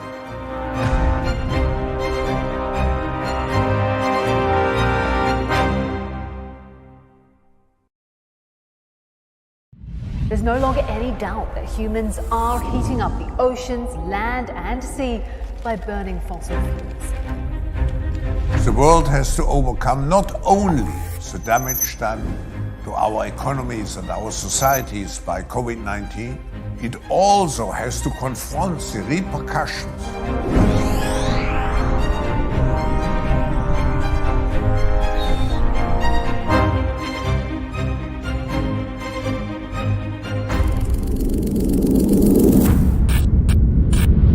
سرعة التغيير القادمة أكبر بكثير مما نتوقع. I see a future where the internet is available for free for everyone, and that means the location of power is going to shift. Decentralization of power structures everywhere may be the beginning of that shift in finance, in political power. We have to uphold our responsibility, which we have towards the next generation.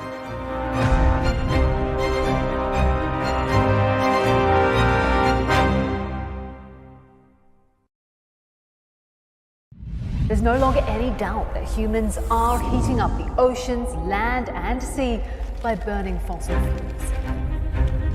The world has to overcome not only the damage done to our economies and our societies by COVID-19, it also has to confront the repercussions.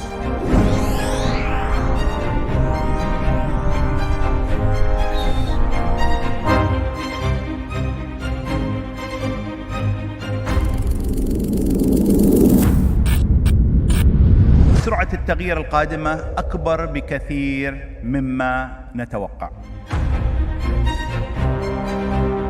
I see a future where the internet is available for free for everyone, and that means the location of power is going to shift. Decentralization of power structures everywhere may be the beginning of that shift in finance, in political power.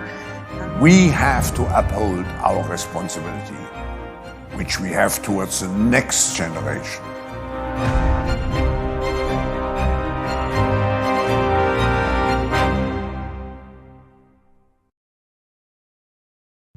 There's no longer any doubt that humans are heating up the oceans, land, and sea by burning fossil fuels.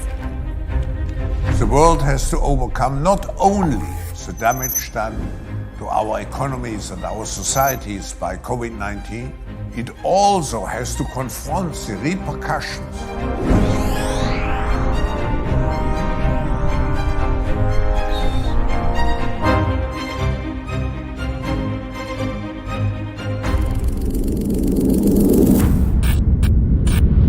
سرعة التغيير القادمة أكبر بكثير مما نتوقع. I see a future where the internet is available for free for everyone, and that means the location of power is going to shift. Decentralization of power structures everywhere may be the beginning of that shift in finance, in political power. We have to uphold our responsibility, which we have towards the next generation.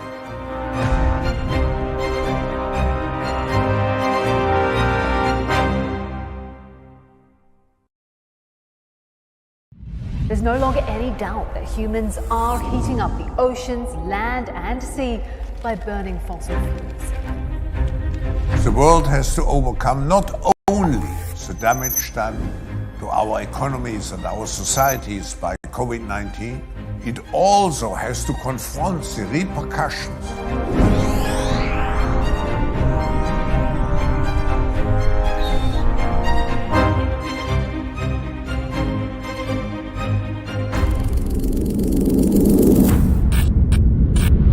سرعة التغيير القادمة أكبر بكثير مما نتوقع.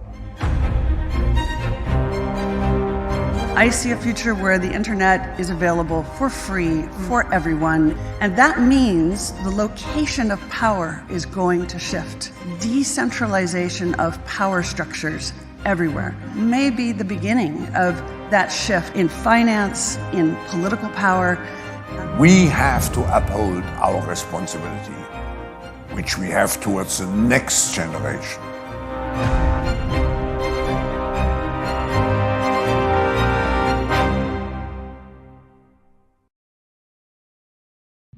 There's no longer any doubt that humans are heating up the oceans, land, and sea by burning fossil fuels. The world has to overcome not only the damage done to our economies and our societies by COVID-19, it also has to confront the repercussions.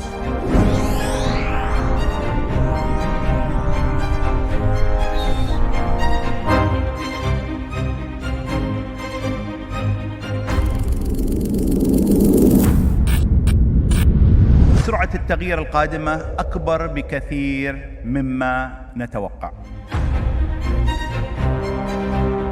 I see a future where the internet is available for free for everyone, and that means the location of power is going to shift. Decentralization of power structures everywhere may be the beginning of that shift in finance, in political power.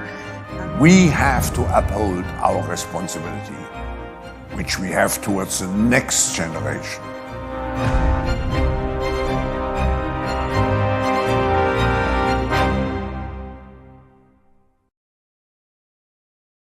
There's no longer any doubt that humans are heating up the oceans, land, and sea by burning fossil fuels. The world has to overcome not only the damage done to our economies and our societies by COVID-19, it also has to confront the repercussions.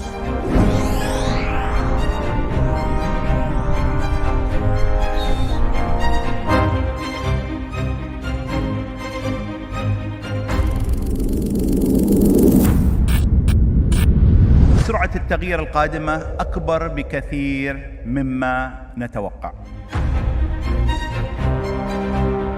I see a future where the internet is available for free for everyone, and that means the location of power is going to shift. Decentralization of power structures everywhere may be the beginning of that shift in finance, in political power. We have to uphold our responsibility, which we have towards the next generation.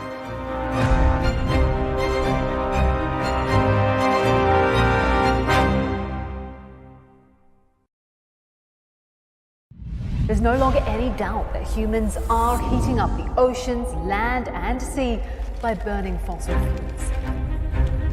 The world has to overcome not only the damage done to our economies and our societies by COVID-19, it also has to confront the repercussions.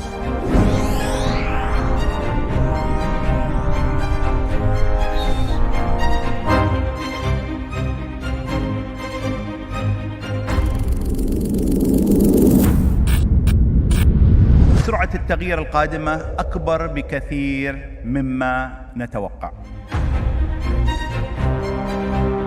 I see a future where the internet is available for free for everyone, and that means the location of power is going to shift. Decentralization of power structures everywhere may be the beginning of that shift in finance, in political power. We have to uphold our responsibility, which we have towards the next generation.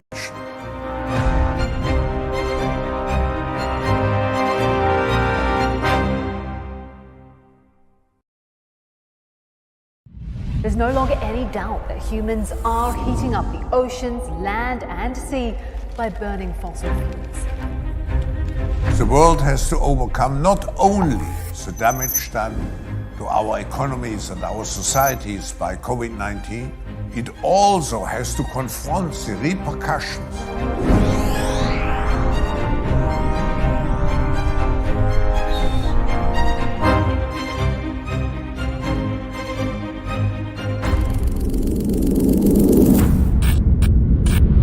سرعة التغيير القادمة أكبر بكثير مما نتوقع. I see a future where the internet is available for free for everyone, and that means the location of power is going to shift. Decentralization of power structures everywhere may be the beginning of that shift in finance, in political power. We have to uphold our responsibility, which we have towards the next generation.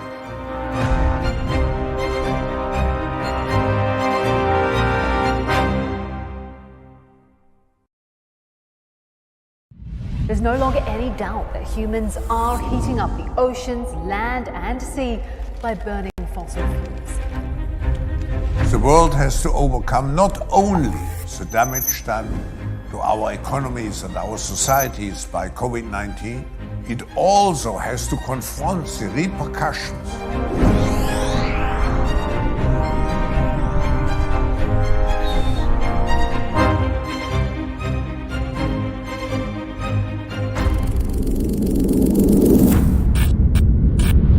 سرعة التغيير القادمة أكبر بكثير مما نتوقع. I see a future where the internet is available for free for everyone, and that means the location of power is going to shift. Decentralization of power structures everywhere may be the beginning of that shift in finance, in political power. We have to uphold our responsibility, which we have towards the next generation.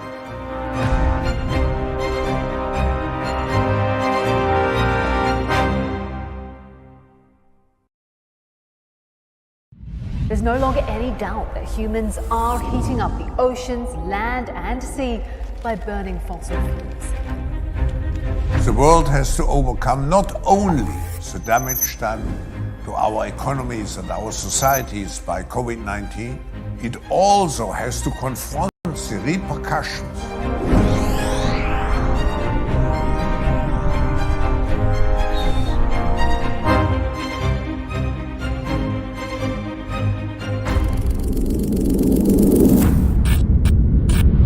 سرعة التغيير القادمة أكبر بكثير مما نتوقع.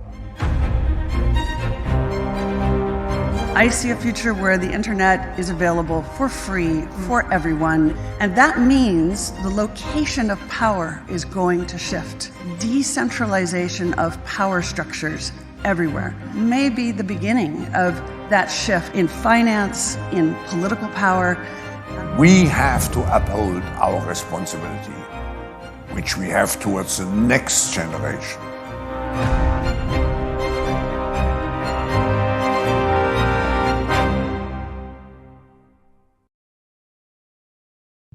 There's no longer any doubt that humans are heating up the oceans, land, and sea by burning fossil fuels. The world has to overcome not only the damage done to our economies and our societies by COVID-19, it also has to confront the repercussions.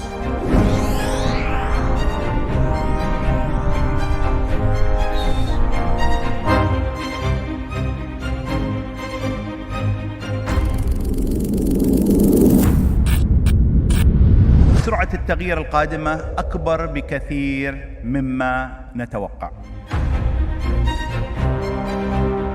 I see a future where the internet is available for free for everyone, and that means the location of power is going to shift. Decentralization of power structures everywhere may be the beginning of that shift in finance, in political power. We have to uphold our responsibility, which we have towards the next generation.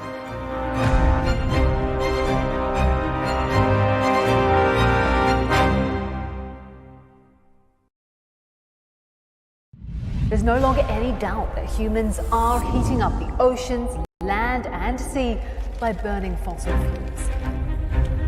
The world has to overcome not only the damage done to our economies and our societies by COVID-19, it also has to confront the repercussions.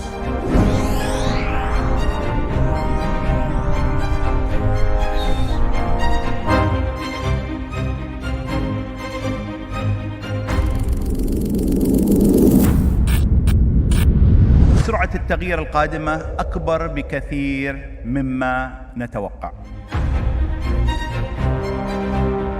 I see a future where the internet is available for free for everyone, and that means the location of power is going to shift. Decentralization of power structures everywhere may be the beginning of that shift in finance, in political power.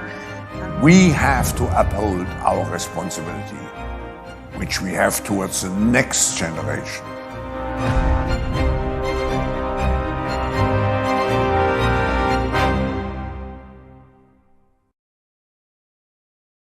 There's no longer any doubt that humans are heating up the oceans, land, and sea by burning fossil fuels. The world has to overcome not only the damage done to our economies and our societies by COVID-19, it also has to confront the repercussions.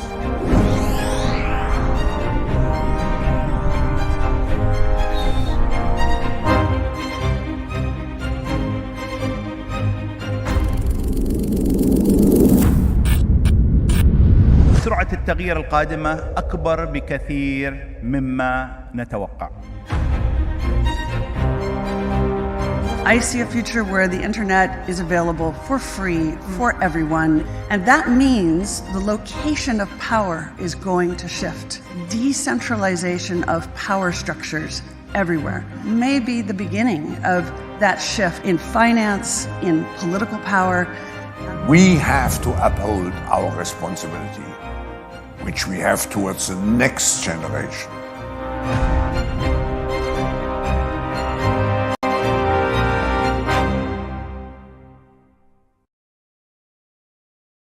There's no longer any doubt that humans are heating up the oceans, land, and sea by burning fossil fuels.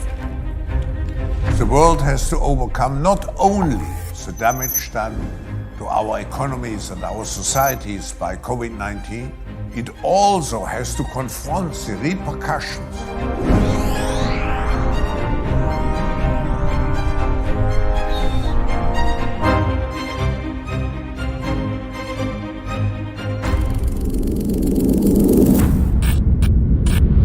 سرعة التغيير القادمة أكبر بكثير مما نتوقع.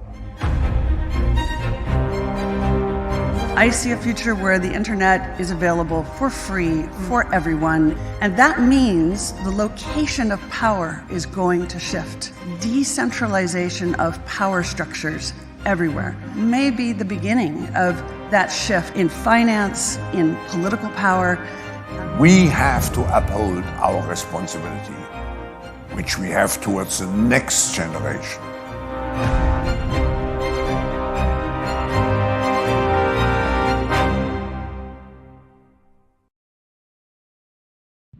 There's no longer any doubt that humans are heating up the oceans, land, and sea by burning fossil fuels. The world has to overcome not only the damage done to our economies and our societies by COVID-19, it also has to confront the repercussions.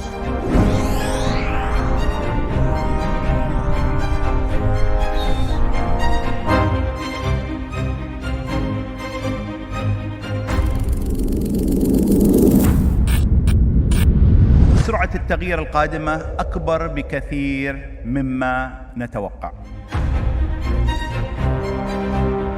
I see a future where the internet is available for free for everyone, and that means the location of power is going to shift. Decentralization of power structures everywhere may be the beginning of that shift in finance, in political power.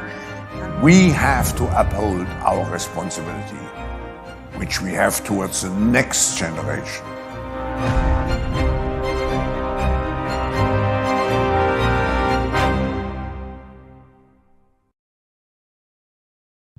There's no longer any doubt that humans are heating up the oceans, land, and sea by burning fossil fuels. The world has to overcome not only the damage done to our economies and our societies by COVID-19, it also has to confront the repercussions.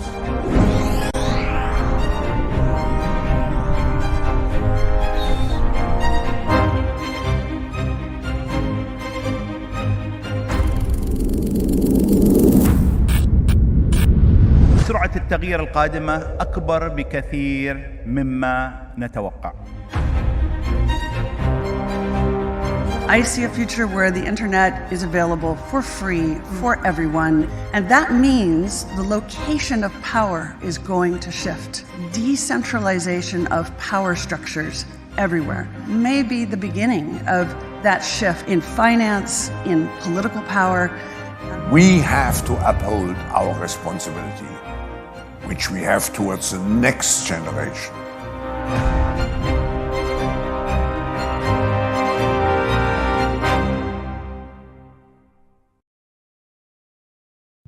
There's no longer any doubt that humans are heating up the oceans, land, and sea by burning fossil fuels. The world has to overcome not only the damage done to our economies and our societies by COVID-19, it also has to confront the repercussions.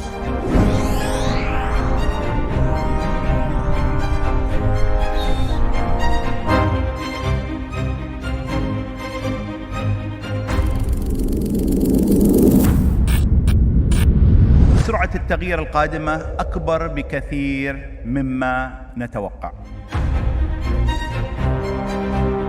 I see a future where the internet is available for free for everyone, and that means the location of power is going to shift. Decentralization of power structures everywhere may be the beginning of that shift in finance, in political power. We have to uphold our responsibility, which we have towards the next generation.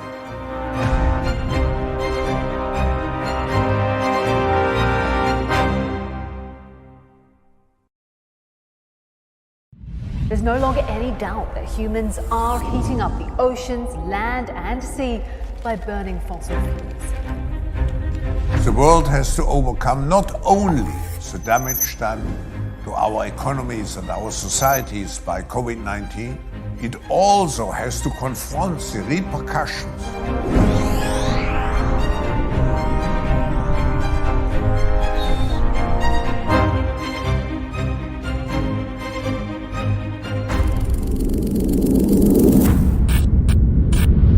سرعة التغيير القادمة أكبر بكثير مما نتوقع.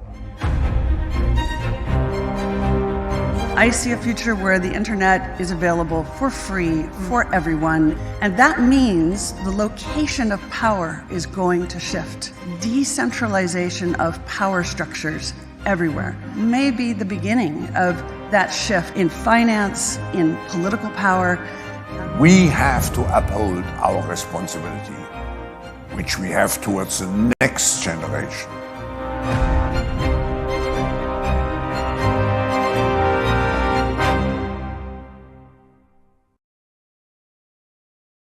There's no longer any doubt that humans are heating up the oceans, land, and sea by burning fossil fuels.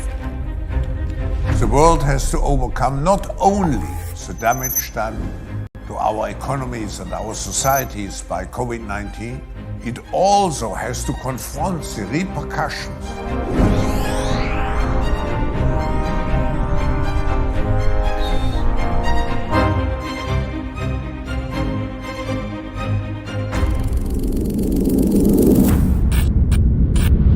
سرعة التغيير القادمة أكبر بكثير مما نتوقع.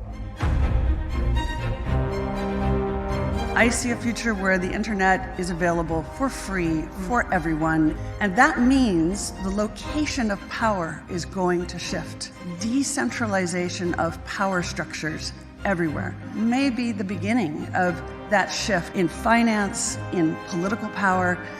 We have to uphold our responsibility, which we have towards the next generation.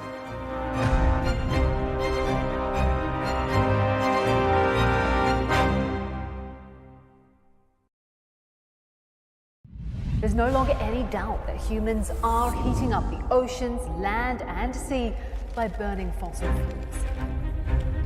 The world has to overcome not only the damage done to our economies and our societies by COVID-19, it also has to confront the repercussions.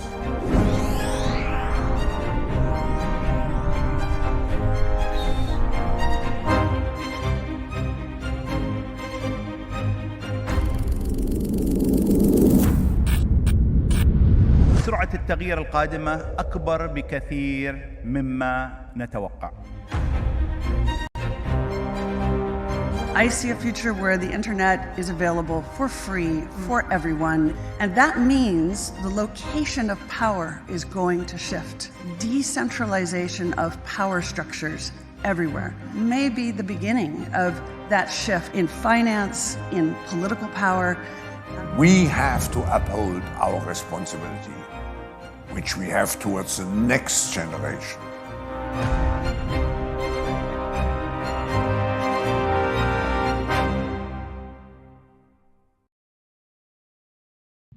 There's no longer any doubt that humans are heating up the oceans, land, and sea by burning fossil fuels.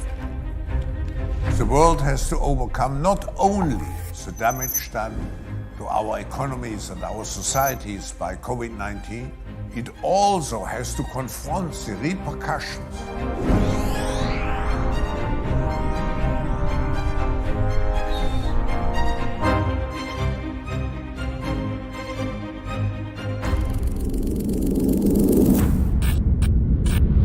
سرعة التغيير القادمة أكبر بكثير مما نتوقع.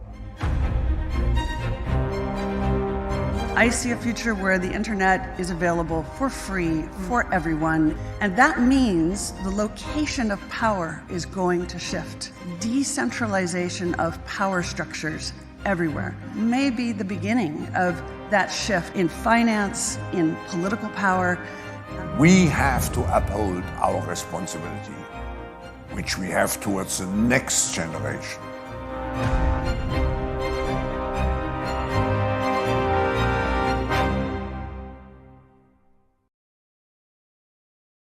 There's no longer any doubt that humans are heating up the oceans, land, and sea by burning fossil fuels.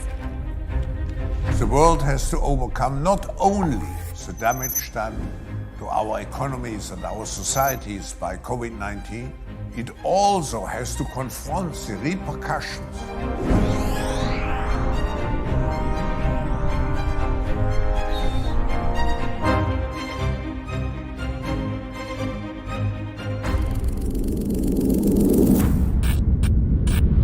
سرعة التغيير القادمة أكبر بكثير مما نتوقع.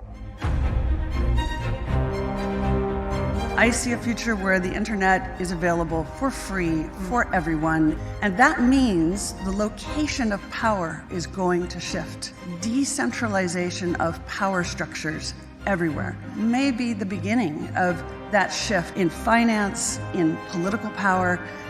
We have to uphold our responsibility, which we have towards the next generation.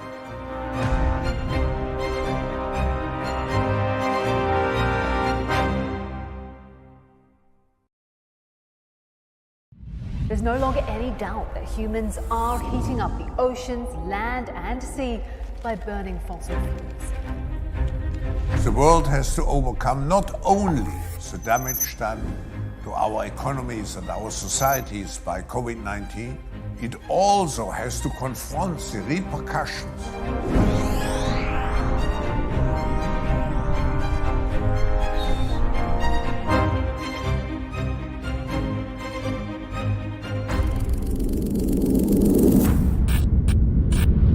سرعة التغيير القادمة أكبر بكثير مما نتوقع. I see a future where the internet is available for free for everyone, and that means the location of power is going to shift. Decentralization of power structures everywhere may be the beginning of that shift in finance, in political power. We have to uphold our responsibility, which we have towards the next generation.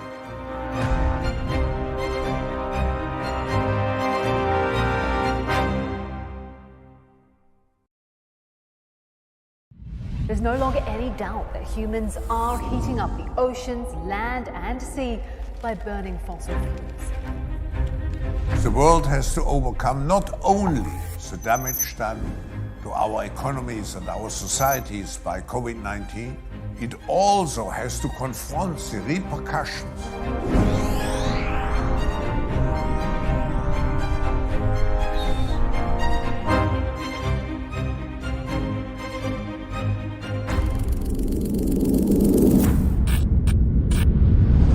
التغيير القادمة أكبر بكثير مما نتوقع. I see a future where the internet is available for free for everyone, and that means the location of power is going to shift. Decentralization of power structures everywhere may be the beginning of that shift in finance, in political power. We have to uphold our responsibility, which we have towards the next generation.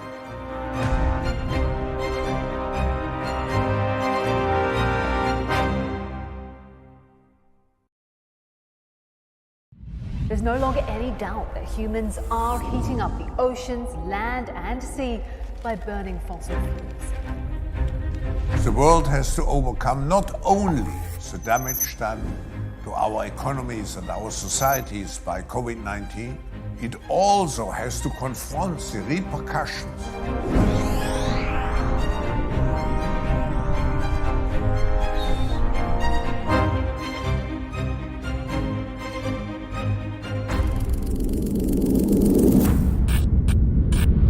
سرعة التغيير القادمة أكبر بكثير مما نتوقع. I see a future where the internet is available for free for everyone, and that means the location of power is going to shift. Decentralization of power structures everywhere may be the beginning of that shift in finance, in political power. We have to uphold our responsibility, which we have towards the next generation.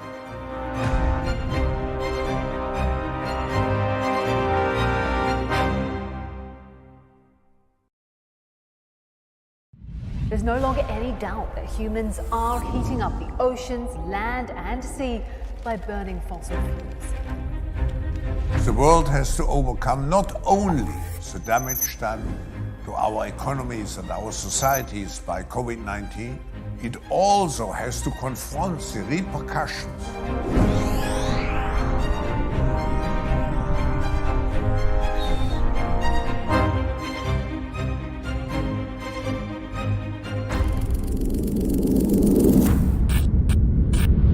سرعة التغيير القادمة أكبر بكثير مما نتوقع. I see a future where the internet is available for free for everyone, and that means the location of power is going to shift. Decentralization of power structures everywhere may be the beginning of that shift in finance, in political power. We have to uphold our responsibility, which we have towards the next generation.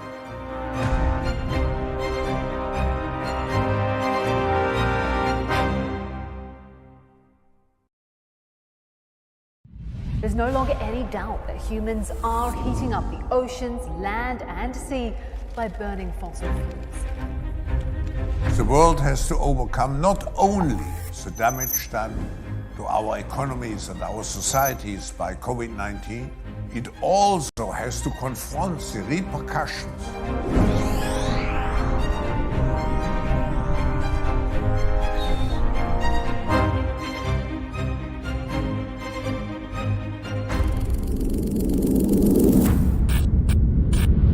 سرعة التغيير القادمة أكبر بكثير مما نتوقع.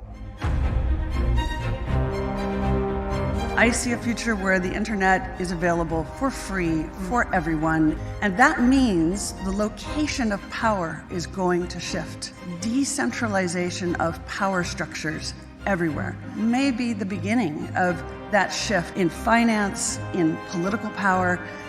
We have to uphold our responsibility, which we have towards the next generation.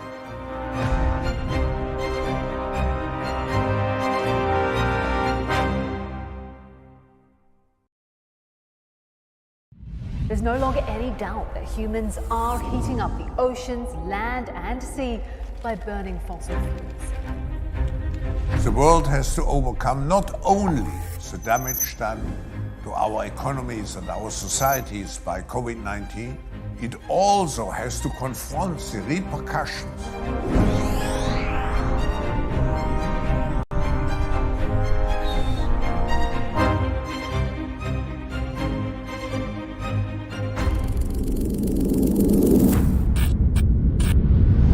سرعة التغيير القادمة أكبر بكثير مما نتوقع.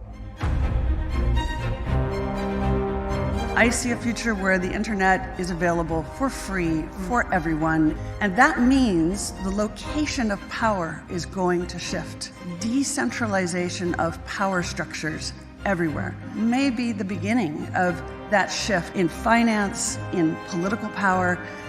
We have to uphold our responsibility, which we have towards the next generation.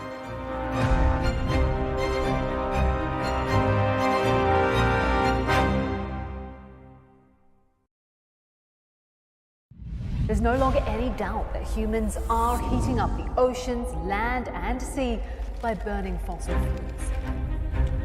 The world has to overcome not only the damage done to our economies and our societies by COVID-19, it also has to confront the repercussions.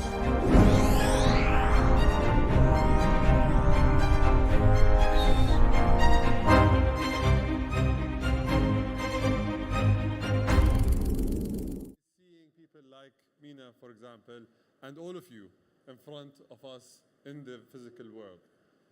I must confess, I'm not an expert in the metaverse. I think I'm a person who's passionate about it. I want to understand it, but we all want to understand what is the importance of the metaverse for our jobs as government leaders, for our lives as people who are using and leveraging technology, and as well for the future and the opportunities that it creates. The UAE government does not believe in waiting for the future to happen and then react to it. What we believe is our job is to shape the future with the brightest minds and the people who are creating that future for us. It is my pleasure to say that this forum is brought in collaboration with Meta, formerly Facebook, who today is paving the way to the future of the metaverse. What does the metaverse mean for me? For me specifically, it means a world where we have scale, where we can offer services beyond geographic boundaries. It means a world where we're able to really enter into the virtual world and consume its knowledge and consume as well the opportunities that it brings with it. And finally, it means unleashing a new form of creativity, being able to not just design physical goods and services, but design a whole new set of worlds, a whole new set of governance protocols, and a whole new set of experiences for people from all over the world. If anything, the metaverse to me means a new form of expression. I'm very happy to be with all of you here today, and do hope that this is the first cornerstone that we put as the UAE government at the World Government Summit for governments everywhere to build the future world that we're going to live in the next decade. Thank you very much.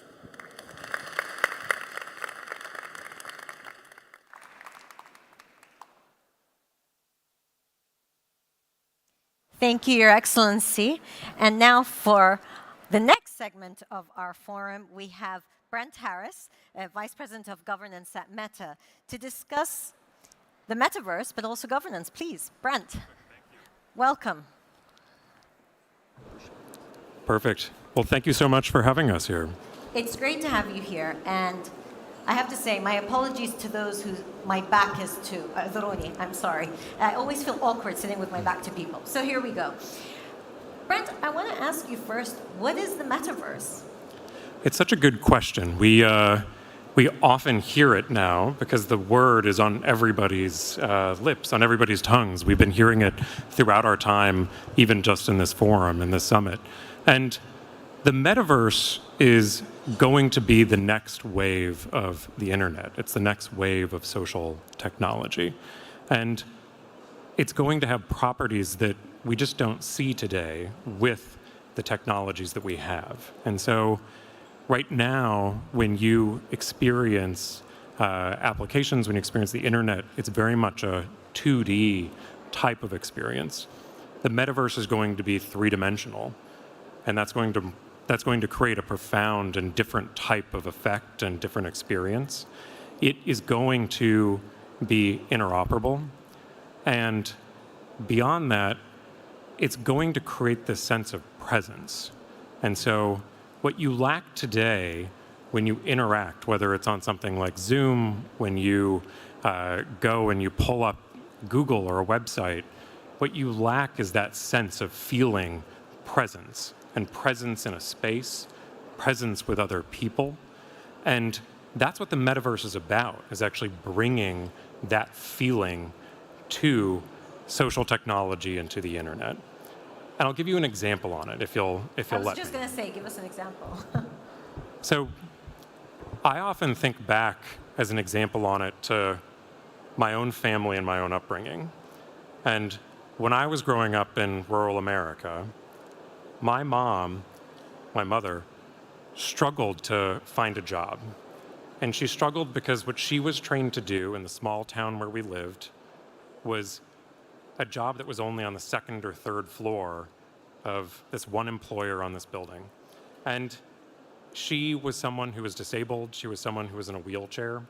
And even though she was qualified, even though they said they wanted to hire her, she wasn't actually able to do the work. And what is so powerful about actually bringing a sense of presence is that it will break down physical barriers that exist today. And so what I'm hopeful on, part of the reason that I do this work, is I think about people like my mother and the ability for them to actually access and be with colleagues and have employment and jobs that they can't have now. And if you can experience that, you're going to find that barriers break down. If you're a programmer in Dubai, you'll be able to work alongside people wherever they are. If you're a small business in Dubai, you'll have the opportunity to actually access markets that simply aren't there today. I want to come back to the point about accessing markets and also the economies behind the metaverse. But first, I want to pull on this idea of the presence, because for a lot of people, when they hear about the metaverse or they're trying to learn about it, it feels much more about experiences like entertainment experiences we've heard about. There's gaming. So you see it as wider, as more greater elements of life, including work and education and living. It's so much more than gaming. And so today, the technologies are really used very much for entertainment and for gaming. That's a pathway we've seen before with other technologies. Right. The internet in the beginning was very much more about gaming, more about entertainment experiences. The same thing was true of mobile. We saw that that was driven more by gaming.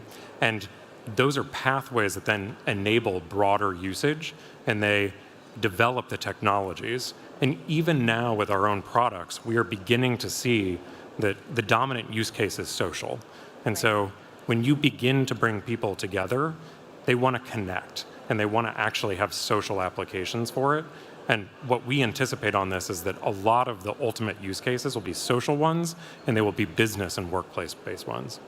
And this brings us to the business conversation, because we've seen numbers in the billions of how much investment is going in, including Meta's grand investments into the metaverse, but also that advertisers are beginning to talk about hundreds of billions worth of opportunity in terms of both advertising and the market size metaverse. So if we could talk about how this will impact economies, but also bring overall value, more than what we have in the physical world. Yeah, so the metaverse opens the prospects of a new economy. And that new economy is going to have property rights. And we're beginning to see, I think, a real intersection of Web3 and crypto with the metaverse. And I don't think we've fully processed, actually, that protocols like Ethereum actually offer the ability to have property and do contracts in a way that today, much of the internet is owned by large corporations. And that is not what the metaverse is going to be about. It's actually going to give small businesses, individuals, the ability to be paid, the ability to own things, bring those things with them into different kind of parts of the metaverse and different ecosystems. And the world is also in a different place than it was when the internet first went to scale. Right. And so I'm hopeful that it will also be much more global first than the development we've seen to date. So of course there are skeptics and there are people concerned about the metaverse, and your VP of governance for governance. So that's an important point, the governance element. And also, how can we trust that Meta will build the metaverse in a way that's positive for society? So how do you respond to the skeptics? Yeah, so it's a great question. And it's one where Meta is not the only player building the metaverse. So we are building it alongside other players in industry. You're seeing that we are building with Microsoft, we're building with, and we're going to start to see what Apple is going to do in the metaverse. You're seeing the wide array of activity in Web3 that's going to come into the metaverse. And so Meta is one part of the metaverse that's going to be built.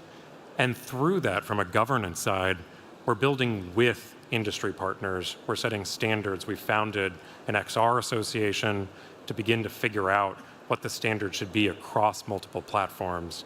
So what I think you're going to find is this isn't like a single application.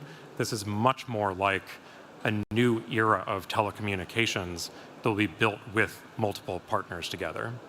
So could you give us an example of, you're saying, as you said, this is still being built and there are considerations to be had when it comes to governance. Could you give us an example of some of the things you're thinking about? Tell me more. Sorry, I'm not. So more of what you said about building with partners and how you'll the governance side of the metaverse. What are some of the questions that come into your mind when you think about, okay, this is what we should be thinking about. This is what should be thinking about at the design phase, so to speak. Yeah. So there are great questions in how to build the metaverse. So some of them have to do with questions about privacy and safety. How do we guarantee people's safety? How do we ensure that privacy is front and center in how the metaverse is built? There are questions about expression and communication. There are questions about access. And so there are trade-offs relative to premium services versus allowing as many people as possible to participate. For Meta, we have always held that our products should be as broadly accessible as possible. We have sought to make our services free. We have sought to build with our Reality Labs products that are much more affordable than what other similar products might be. And those are some of the questions I think that are going to be at the core of how you govern the metaverse, how you build it. And I'm really excited also for decentralized governance. And so for opportunities to hand power over to a wider array of people and to enable more localized forms of governance than some of the more centralized types of governance we've seen so far. Okay, so that takes me to the point about what policies do you think should be adopted to make sure that the metaverse can be a net positive for society? Yeah, so one that's broader is really about access. And so it is vital that people have the ability to access the internet, access these types of services, and be in a position where they can participate. So that's a crucial part of what the policy should be and enabling people to be on a pathway into the metaverse. Others have to do with the way that the services themselves operate and ensuring, again, that safety is front and center, that privacy is front and center, and that people are in a position where when they join and they're a part of it, they feel comfortable doing so. So those are some of the things we're focused on. And I'll also add that as we've built, one of the things I think we've learned from our apps as they've gone to scale is thinking through how do we build in a way that collaboration is front and center so that there's partnerships and we build with others and that there are no surprises. And so a core value that we have been putting into the work as we build the metaverse is that we don't want people to be surprised. It's part of the reason now that we have actually talked about this front and center in advance of some of the technologies being more widely available, because we'd like to hear from more people. We'd like to set expectations about them. We'd like to hear from the types of people who are around this room on what needs to get right before these applications, before these products are at scale. The education part is so important because I think, again, and this is why I started my first question to you about what is the metaverse, because I think that change and a realm that people are not familiar with can be scary, and that's why the education part. So, how should people educate themselves about this? What should they know about it? If you have children and you don't know if they're going to the metaverse, what's happening there, what would your advice be? Yeah. So one of the best ways to learn about it is actually to experience it. And so today there are different ways that you can take part in the metaverse through our products or other people's products. But I'd really encourage trying out immersive experiences because they are different than the types of experiences you can see today. And we're also beginning to make investments as a company. So we have committed $150 million to immersive learning. We've committed $50 million to an education fund. And our hope on this is that that begins to provide resources through NGOs, through governments, and through other partners that will enable people to learn about this, educate parents, so that people are in a position to really participate in this. And then, some people get concerned that inequalities that already exist in the physical world will get compounded or exacerbated in the metaverse. How can you work towards trying to reduce those inequalities, especially, again, the big companies that are the early movers in here will be able to determine a lot of how this is going to turn out. For those who come in later, smaller companies, or just ordinary people, they might feel that they're being left behind. Yeah, so this is one where I'm really excited about some of the foundational elements of the metaverse, in part because there will be different types of property rights. There will be ways for creators and individuals to be rewarded. Small businesses will be able to participate in ways that I think are actually harder in today's existing products. And so I think we'll actually see the opportunity for a more level playing field in how people can participate, how people can gain the economic benefit and the advantage of the metaverse. And I'm really hopeful that the Middle East, with its youth and its vibrant small business economy, is going to be in a position to actually really lead the way and build out worlds, whether that's in Horizon, whether that's in different aspects and different parts of the metaverse that get built. Well, we had the announcement yesterday from Dubai saying that they were going quite big on the metaverse and working towards having, parts of Dubai recreated there. So that would be exciting for, I think, a lot of people to try to get their heads around, but also to experience. I have a final question for you as we're wrapping up. The role of governments. So, governments are thinking about this and seeing how they would be involved. What would be we're at the World Government Summit, so what's the advice to governments who, perhaps not like the government of Dubai or the UAE, who are getting quite involved in here? What would be the advice to governments, how they should be approaching this? So it's really important now, I think, to take some of the types of steps that we have seen today, which is actually beginning to meet with and partner with the different companies to understand the technologies, to begin to think through what the policy side should be and what is in the best interest of particular different countries and different societies in order to participate. Right. And vitally, I really do think a big part of it is going to be empowering creators, empowering businesses to start to participate, because the more inclusive we can be in who is a part of building these different worlds and building the metaverse, the more likely it's actually going to bend in the best directions for any given part of the world.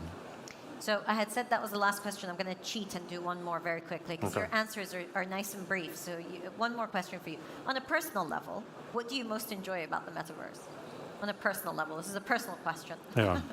Well, one of the things that I actually love right now is, and it's kind of the beginning days, I think, of the metaverse, is actually fitness. And so you can try apps like Supernatural, and you can do boxing, you can do meditation, and so as I shared, I'm from a rural part of America. You can actually go and you can meditate in beautiful places that are wholly inaccessible from your home, and that's something that I think is just going to be incredibly powerful.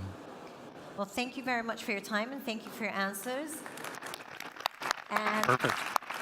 We will, I'm sure, hear much more about this and much more about what Meta is doing in the metaverse. Thank you so much. Thank you so much. Thank you. Thanks. Thank you. So, a look at where Meta is going with the metaverse, and also the idea that it will be interoperable and working with other companies, possibly, and partners and governments. But there's also opportunities for neither just the large companies nor governments, but creative people, small companies, as Brent was saying. And that is where real opportunity exists for the metaverse to scale.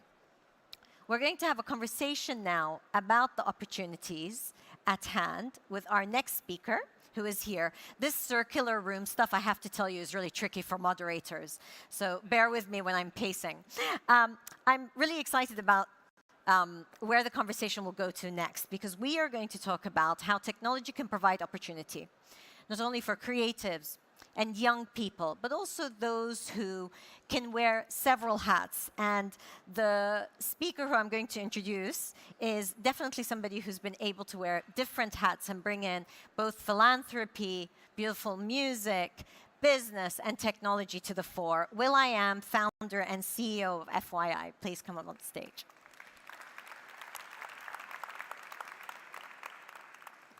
Hi, nice to see you. You're here.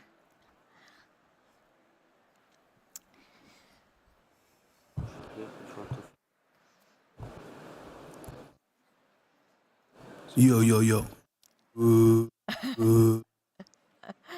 Okay, so you can keep it on because I'm going to not interfere with you with my mic.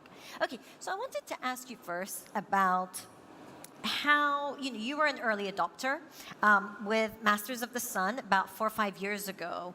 You did something which we hadn't seen before, which is really engage with the audience in a way that's different using technology.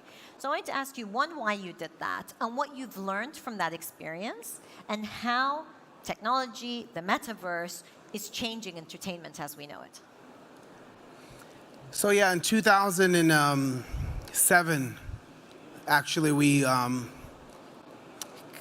came across the ability, actually no, before that.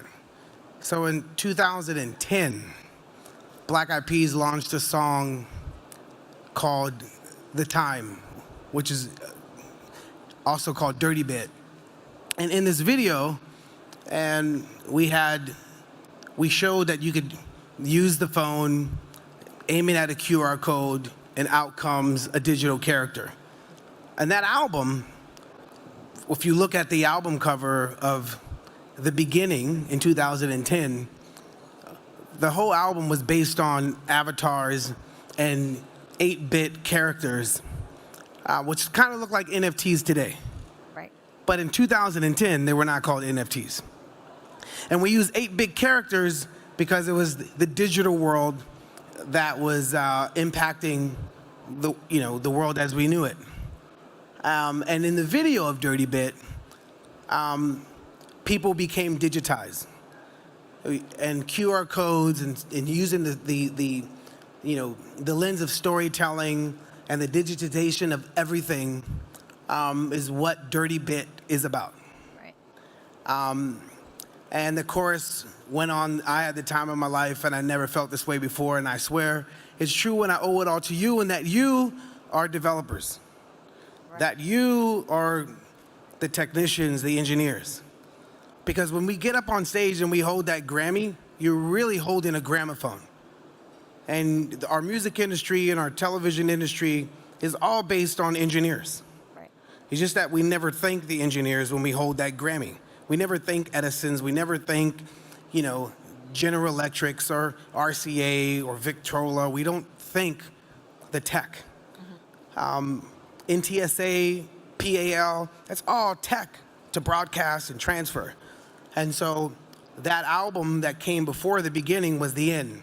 I Got a Feeling and all these records, because it depicted a time where it was no longer about physical cells.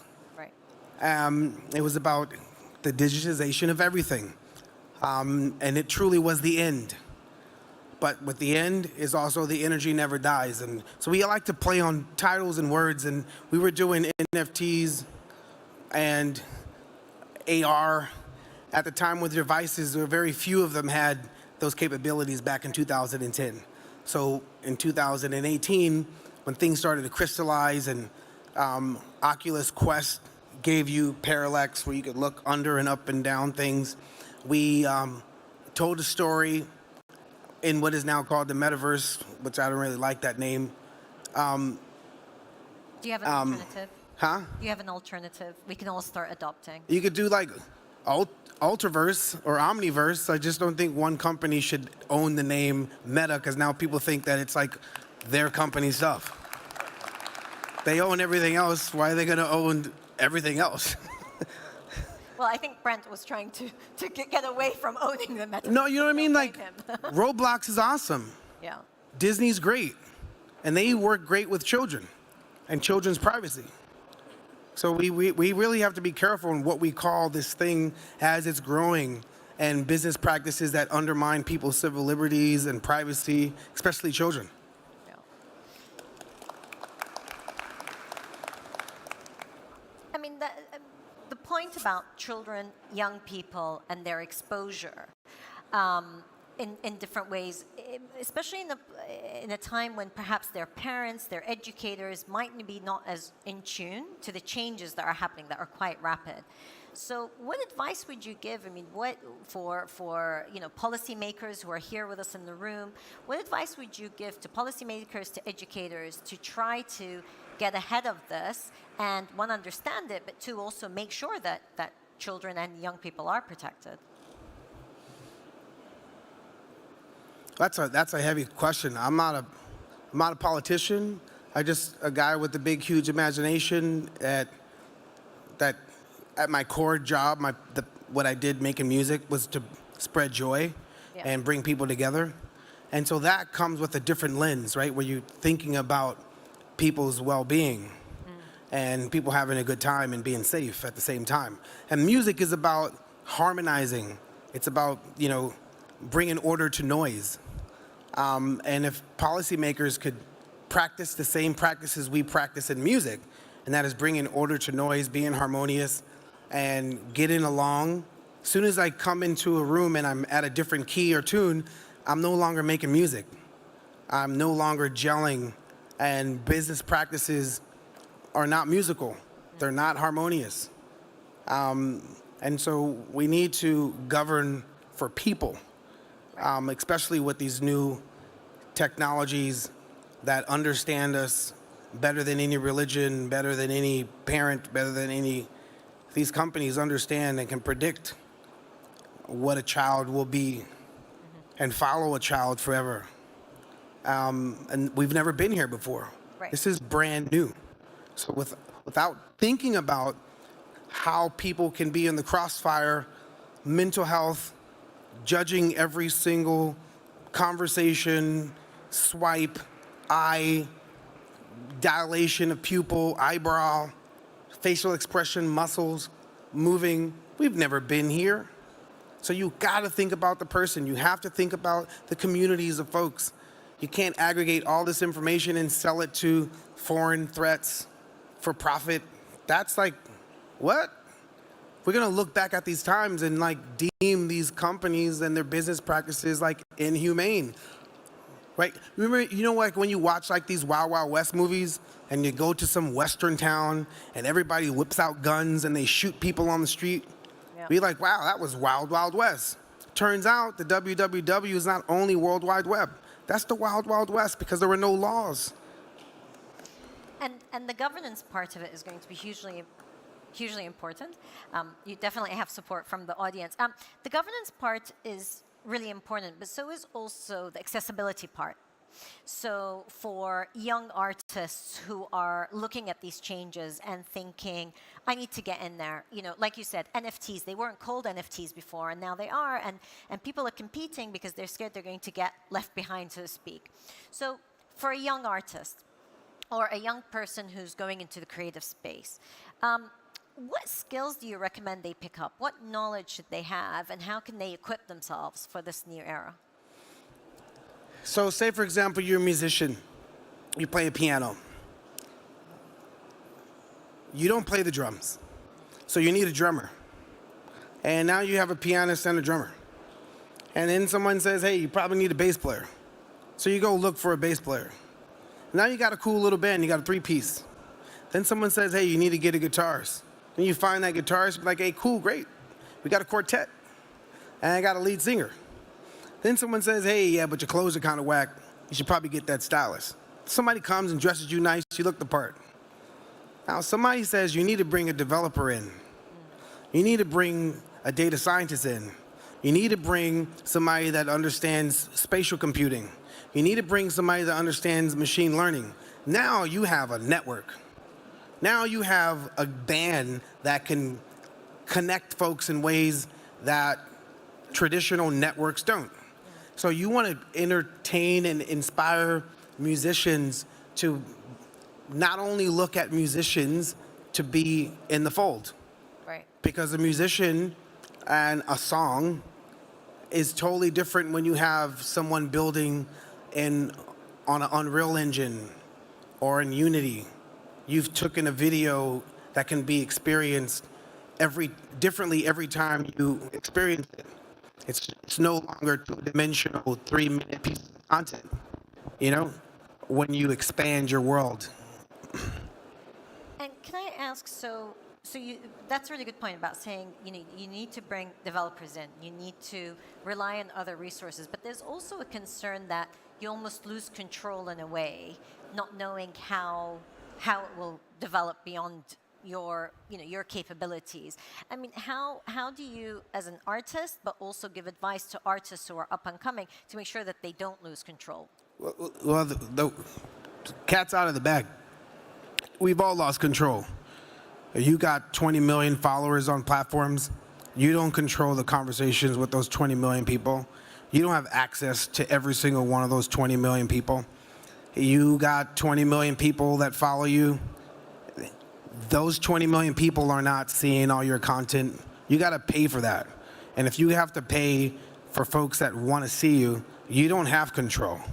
Right. So we've lost control at the core of what we all strive for, and that is to communicate and have connection with folks. So you want to gain control back by having developers in your fold.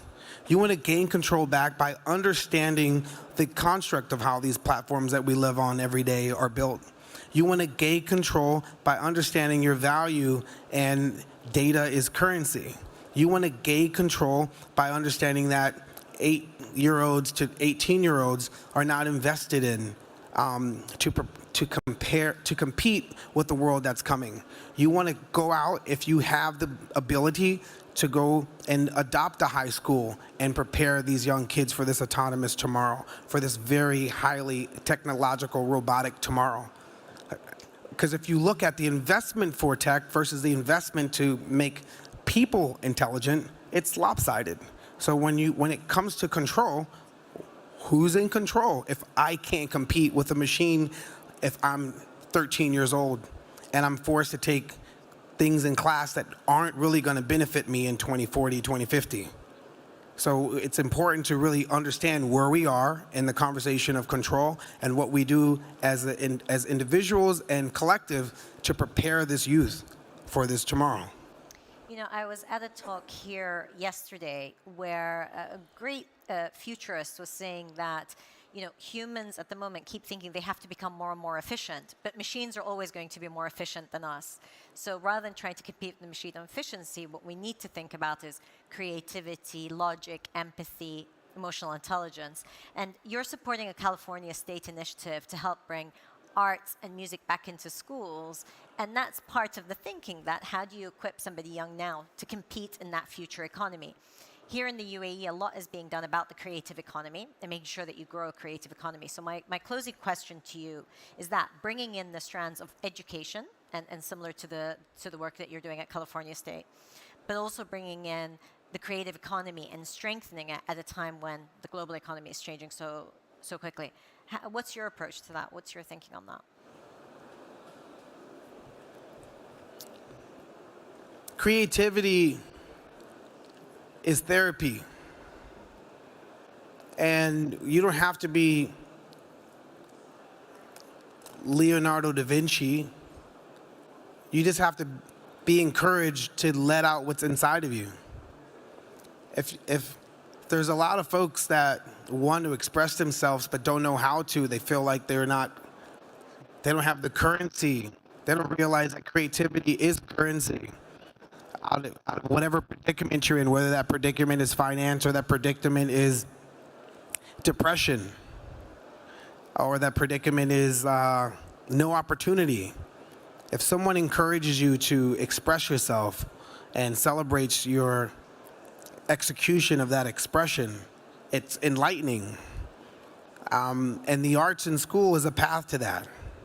It allows you to know who you are and how you communicate, how you inspire other people. We live in a society where, especially in America, there's a football field in every single high school. But my sister's not going to play professional football. In every single high school and elementary, there's a basketball court. But my sister's not going to play for the NBA. Yes, there's a female version of that, but they're not making the kind of money that the NBA basketball players make. But in every high school, there's not a computer science program, there's not a robotics program, there's not an autonomy program. And if you think about, creativity, there's not a music program, there's not a financial literacy program for inner city kids to get out of poverty. There's a lot of things that we're behind on when it comes to the basic things that people need to survive emotionally, financially, and support their families, and ignite that light to inspire other people. And empathy is not practiced in schools,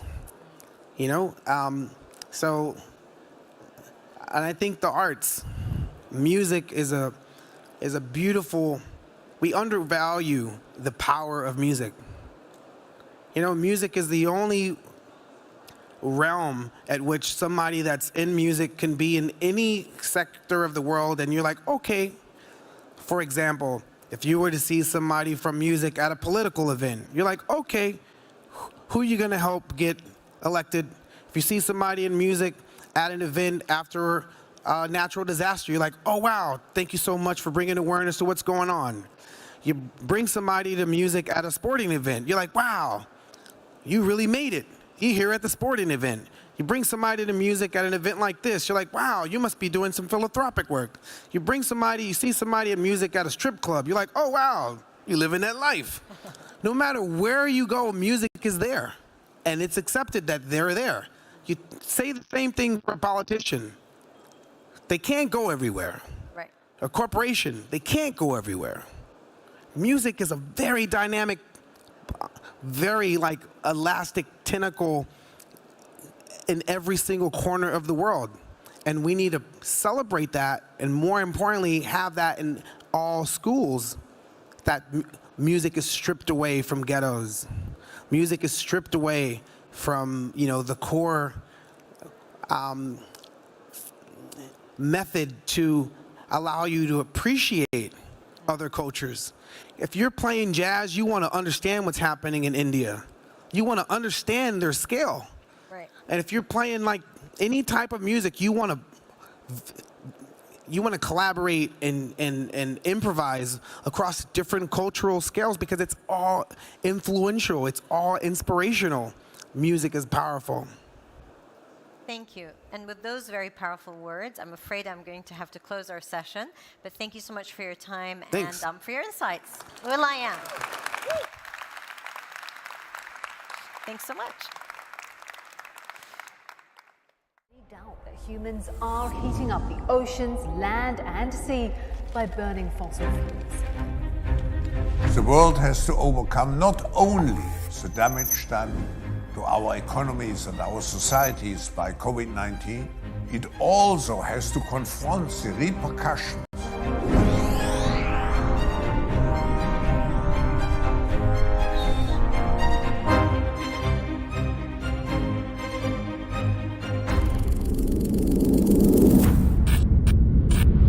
سرعة التغيير القادمة أكبر بكثير مما نتوقع. I see a future where the internet is available for free for everyone, and that means the location of power is going to shift. Decentralization of power structures everywhere may be the beginning of that shift in finance, in political power. We have to uphold our responsibility, which we have towards the next generation.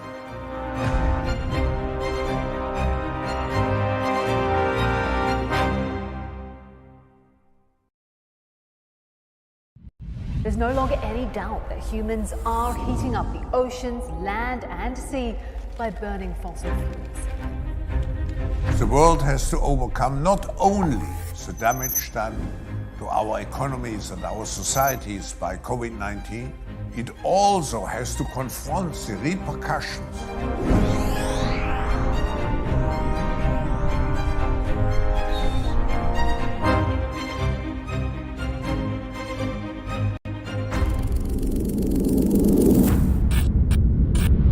سرعة التغيير القادمة أكبر بكثير مما نتوقع. I see a future where the internet is available for free for everyone, and that means the location of power is going to shift. Decentralization of power structures everywhere may be the beginning of that shift in finance, in political power. We have to uphold our responsibility, which we have towards the next generation.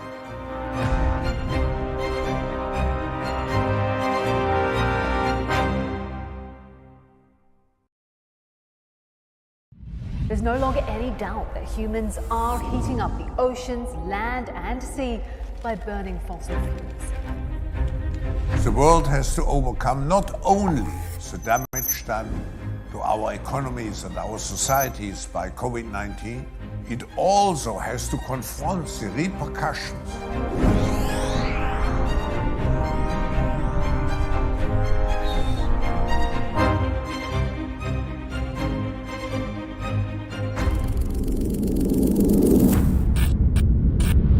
سرعة التغيير القادمة أكبر بكثير مما نتوقع. I see a future where the internet is available for free for everyone, and that means the location of power is going to shift. Decentralization of power structures everywhere may be the beginning of that shift in finance, in political power. We have to uphold our responsibility, which we have towards the next generation.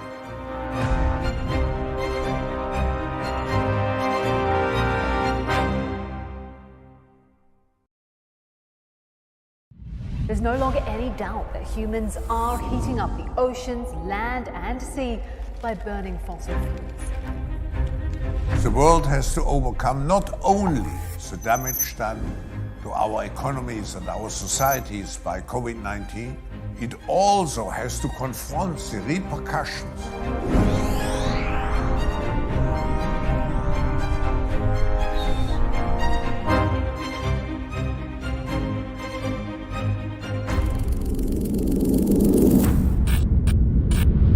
سرعة التغيير القادمة أكبر بكثير مما نتوقع.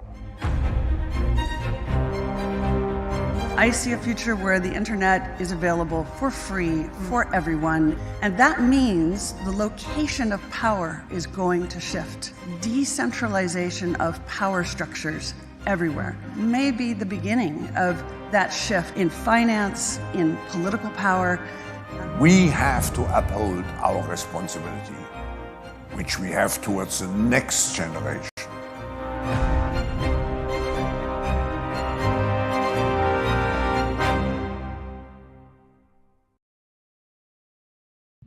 There's no longer any doubt that humans are heating up the oceans, land, and sea by burning fossil fuels. The world has to overcome not only the damage done to our economies and our societies by COVID-19, it also has to confront the repercussions.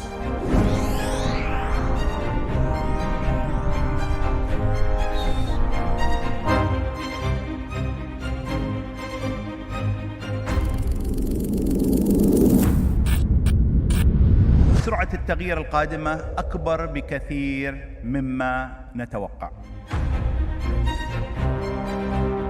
I see a future where the internet is available for free for everyone, and that means the location of power is going to shift. Decentralization of power structures everywhere may be the beginning of that shift in finance, in political power. We have to uphold our responsibility, which we have towards the next generation.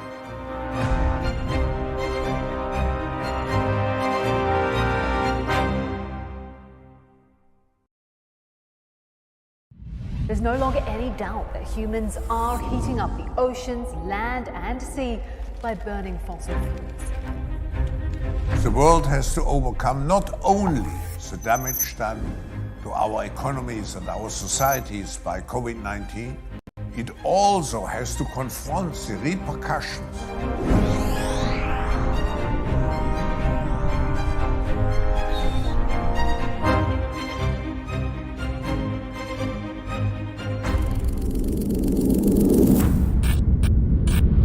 سرعة التغيير القادمة أكبر بكثير مما نتوقع.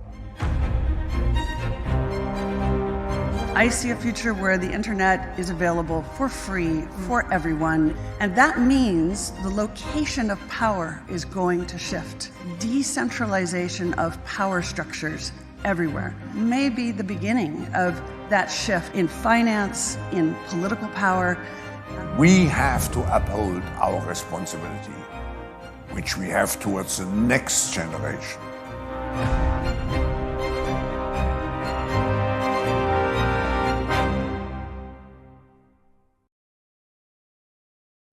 There's no longer any doubt that humans are heating up the oceans, land, and sea by burning fossil fuels. The world has to overcome not only the damage done to our economies and our societies by COVID-19, it also has to confront the repercussions.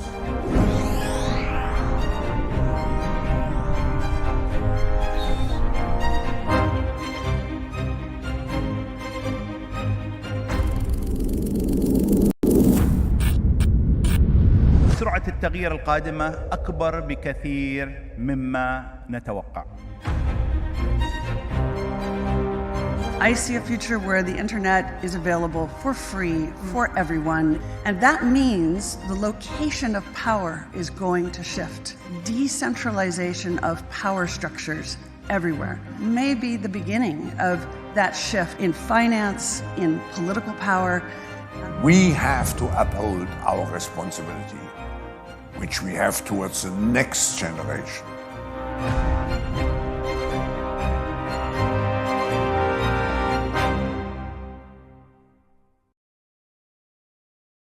There's no longer any doubt that humans are heating up the oceans, land, and sea by burning fossil fuels. The world has to overcome not only the damage done to our economies and our societies by COVID-19. In the whole debate. So let me make this really clear. The internet and VR are mutually exclusive. You cannot have the internet, you cannot have the metaverse without VR, and you cannot have VR without the metaverse in any substantial way. So yes, it's going to be cross-platform. Sure, you'll be able to get somewhere on the metaverse with a PC or a mobile phone, but you won't be present there. You won't be inside of it without spatial computing. And that is just a fact. Were it not for Meta, were it not for its acquisition of Oculus and its introduction of the Meta Quest, we would not be here. I would not be talking to you. So, the metaverse, what's it made of and what's valuable? What do we really want to see created and what do we want to own? What's important to us? Well, of course, there's this meta layer, right? The HTML and hyperlinks hold the internet together. That's how we navigate. But we don't have the equivalent for spatial computing for us to teleport from one place to the next. And the meta layer, which some people call Web 3, we'll get to that in a minute, which some people call Web 3, will supposedly sit on top of the internet. So the internet's not going away, right? It's part of the metaverse. So, for example, when I'm in my fully embodied avatar, engaged in an activity inside of VR, I want my wallet, I want my costumes, and I want my smartphone to go with me. So the presence of the internet is persistent and never excluded from the concept of the metaverse. One other thing that I like talking about, just because nobody is bringing it up, is the spawn point. This is an important concept in video games. The spawn point is the place where you materialize and become present in the video game. So Meta has given this a lot of thought, and they have very rightly arrived at this idea of your home in the metaverse. So when you put on the Quest headset, the first place you materialize is a place that gives you a menu of what you can do. But it is a spatial place. You can't really move around in it yet, but Meta has plans to put a home office in there and let you bring in your NFTs and decorate it with JPEGs and I don't know, whatever else. But the really exciting part of the metaverse is, of course, the thing that it inspires to be, and the thing that everybody wants a part of, right? This idea of invisible, wearable, ubiquitous computing that is all around us, that takes education and makes it experiential, that allows a worldwide workforce to be trained, that enables e-commerce all over the world, and is also a place for sports and entertainment and live music. And who else is working on the metaverse? Is it just Meta? Well, it seems that way at times. Apple has not yet played its hand, and that could have a very significant influence. And of course, the biggest companies in the world are in there slugging away at their little piece, at their little view of the metaverse. But we have yet to bring them together as a whole. Another final thought on how the metaverse might yet emerge. Video games. Fortnite, 350 million players. Call of Duty, 200 million players. You know, they're doing social things in Fortnite. You've got Travis Scott performing a concert attended by 47 million people. If they had all paid 10 cents when they walked in the door, they would have made $4.7 million in 10 minutes. That is the metaverse. So the problem is, of course, having a big M metaverse where everything is connected together is hard. It's really, really, really hard. And so for lots of reasons, I'll hit them in the next slide, we're going to live for the next dozen years or so inside of a lot of tiny m, small m, metaverses, plural. One will belong to Facebook. There are others that are already maturing that I included on that slide. And why is it going to take so long? Well, for one thing, some of the parts of it aren't invented yet. And the infrastructure that you'd need to host millions of people in a simultaneous simulation doesn't exist yet. The iOS and Android operating systems are not compatible in many significant ways. There are international borders. Let's get real. The internet that we look at from North America is very different than the internet that people see in China. So 2/3 of the world is looking at an internet that I have never seen. And then, of course, there are the unintended consequences that follow us whenever we enter a new technology. And certainly the fact that Meta is leading this charge is concerning because they have been particularly heedless of unintended consequences. They introduced, for example, fantastic AI that allowed me to find clothing and shop really easily because it knew me and it knew what I wanted. And I don't think Facebook realized, and certainly most people in the public didn't realize, that what could sell you t-shirts could also sell you insane conspiracy theories. So there are many, many unintended consequences that could be potentially unleashed by the metaverse. Now, everybody wants a piece of the metaverse, right? I mean, it's the hot new thing. You want to get press. You want to pop your stock. You know, it's the metaverse. I've got a pay-to-play crypto game, the metaverse. I've got cryptocurrency. It's the metaverse. I bought virtual land. I'm in the metaverse. So none of those things is true. And by the way, Web3 is a made-up word.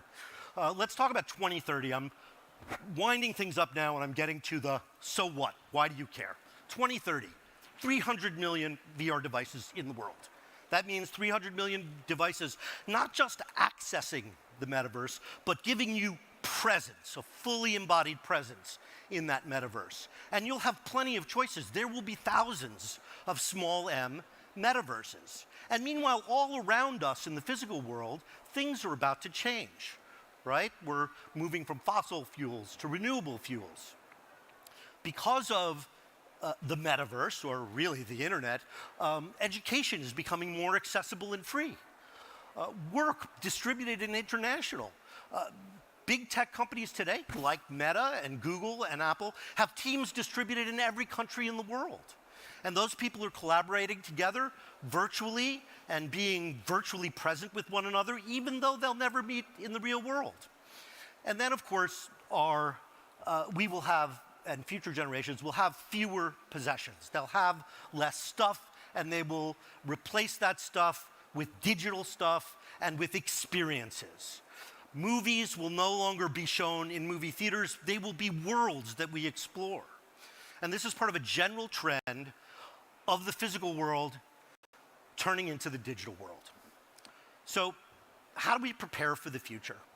Well, one thing I've discovered as an educator is the thing that matters to employers is skills, not degrees. I hope my professors, I hope my supervisors at Chapman never see this, but really, somebody who learns a game engine in Dubai is going head-to-head with one of my Chapman students who's learning Unity under me, and they're going to go head-to-head, and the only thing the employer cares about is how far they got in the Unity education system and how many badges they've earned. I throw out a challenge to my students at the beginning of the semester.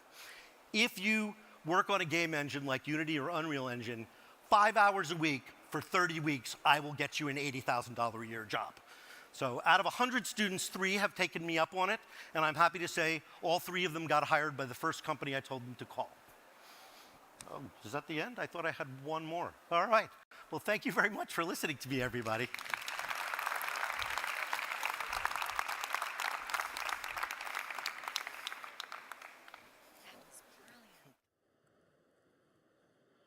Hello. My name is Anastasia Kalinina. I'm a co-founder and CEO of Free State Foundation. My name is Alexandra Seaman, and I'm head of partnerships at the Free State Foundation. And we'd like to introduce the next session that's called The New Epoch for Governance of Digital Commons Across the Metaverse. We at Free State work to reimagine the future of governance and make it more human-centric, participatory, more engaging, more open, transparent, and enabled by technology. We at Free State Foundation believe that it's collaboration, not competition, that may save our humanity. Our fragile world faces so many threats today that it's no longer sustainable to continue dividing the society into us versus them. It's just us, humans on this planet, our shared home. We believe that helping new technologies, finding new perspectives will help us to solve global challenges now and in future. The evolution of technology powered by Web3 presents a unique opportunity right now to reimagine governance as conceived and developed through global collaboration.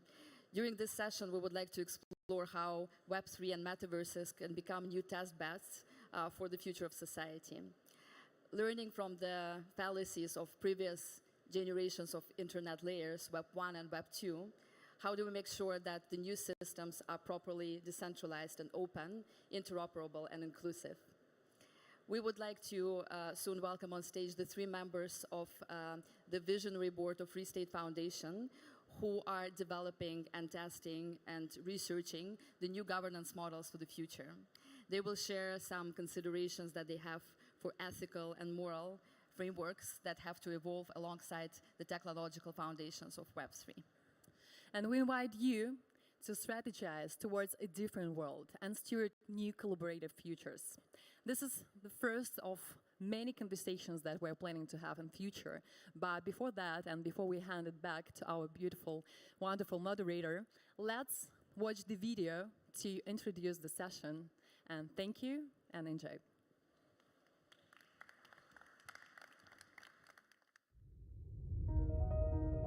The human race has been dependent on technology for its survival throughout its entire history.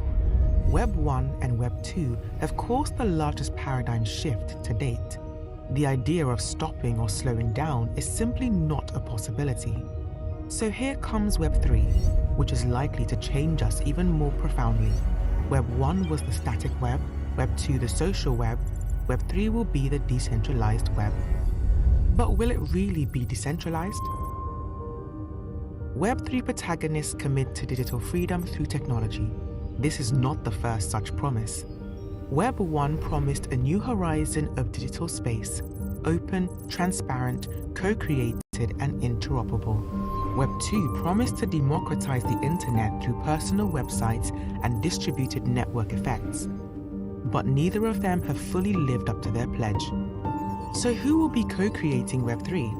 Will it be driven by the same qualities in us that gave birth to this, and this?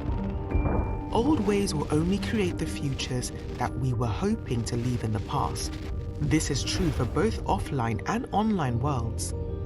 The digital ecosystem remains one of the most unequal and dysfunctional aspects of our collective lives. And for now, Web3 only continues that trend. The top 9% of accounts hold 80% of the $41 billion market value of NFTs on the Ethereum blockchain. The top 2% of accounts own 95% of the $800 billion supply of Bitcoin. If it were a country, Bitcoin would have the greatest inequality in the world. Metaverses also may create monopolies of digital space, usurping what was once collective. The path we're on today can only be sustained at the cost of even greater inequality, erosion of trust and truth, compromised self-identity and values, and further division within societies. If the structures and incentives underlying our digital ecosystem do not evolve alongside its technological foundations, we will arrive at the same results as we had before, but worse. Collaboration, not competition, can save humanity. Together, we can dream and co-create new governance systems for true digital commons driven by community solidarity, group ownership, and an open commons. We need to focus on the parts of the Web3 vision that aren't about easy riches. We need to solve hard problems concerning trust, identity, and decentralized finance. And above all, we need to build an interface between Web3 and the real world people live in. Let's play the long game for meaningful evolution and build a digital ecosystem that ensures broadly shared participation and prosperity. Let's make technologies more accessible so that everyone can engage without prejudice accorded by gender, race, ability, class, nation, or status. Let's shape the new world of global collaboration as united humans. In this world, you will not be able to divide and conquer. This is governance reimagined, restated.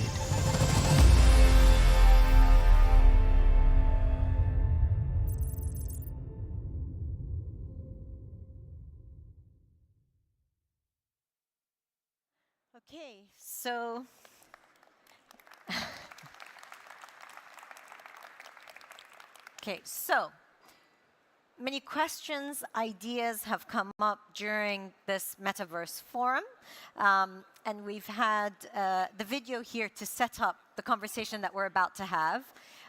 Just as the stage gets ready, I will say that for this part of the conversation, we will have a very brief discussion with my panelists, but then we're going to open the floor to your questions.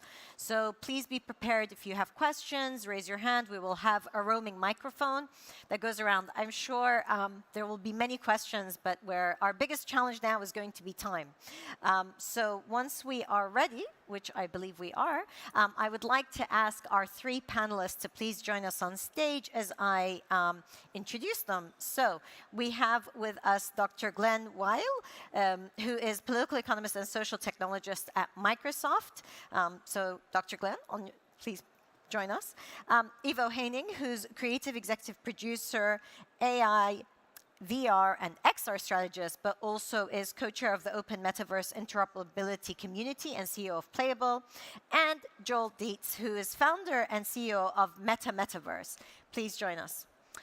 So, quite an interesting conversation we've had so far, or at least ideas coming out, and also lots of questions. So, one of the things that we heard from Brent from Meta is that there will be, other companies in, the same point that Charlie made now, that we still don't know how the metaverse is actually going to play out and be designed.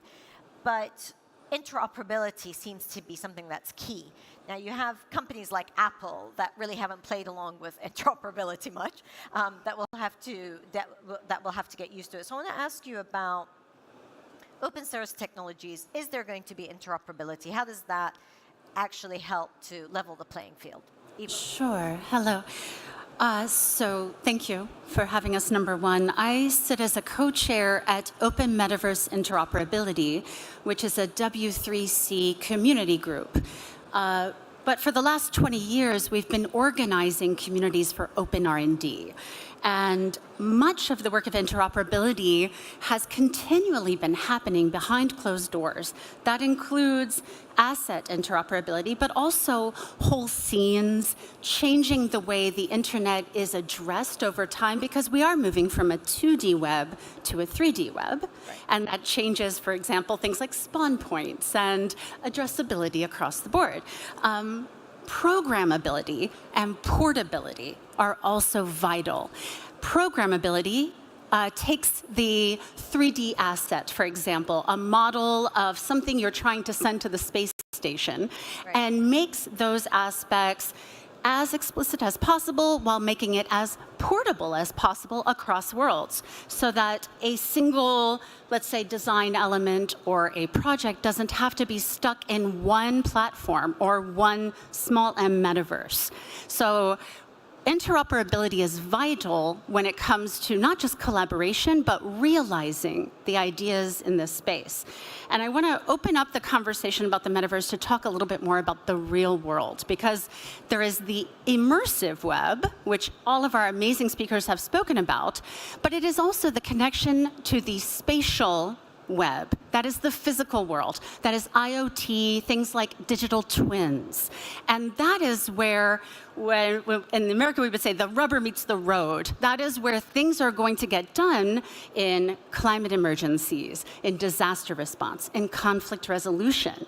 That's where interoperability matters, because if we can come together, design things together, and then implement effectively, we can address any challenge together. But that requires also a mindset where you can, this idea of win-win solutions, that we should all collaborate. But, there's money at stake, there's interests at stake. There are major companies. I mean, we just heard Meta is investing $10 billion a year in the metaverse indefinitely. And so then, how much is there going to be an openness to collaborate and kind of think about the greater good and so forth? The open metaverse needs to include not just open source technologies, code, right? But also open space technologies, how we invite interaction and participation, and an open commons. And that is about our public partnerships, not just private companies, but how the public chooses to create spaces where people can come together to form that level playing field. Right now, that does not exist except on the web, and most of those spaces are also run by a single company. Yes. We know that that does not help us thrive. So if it's owned by a single company, it can be shut down at any time. And that keeps us from realizing the best innovations that we are capable of. So at the end of the day, if we come together in the open commons, right, that is something more than just standards and specifications. Glenn, can I ask you to follow up on that? Because this idea of being pluralistic, open source, working together, I mean, do you see that is the direction we're moving in? But also, how can we almost provide the guarantees to go in that direction and not have it monopolized by one particular company? I think there's... It's not. Hello? Hello? We might need a mic, please. Yeah, I might need a new mic. Okay, they're running with the handheld.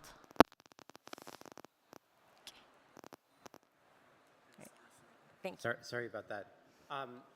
Yeah, I think we're actually seeing right now the beginnings of a technological revolution that will affect geopolitics as much as anything since the Industrial Revolution. But it's not exactly the things that we hear people talking about. Right. It's not so much AI, which is all about replacing people. It's not exactly crypto, which is to a large extent about replacing institutions, governments, etc. Instead, it's something that I want to call plurality, which is technologies that actually foster connections across individuals into institutions that strengthen the relationships among institutions and people. And I actually think this is going to turn out to be much more important than either replacing people or replacing institutions. And I think we see the evidence of that more than anything in actually a country that has leveraged these emerging technologies more effectively than anywhere else. It draws upon tools that have come out of AI and out of crypto, but it builds them in a different way that's much more consistent with the principles that Ivo was so eloquently highlighting.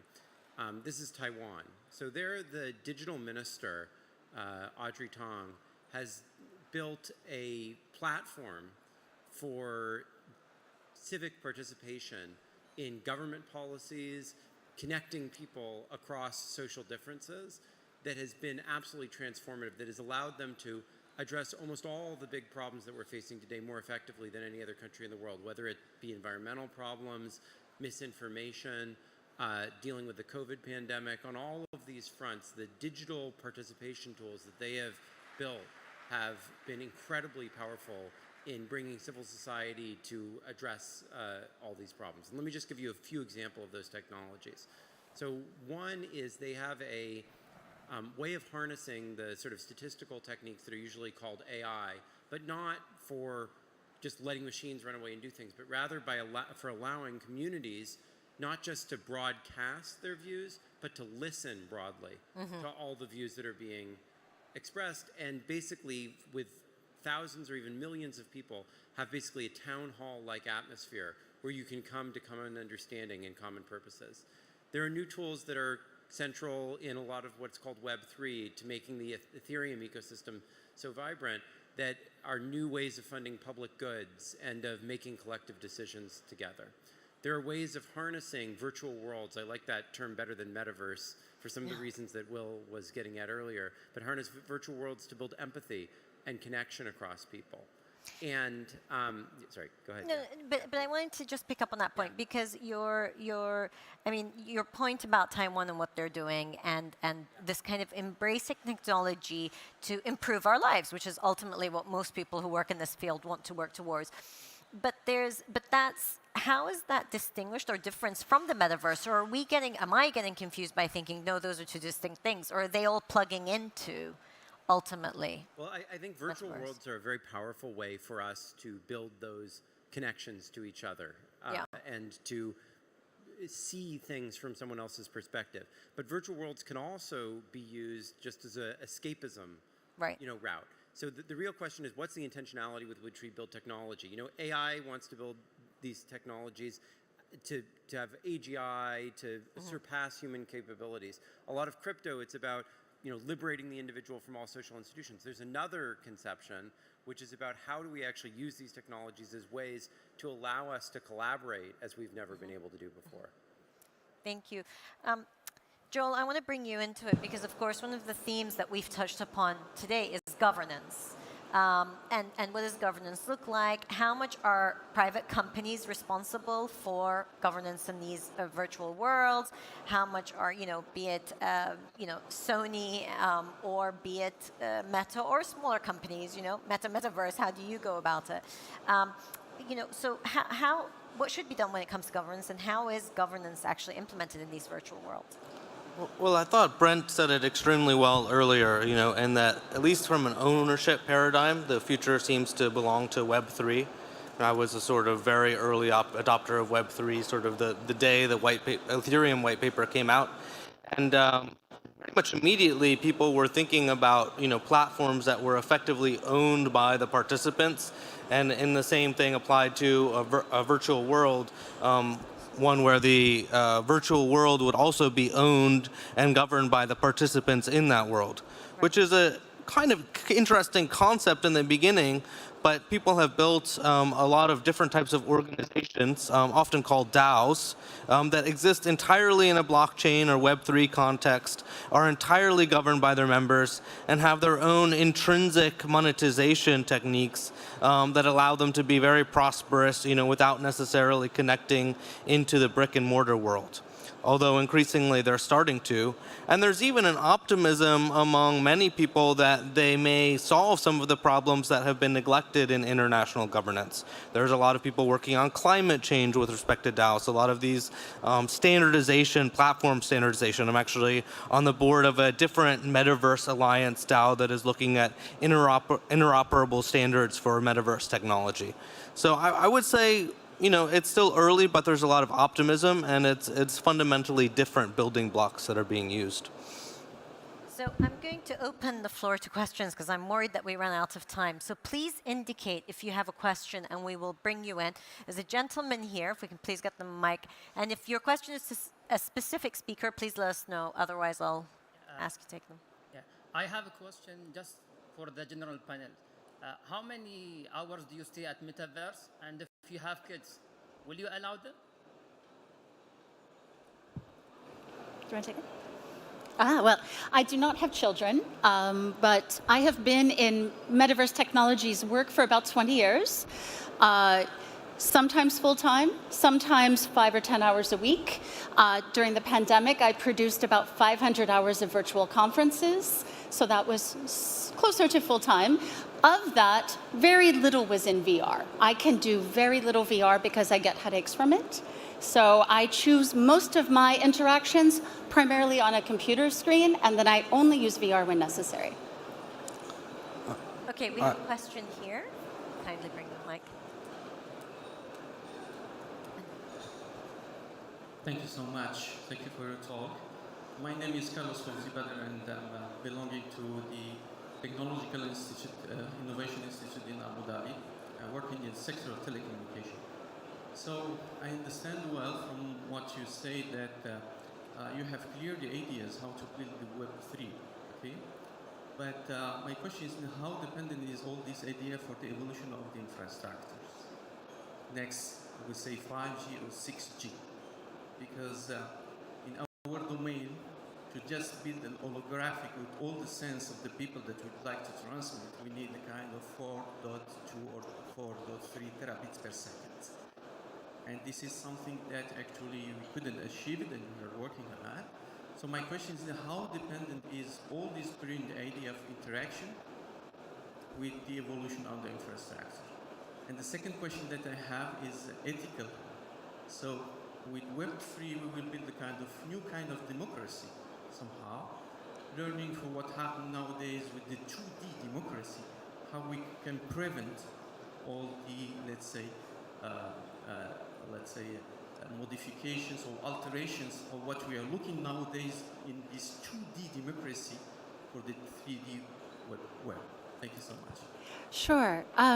So currently, there are many WebXR spaces, for example, where you can go to the metaverse today just on your phone, even using Mozilla Hubs, for example. The challenge is you can have 25 people in that room maximum. There are certain bandwidth challenges, as you've mentioned, and there are firewall issues, there are border issues, there are access issues across the board. Will we get there before 6G? It's baby steps. And that's why Charlie was saying we're a decade plus away to being able to massively collaborate, to have a deliberative gathering like this in a single space where we can all hear each other effectively is still challenging. And that is where the bandwidth matters. To the second part of the question, I think the fundamental problem has been that we have not accelerated the design of our social institutions to keep up with our technologies. I think what I was trying to highlight is that there's been some real advances in that, and I think we need to invest very heavily in that area if we want to preserve and extend the role of governance. We can't let that just fall behind the technology and invest so much in the technology and not in the institutions we build on top of it. Okay, question here, please.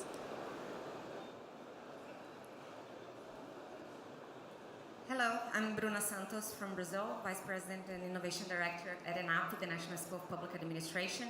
And my question is a little bit related to this idea of creating the 21st century governance.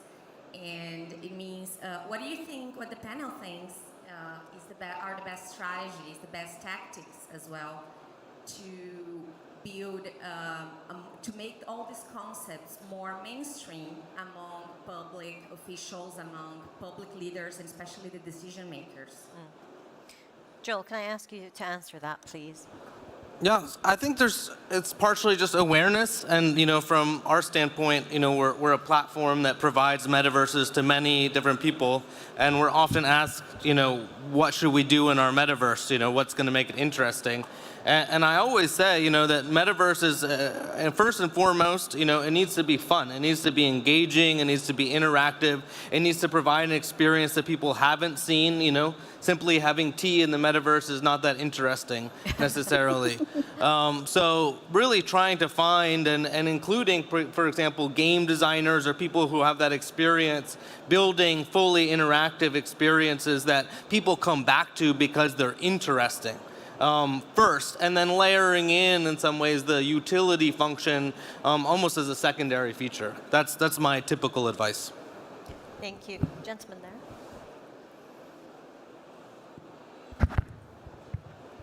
Hello, I'm the Executive Director of We Protect Global Alliance, which is the largest global alliance focused on ending child sexual abuse online. We're looking at this particular crime type. Just looking at the current internet, law enforcement is totally overwhelmed. We just had a session this morning looking at how AI can help to handle that. How is law enforcement, how is government, how are tech companies going to handle this new era and ensure that children in particular are safe and able to use it in the best way possible? I'm happy to recommend the work of colleagues at XRSI. Kavya Perlman in particular has produced not just a report, but a framework to be able to focus on ethics, safety, and cybersecurity. And I think we need to be adopting some of the recommendations in that report from XRSI particularly. Okay. There was a question here.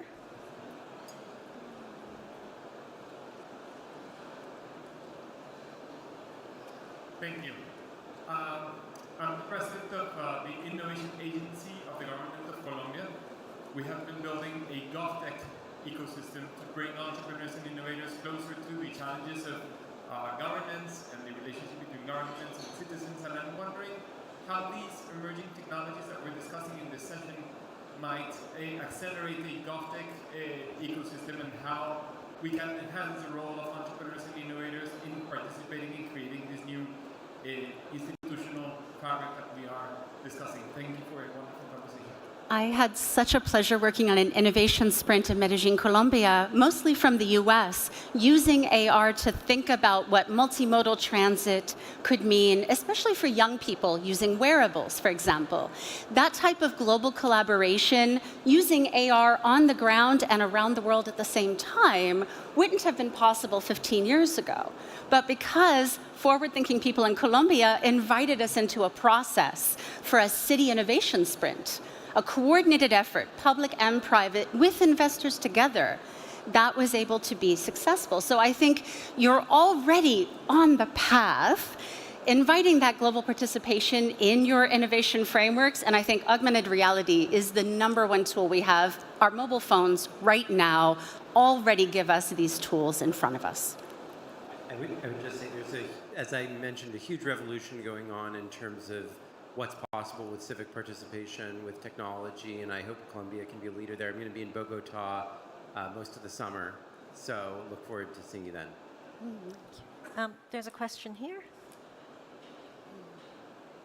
Hi, good afternoon. A really interesting conversation here. I'm Simone Filippini, Leadership for Sdgs. I'm part also of one of the global councils here.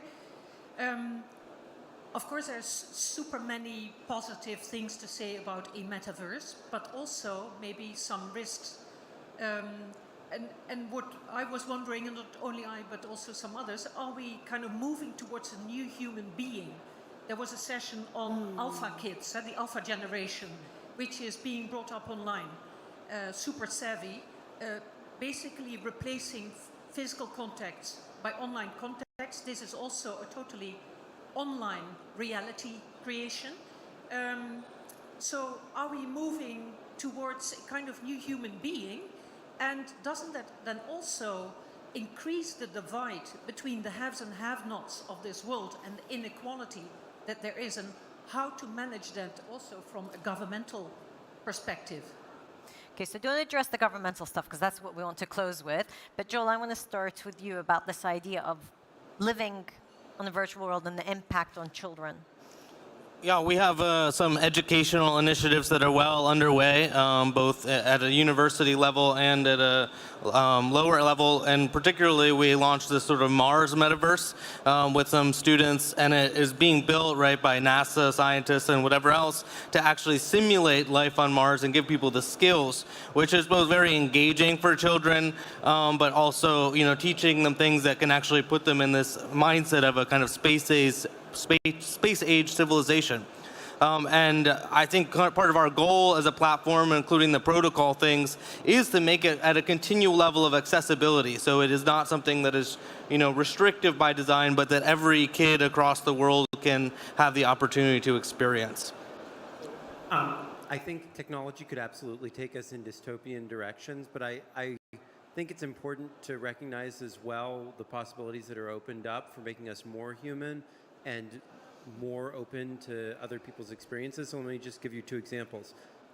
One thing that Jaron Lanier, one of my collaborators, talks about often is that language is a very limited bandwidth. Like when we talk, we reduce our experience. But if you just go to a child, they imagine all kinds of things. They have all kinds of experiences they can't express through words. Maybe these technologies can eventually get us to the point where we can embed others into that richness of experience that we have, and actually make that humanity that we have actually more shareable than it's ever been, even since the inception, of human language. So that's an exciting possibility that it might open up. Another one is that, yes, inequality is very possible, but also empathy is possible. We can use these technologies to make us experience in a richer way than we ever have everything from suffering to joy to just different cultural realities that people live in. And that may give us the chance to bridge those divides. So yes, there are dystopian possibilities, but if we actively pursue those forms of connection, those forms of richer human experience, I think it can be a benefit along those dimensions. And to answer the other piece of your question, we are becoming more than we have ever been before, collectively and individually. And what we see with young people is an embrace of plurality, for example, not having a single identity, but having many identities, embracing the right to anonymity as a creator. That is something that has changed fundamentally with Web3 that people have not fully gotten their head around yet. But also, I've been meditating in virtual worlds for about 17 years. It changes the way you synchronize with people. So if you can get in sync with people through music or activity, interaction, you can then collaborate more effectively. At the end of the day, synchronizing, listening. And you said something interesting yesterday about broad listening that I am very interested in exploring with you more. We know about broadcasting, but broad listening, being able to receive all of the words in this room and then parsing that and making sense of it. We have extraordinary potential as we learn to listen better. Question here. Thank you very much. Abdullah Al-Majid from Ministry of Justice. It's an open question. I think it's always raised with any new technologies coming to the market. We always try to hold it, understand it very well, and then try to regulate it and to push the policymakers to legalize it and bring it to the market. The question that I know that there is certain rules and regulations which is coming to the metaverse. The question, how we can accelerate that, how we can send a clear message to the decision makers or maybe to the policymakers to accelerate legalizing and trying to regulate the metaverse technology for the good, for the digital well-being environment. Thank you very much. I think will.i.am is a great example of an accelerator. Many of the people who bring us into the metaverse for the first time are fashion brands, celebrities, the people that we are already magnetized to want to spend time with. But then where we land matters. So if will.i.am brings you to a place where you can redesign the public commons with people all over the world, that's exciting, that's magnetic. So absolutely, we already have these luminaries. They are visionaries from all different fields. If we invite people to participate with them, that is exciting. And then how you choose to govern that, that will be iterative along the way. Okay, so we have one last question here, and then we need to wrap up. Just at the very end, please. The very end, Lily's been waiting patiently, and then we will wrap up. Thank you for your answers to our audience. So hi, I'm a professor of innovation management. I teach at the moment in Rashid School of Government. The question I have is really, maybe I'll start with an observation. When we started with virtual worlds and we looked at self-governance, we found it didn't work because people came from different societies, different values, and came together, and the root was escapism, right? So my worry is right now in this metaverse, which is accelerating at an incredible speed of adoption, you're talking Pokemon Go reaching 50 million people in 19 days. Yeah. You're not talking about years or decades. What kind of governance can we put in? And I know they've tried using code and protocols. That hasn't worked because the bugs come out very quickly with these new releases and they go out. We've seen that with the, the pandemic that was in, I think, the War of Worlds and things like that.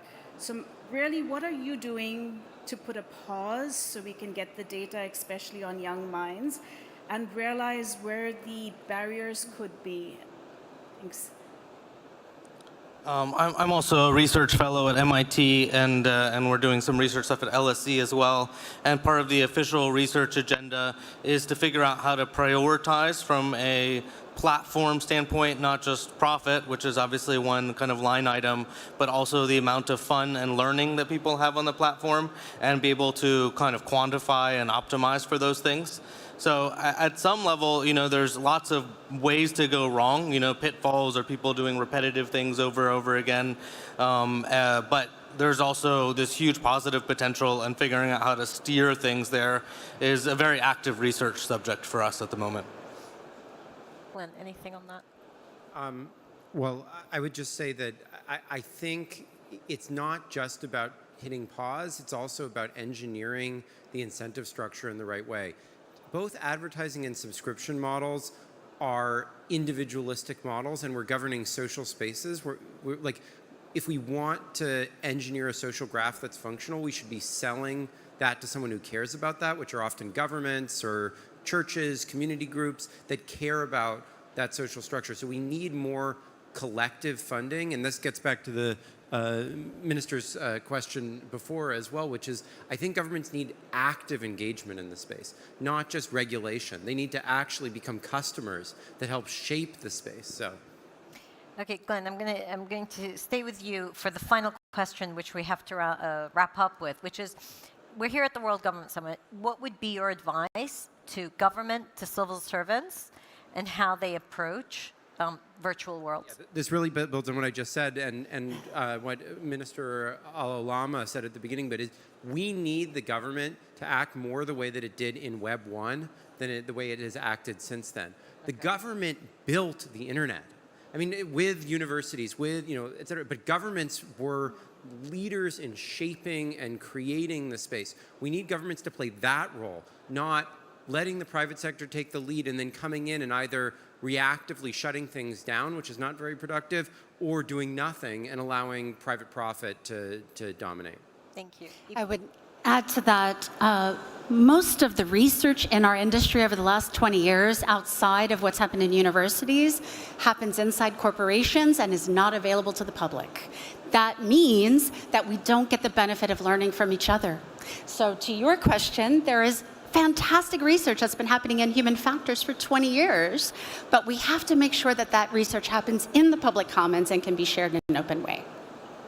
Yeah, I couldn't agree with what Glenn said more, and there's a lot of open areas for that. So how is the metaverse going to shape learning? There's some very clear areas where virtual reality technology is accelerating learning, probably other areas where it may be distracting to it, and kind of pioneering those things, as well as the kind of research that shows kind of how to shape the interests is a vital interest to societies.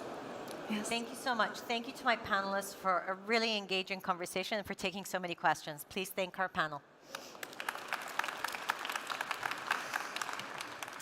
So for our very final segment in this Metaverse Forum, we will be hearing from Professor Marwan Debba, who is Chief Researcher of Digital Science Research Center and AI Cross-Center Unit at TII.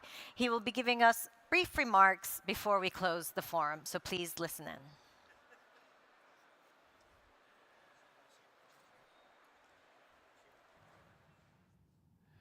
Good afternoon, ladies and gentlemen. I'm extremely happy to be at the World Government Summit. My name is Marwan Debba. I'm Chief Researcher at the Technology Innovation Institute. My talk is going to be about the future, about what's going to happen around 2030, and especially one of the key technologies in wireless called 6G. Which enables basically the transition from a world where we connect things to a world where we connect intelligence. I think you've been all familiar with what we call the G waves, what we call generations, and especially one of the key technologies called 2G, which was a mass success in terms of wireless, and for which the aim was to provide mobile for voice, meaning the ability to have a seamless connectivity with calls around the world. By 2000, we started deploying another technology which provided data at each part of the world, which is called 3G. By 2010, we started deploying another technology called 4G, for which the focus was mobile for internet, meaning having the same kind of experience that you have at home in wireless ADSL, but at any point with mobility. Within the realm of 5G that we're seeing today, especially with the start of 2020, for which we have a massive deployment around the world, our aim was to connect things with a focus around what we call the Internet of Things. This massive amount of objects for which we're gathering with sensors a lot of information, and in which basically AI is having a breadth in which to play.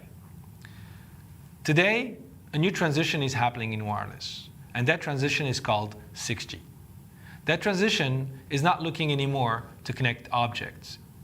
The aim is to connect intelligence, and that will be the purpose of my talk, in which I'll be figuring out what are the key technology trends around that and the kind of forecast we're seeing in terms of application of this technology called 6G. If you look at this hyper-connected intelligent world that we're trying to build, there's three big trends that we're seeing. The first one is the fact that the use of waves today and in the future will not be anymore about just sending bits. It's going to be about beyond using bits. One of those beyond things is especially sensing. The kind of waves that we're using and the frequency that we're using enable us to have massive applications in terms of reconstructing the environment or localization. Second thing also that we're seeing with the waves is the fact that we're still in need of higher bandwidth and higher data rate. And this comes, of course, with the use of a lot of higher frequencies for which we can send up to terabytes of information and for which we'll be seeing a lot of applications around 2030. The last one is the convergence of communication and computing. That convergence is extremely important in the sense that we're building, thanks to the wireless cellular network, a huge, large-scale computer on which the computing is moving more or less towards where the data is rather than the data where the computing is. This is a big trend which is happening already in the classical computing arena with what we call post-von Neumann architectures in terms of bridging the gap through what we call in-memory processing.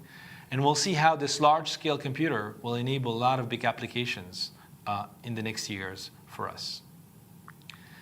Let's start basically with the sensing capability. Sensing has started with the cameras that we've been using. And as of today, the kind of phones that are being deployed enables you to have a better kind of perception than the classical eye. Now, of course, this is not enough. It's not enough to be able to localize with an extremely high accuracy, but also to be able to reconstruct your environment. The kind of frequencies that we're using today and the breakthroughs that have been made these recent years enable us to start using higher and higher frequencies, going beyond the sub-6 gigahertz frequencies that are used in the classical cellular setting to millimeter wave communication and even terahertz communication. Now, one of the big key aspects about frequencies is that the higher you go in a frequency, the better you can see your environment. And by better seeing your environment, you can have a lot more applications that you can do before. So let me go on a couple of applications. First, what are the kind of applications that we see at the terminal side? At the terminal side, we have, of course, the capability of reconstructing even the molecules that you're eating within a sandwich. And basically, this is enabled to the fact that the waves can see beyond basically the classical realm of the classical wireless communication. Second is infrastructure sensing, meaning using the cellular to be able to reconstruct the buildings that are surrounding us, even the texture which is surrounding us. And this is, of course, enabled thanks to the data analytics which are behind, because once we see the waves which are sending information and being able to sense, then the data which is gathered is classified, crunched, and then we can get some meaning of that and reconstruct things on our computer. Second thing which I think is extremely important is, of course, the rise of AI. I think you're all familiar with these three figures which have won the Turing Award in 2019. AI is not new. It started already around 1956 with a lot of conferences. It went through a couple of winters. But since 1989, we've seen a big rise, especially with the use of what we call deep neural networks. The main reason now it's happening now is because of three things. The first one is the massive amount of data and storage capability that we have on which we can exploit basically all that information. Second is the computing power. And this has been a drastic change on which basically we can compute a lot of information at a very fast rate. And the last key asset is the kind of sophisticated algorithms which has been built up since 1989 with, of course, the advent of deep neural networks, but now a big breadth of new algorithms which enable us to crash, classify the data, and be able also to do some kind of regression and prediction out of it. Now, in terms of impact on the communication systems, well, it's quite immediate. The kind of system that we've been building have been very, what we call centered, centralized, cloudified, in the sense that the huge amount of devices which are in our networks in general gather data which is sent back to the cloud, on which we do what we call the training and then the inference to create models and then conclusions which are sent back to the devices. Typically, this is what you would aim in terms of controlling a car with the 5G systems. Now, of course, with the ability of building more and more AI at each point of the network, we can run those algorithms directly on the devices very far away. And one of the reasons we're doing that, well, there are many cases. The first one is related to what we call privacy constraints, for which the data cannot move out from the device anymore. The second are basically coverage constraints, for which sometimes we're not connected with a device which is far away. And the third one, of course, related to these aspects is also the latency which is incurred, in the sense that we don't have much time before we get the conclusion. And especially in the automotive industry, you can understand how critical those aspects can be. Of course, it changes totally the way a communication infrastructure is built, in the sense that we start to have more and more systems which are distributed in how they operate. One kind of algorithms that are being embedded in our networks are what we call distributed AI, enabling, of course, to leverage from the massive amount of devices the kind of data that they have, and in terms of bringing what we call collective intelligence out of a massive number of single intelligence. Other types of algorithms, like federated learning, are also part of that, in which basically the data does not at all go from the devices, but the model learned from the different devices are federated to create some kind of meta models, which is then spread across all the network. And this, of course, will create a new kind of supercomputer on which basically we will be moving the computing at each node toward where the data is, instead of moving the data where the computing is. The last point, which is extremely important, is of course the classical trend of communication, which is what we call the broadband. What we mean by broadband, well, sending more and more data rate. So why would we need to send more and more data rate in the future? Well, there's many applications that we're seeing for which the actual kind of wireless systems are not enabling that. The first one is everything which is related to holoportation. By holoportation, we're not moving one person to another person in a different place, but we're moving the senses from one place to another place. And rebuilding basically one person in terms of all the different kind of information to another place requires a lot of data rate. We're talking about terabit wireless. When you're thinking about 5G, which is around 20 gigabits per second in the best case, you're seeing the huge gap that we're having between 5G and 6G. The other also is the ability to provide the data rate at any point in a 3D scenario. Why? Because we're seeing also a lot of what we call flying terminals, which are going to be happening. And this is also extremely putting at a burden our network. And the last one also, in terms of better connection, is basically the fact that we need more and more latency requirements, which are compatible with the kind of application that we're having. And those kind of latency requirements requires less than 1 millisecond latency. The kind of data that is required also, and I should mention, is also the huge amount of, today, cameras which are deployed, mobile cameras, which are pouring more and more data in our network in the uplink. And this is also a scenario on which 6G will focus on in the next years. Now, how we can do it? Well, we have to go back to the roots. To go back to the roots, I think you're all familiar with the classical system of Shannon of 1948, building basically a communication scheme from a transmitter or receiver. One thing that we not take into account is, of course, the ability to compute that information at the transmitter and receiver and also store it, which changes the whole paradigm of how you do communication. We humans, whenever we communicate, we exploit the past in terms of communications. The way protocols are done today do not exploit the past. Every communication is a new adventure or a new call that you make. Whenever we humans communicate, we tend to take the kind of context that we have built to exploit that information in a better way. We start building what we call semantic communication. This is a big trend that we're trying to figure out today at TII and trying to work on it to build up the kind of network which exploit that semantic communication, where by communicating more, you need to communicate less in the future.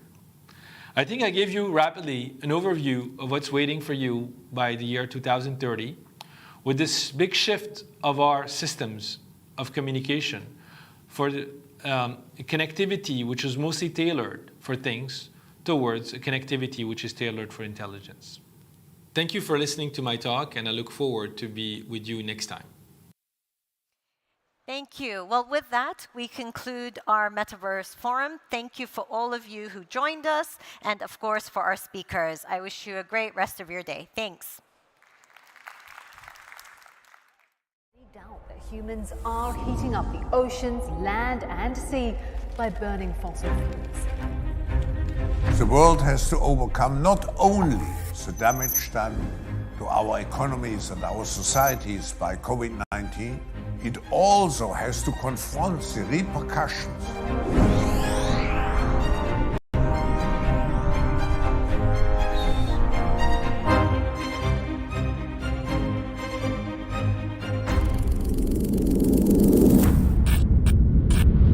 سرعة التغيير القادمة أكبر بكثير مما نتوقع.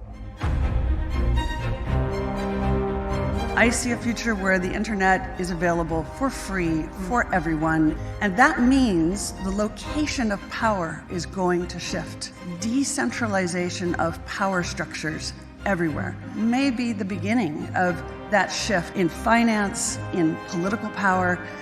We have to uphold our responsibility, which we have towards the next generation.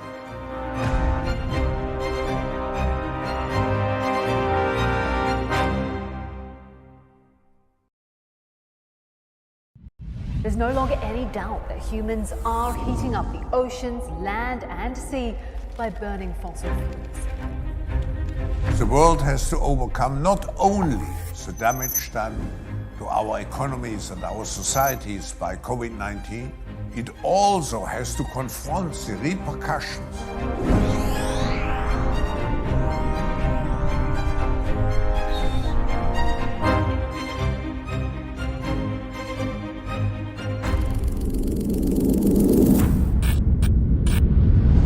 التغيير القادمة أكبر بكثير مما نتوقع.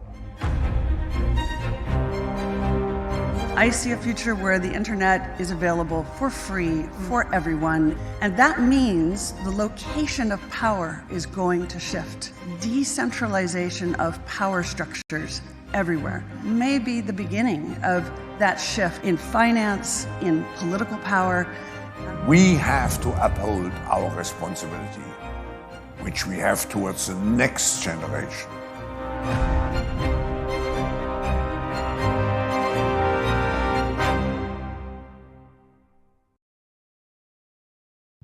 There's no longer any doubt that humans are heating up the oceans, land, and sea by burning fossil fuels. The world has to overcome not only the damage done to our economies and our societies by COVID-19, it also has to confront the repercussions.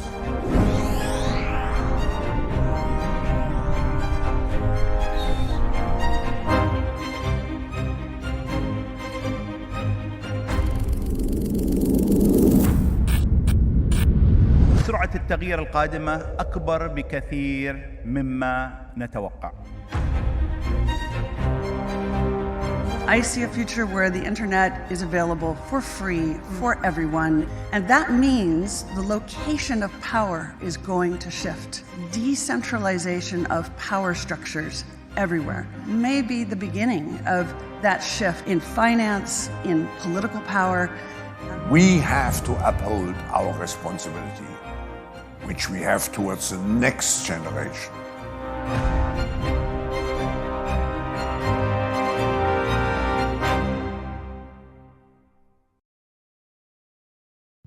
There's no longer any doubt that humans are heating up the oceans, land, and sea by burning fossil fuels. The world has to overcome not only the damage done to our economies and our societies by COVID-19, it also has to confront the repercussions.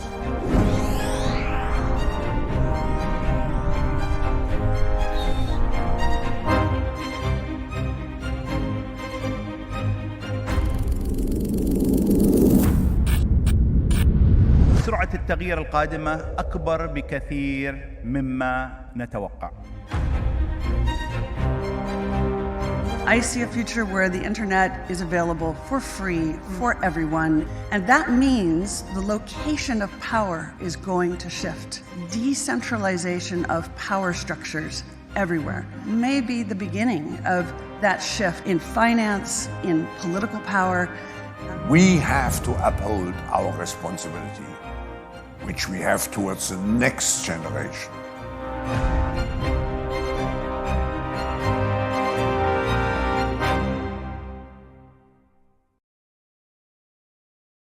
There's no longer any doubt that humans are heating up the oceans, land, and sea by burning fossil fuels.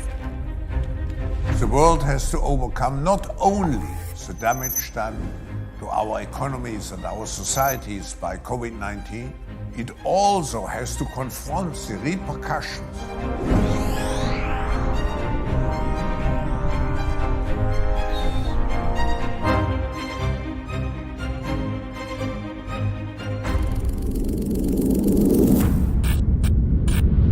سرعة التغيير القادمة أكبر بكثير مما نتوقع. I see a future where the internet is available for free for everyone, and that means the location of power is going to shift. Decentralization of power structures everywhere may be the beginning of that shift in finance, in political power. We have to uphold our responsibility, which we have towards the next generation.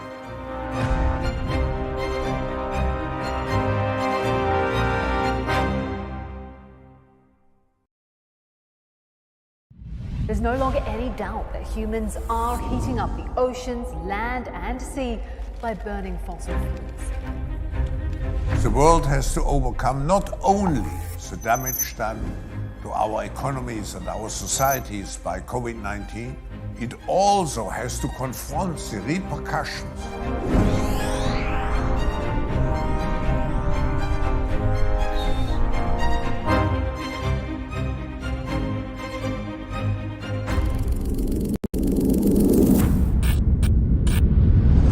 التغيير القادمة أكبر بكثير مما نتوقع. I see a future where the internet is available for free for everyone, and that means the location of power is going to shift. Decentralization of power structures everywhere may be the beginning of that shift in finance, in political power. We have to uphold our responsibility, which we have towards the next generation.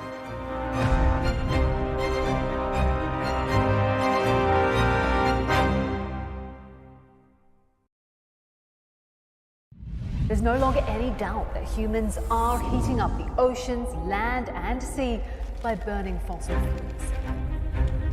The world has to overcome not only the damage done to our economies and our societies by COVID-19, it also has to confront the repercussions.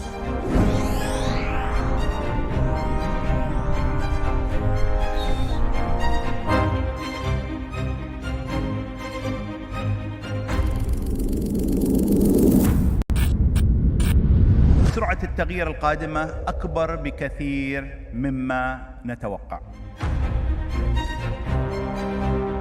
I see a future where the internet is available for free for everyone, and that means the location of power is going to shift. Decentralization of power structures everywhere may be the beginning of that shift in finance, in political power.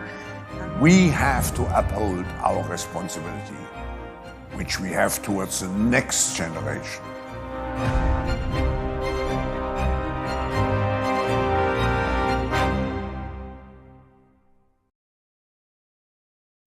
There's no longer any doubt that humans are heating up the oceans, land and sea by burning fossil fuels. The world has to overcome not only the damage done to our economies and our societies by COVID-19, it also has to confront the repercussions.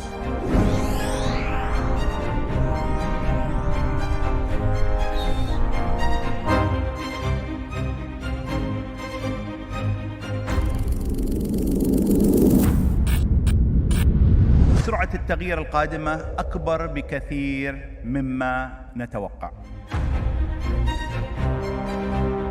I see a future where the internet is available for free for everyone, and that means the location of power is going to shift. Decentralization of power structures everywhere may be the beginning of that shift in finance, in political power. We have to uphold our responsibility, which we have towards the next generation.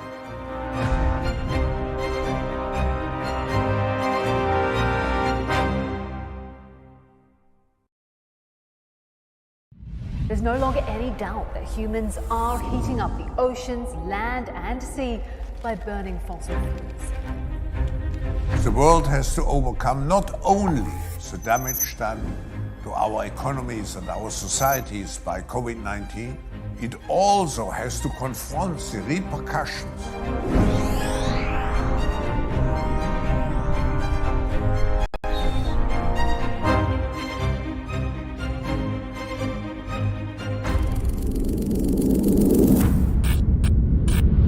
سرعة التغيير القادمة أكبر بكثير مما نتوقع. I see a future where the internet is available for free for everyone, and that means the location of power is going to shift. Decentralization of power structures everywhere may be the beginning of that shift in finance, in political power. We have to uphold our responsibility, which we have towards the next generation.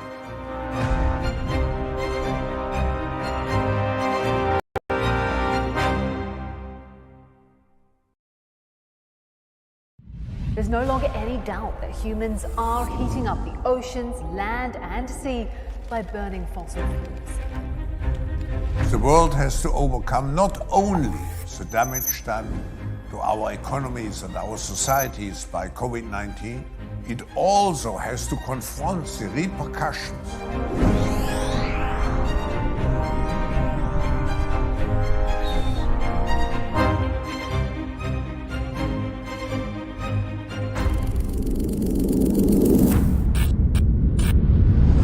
التغيير القادمة أكبر بكثير مما نتوقع.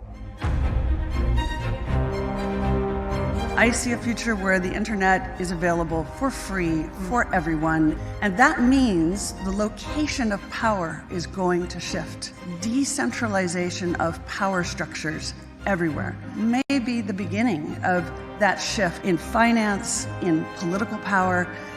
We have to uphold our responsibility, which we have towards the next generation.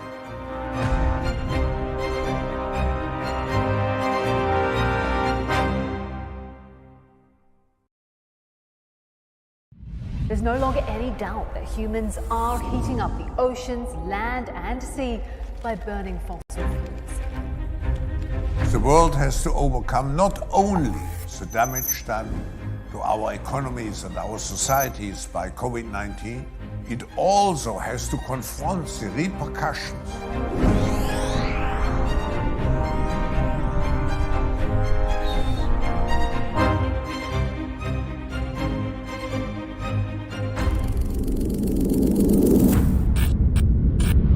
سرعة التغيير القادمة أكبر بكثير مما نتوقع.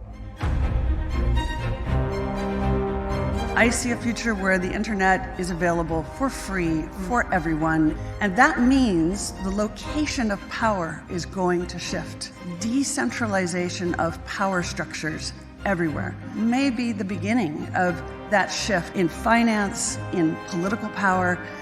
We have to uphold our responsibility, which we have towards the next generation.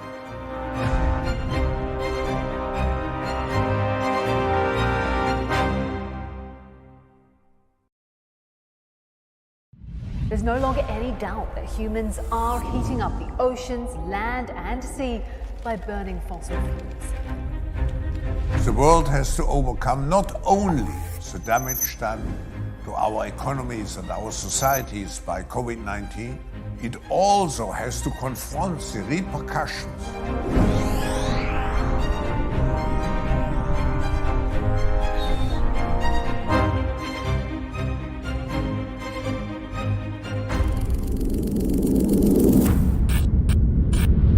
سرعة التغيير القادمة أكبر بكثير مما نتوقع. I see a future where the internet is available for free for everyone, and that means the location of power is going to shift. Decentralization of power structures everywhere may be the beginning of that shift in finance, in political power. We have to uphold our responsibility, which we have towards the next generation.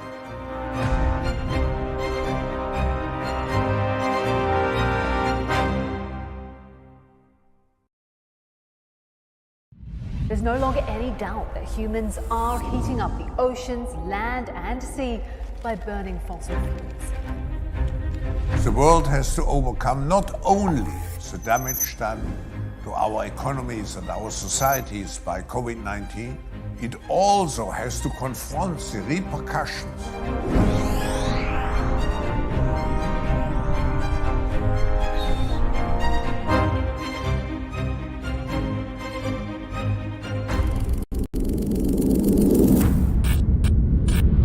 سرعة التغيير القادمة أكبر بكثير مما نتوقع.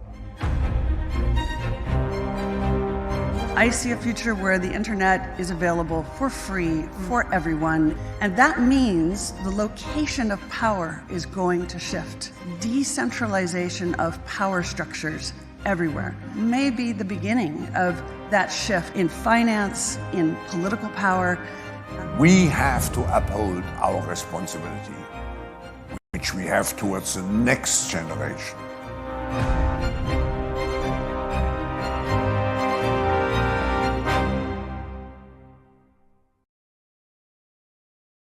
There's no longer any doubt that humans are heating up the oceans, land, and sea by burning fossil fuels. The world has to overcome not only the damage done to our economies and our societies by COVID-19, it also has to confront the repercussions.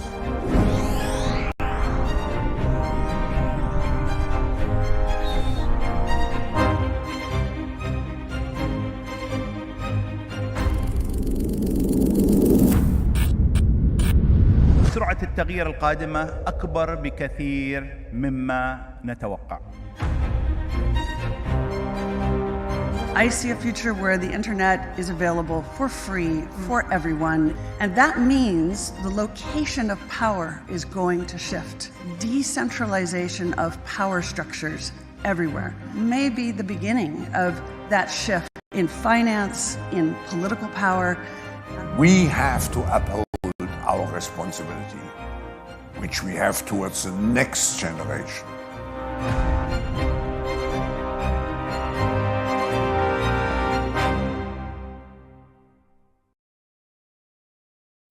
There's no longer any doubt that humans are heating up the oceans, land, and sea by burning fossil fuels. The world has to overcome not only the damage done to our economies and our societies by COVID-19, it also has to confront the repercussions.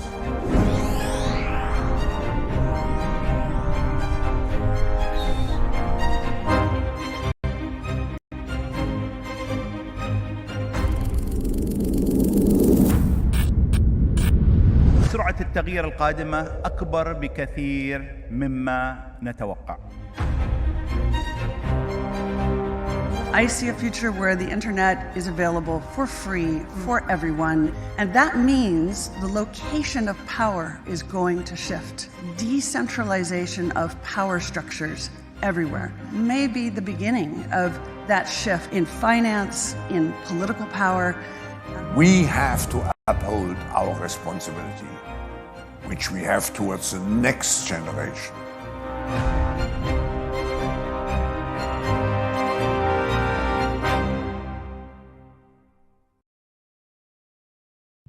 There's no longer any doubt that humans are heating up the oceans, land, and sea by burning fossil fuels.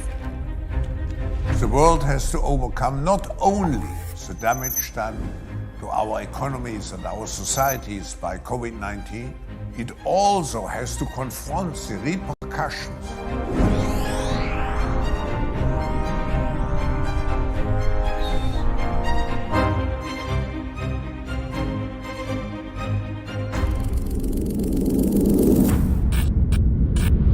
سرعة التغيير القادمة أكبر بكثير مما نتوقع. I see a future where the internet is available for free for everyone, and that means the location of power is going to shift. Decentralization of power structures everywhere may be the beginning of that shift in finance, in political power. We have to uphold our responsibility, which we have towards the next generation.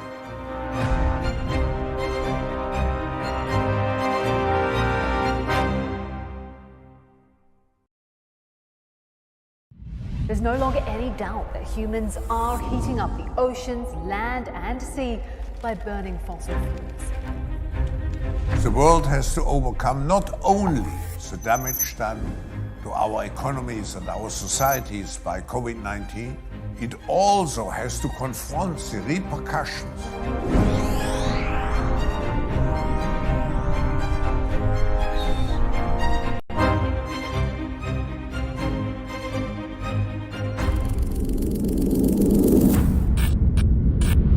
سرعة التغيير القادمة أكبر بكثير مما نتوقع.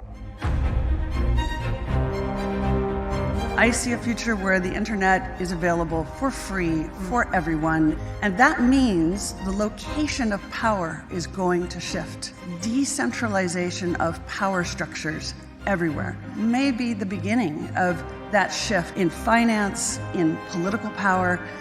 We have to uphold our responsibility, which we have towards the next generation.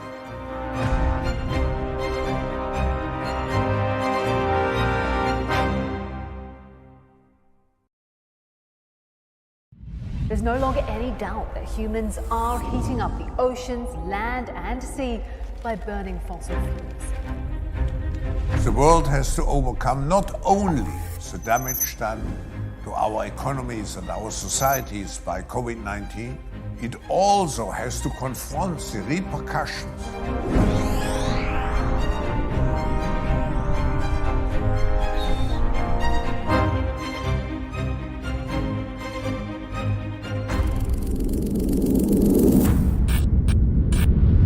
سرعة التغيير القادمة أكبر بكثير مما نتوقع.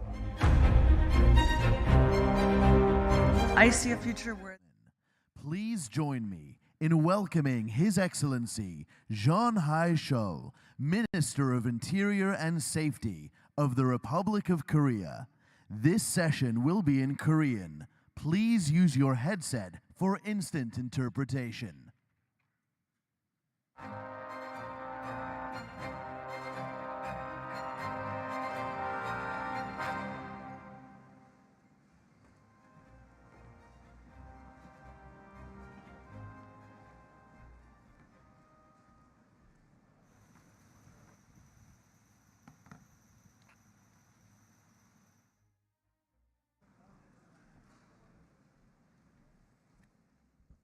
Doubt that humans are heating up the oceans, land and sea by burning fossil fuels. The world has to overcome not only the damage done to our economies and our societies by COVID-19, it also has to confront the repercussions.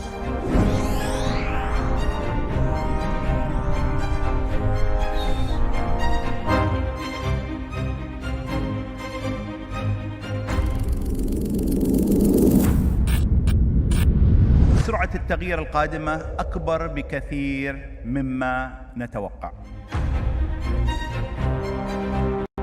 I see a future where the internet is available for free for everyone, and that means the location of power is going to shift. Decentralization of power structures everywhere may be the beginning of that shift in finance, in political power.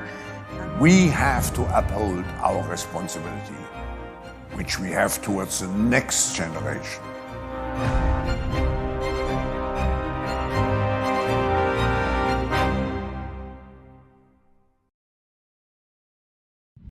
There's no longer any doubt that humans are heating up the oceans, land and sea by burning fossil fuels. The world has to overcome not only the damage done to our economies and our societies by COVID-19, it also has to confront the repercussions.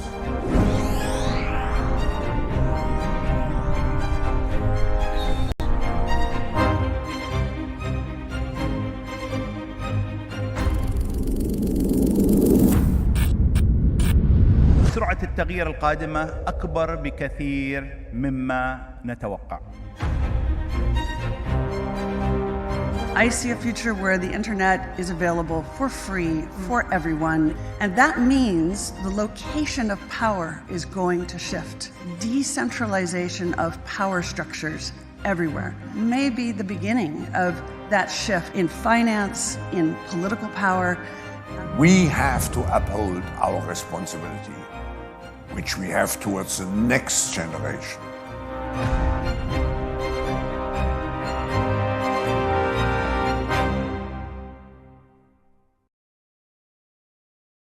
There's no longer any doubt that humans are heating up the oceans, land and sea by burning fossil fuels. The world has to overcome not only the damage done to our economies and our societies by COVID-19, it also has to confront the repercussions.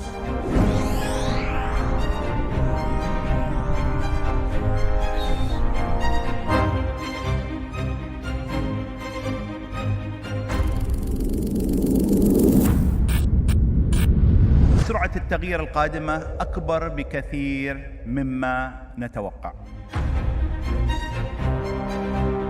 I see a future where the internet is available for free for everyone, and that means the location of power is going to shift. Decentralization of power structures everywhere may be the beginning of that shift in finance, in political power.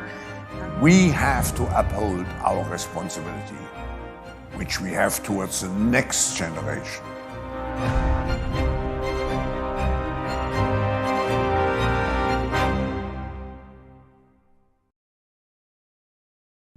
There's no longer any doubt that humans are heating up the oceans, land and sea by burning fossil fuels.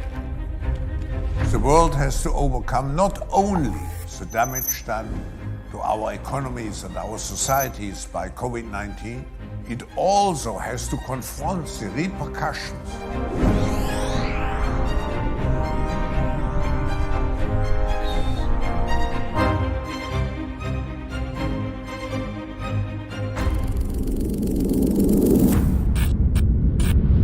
سرعة التغيير القادمة أكبر بكثير مما نتوقع. I see a future where the internet is available for free for everyone, and that means the location of power is going to shift. Decentralization of power structures everywhere may be the beginning of that shift in finance, in political power. We have to uphold our responsibility, which we have towards the next generation.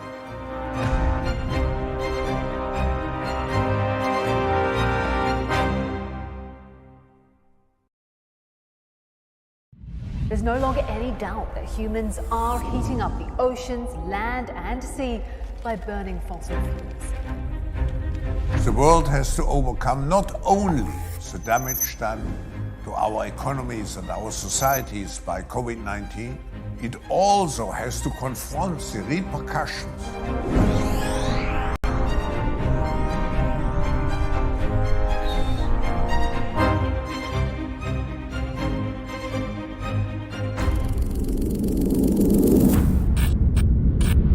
سرعة التغيير القادمة أكبر بكثير مما نتوقع.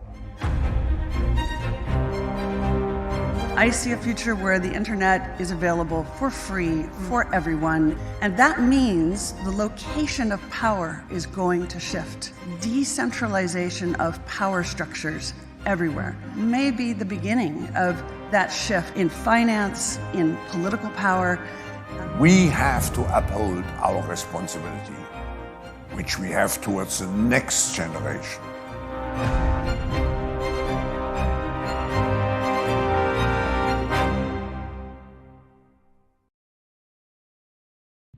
There's no longer any doubt that humans are heating up the oceans, land, and sea by burning fossil fuels. The world has to overcome not only the damage done to our economies and our societies by COVID-19, it also has to confront the repercussions.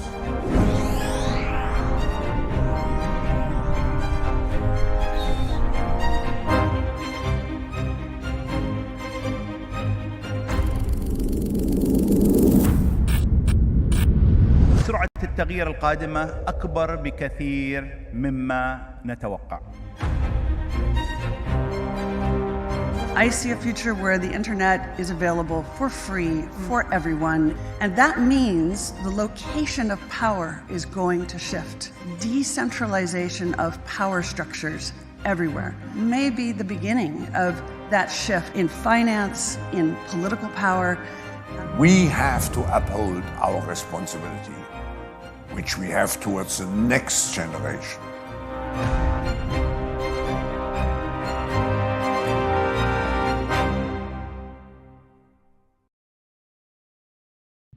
There's no longer any doubt that humans are heating up the oceans, land, and sea by burning fossil fuels. The world has to overcome not only the damage done to our economies and our societies by COVID-19, it also has to confront the repercussions.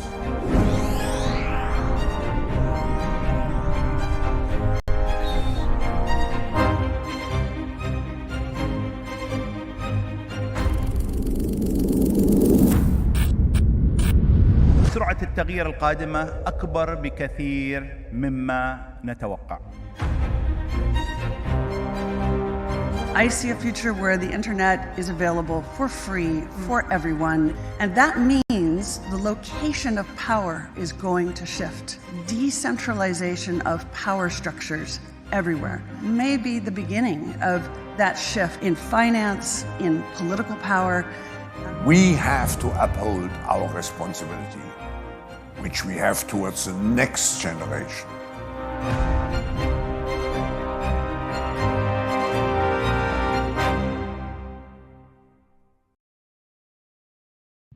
There's no longer any doubt that humans are heating up the oceans, land, and sea by burning fossil fuels. The world has to overcome not only the damage done to our economies and our societies by COVID-19, it also has to confront the repercussions.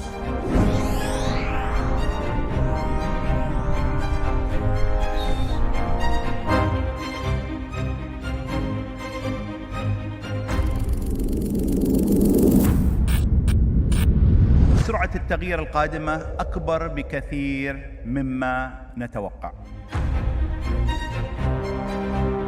I see a future where the internet is available for free for everyone, and that means the location of power is going to shift. Decentralization of power structures everywhere may be the beginning of that shift in finance, in political power.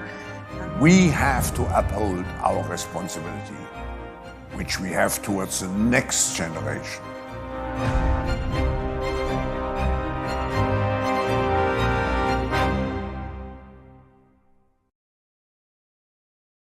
There's no longer any doubt that humans are heating up the oceans, land, and sea by burning fossil fuels. The world has to overcome not only the damage done to our economies and our societies by COVID-19, it also has to confront the repercussions.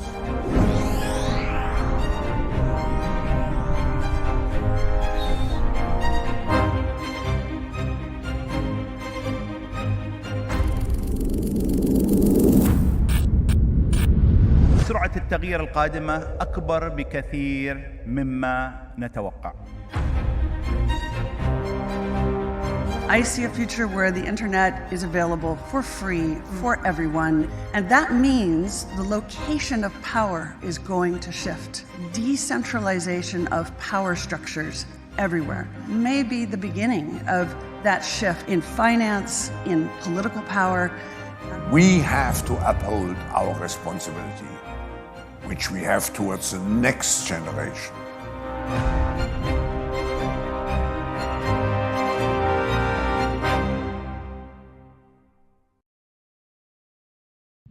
There's no longer any doubt that humans are heating up the oceans, land, and sea by burning fossil fuels. The world has to overcome not only the damage done to our economies and our societies by COVID-19, it also has to confront the repercussions.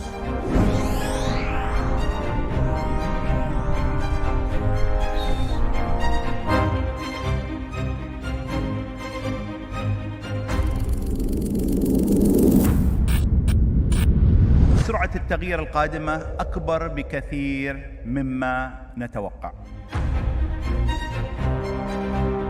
I see a future where the internet is available for free for everyone, and that means the location of power is going to shift. Decentralization of power structures everywhere may be the beginning of that shift in finance, in political power.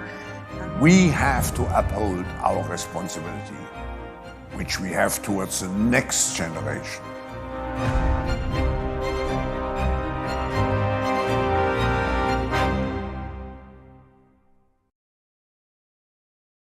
There's no longer any doubt that humans are heating up the oceans, land, and sea by burning fossil fuels. The world has to overcome not only the damage done to our economies and our societies by COVID-19, it also has to confront the repercussions.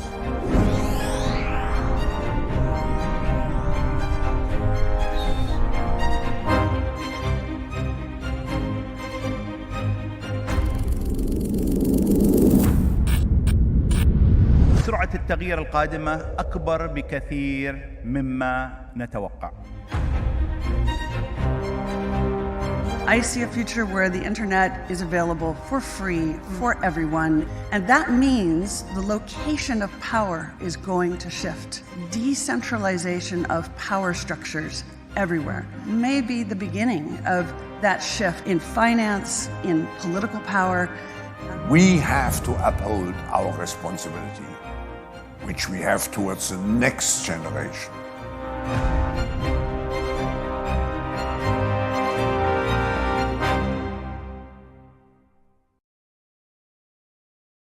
There's no longer any doubt that humans are heating up the oceans, land and sea by burning fossil fuels. The world has to overcome not only the damage done to our economies and our societies by COVID-19, it also has to confront the repercussions. التالية بعنوان نرسم ملامح مستقبل أخضر. نستضيف معالي سعيد محمد الطاير، العضو المنتدب والرئيس التنفيذي لهيئة كهرباء ومياه دبي، فليتفضل معاليه مشكورا. Ladies and gentlemen, our next session is titled Shaping a Green Future. Please join me in welcoming His Excellency Saeed Mohammed Al Tayir, Managing Director and CEO of the Dubai Electricity and Water Authority.